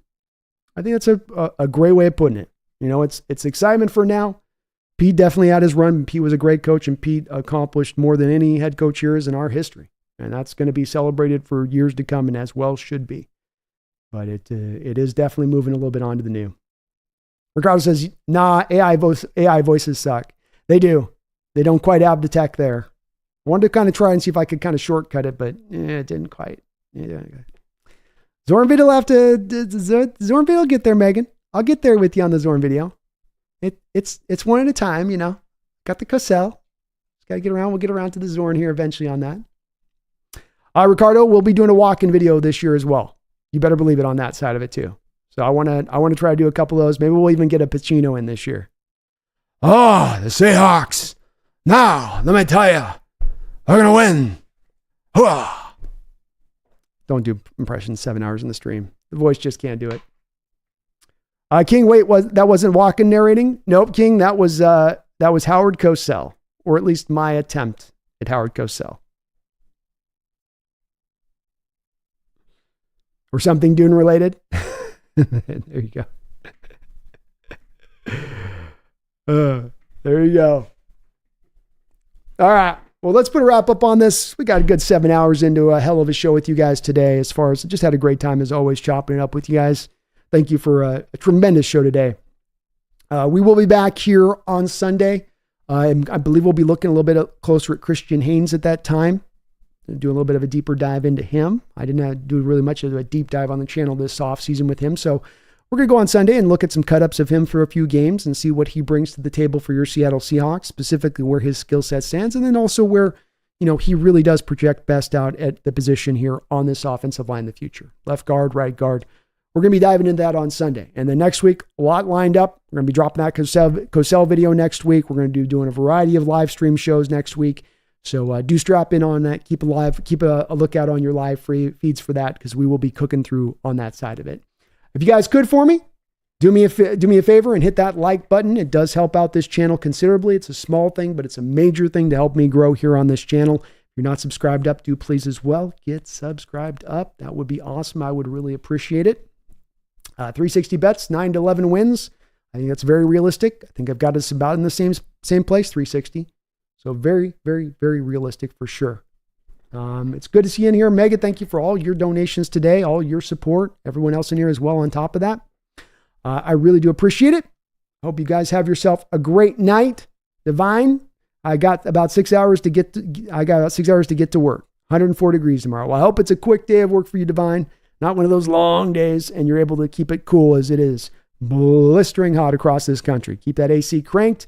Keep yourself the fluids inputting, because you're losing the fluids in the summer, so don't get that heat stroke stuff.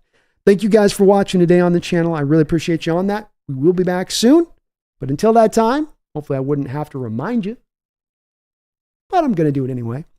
Please, by God, we're about to come in and have a great year, so don't you forget. Don't get too concentrated on the Mariners. Watch the Mariners. Pay attention to the Mariners. But be ready for your Seahawks.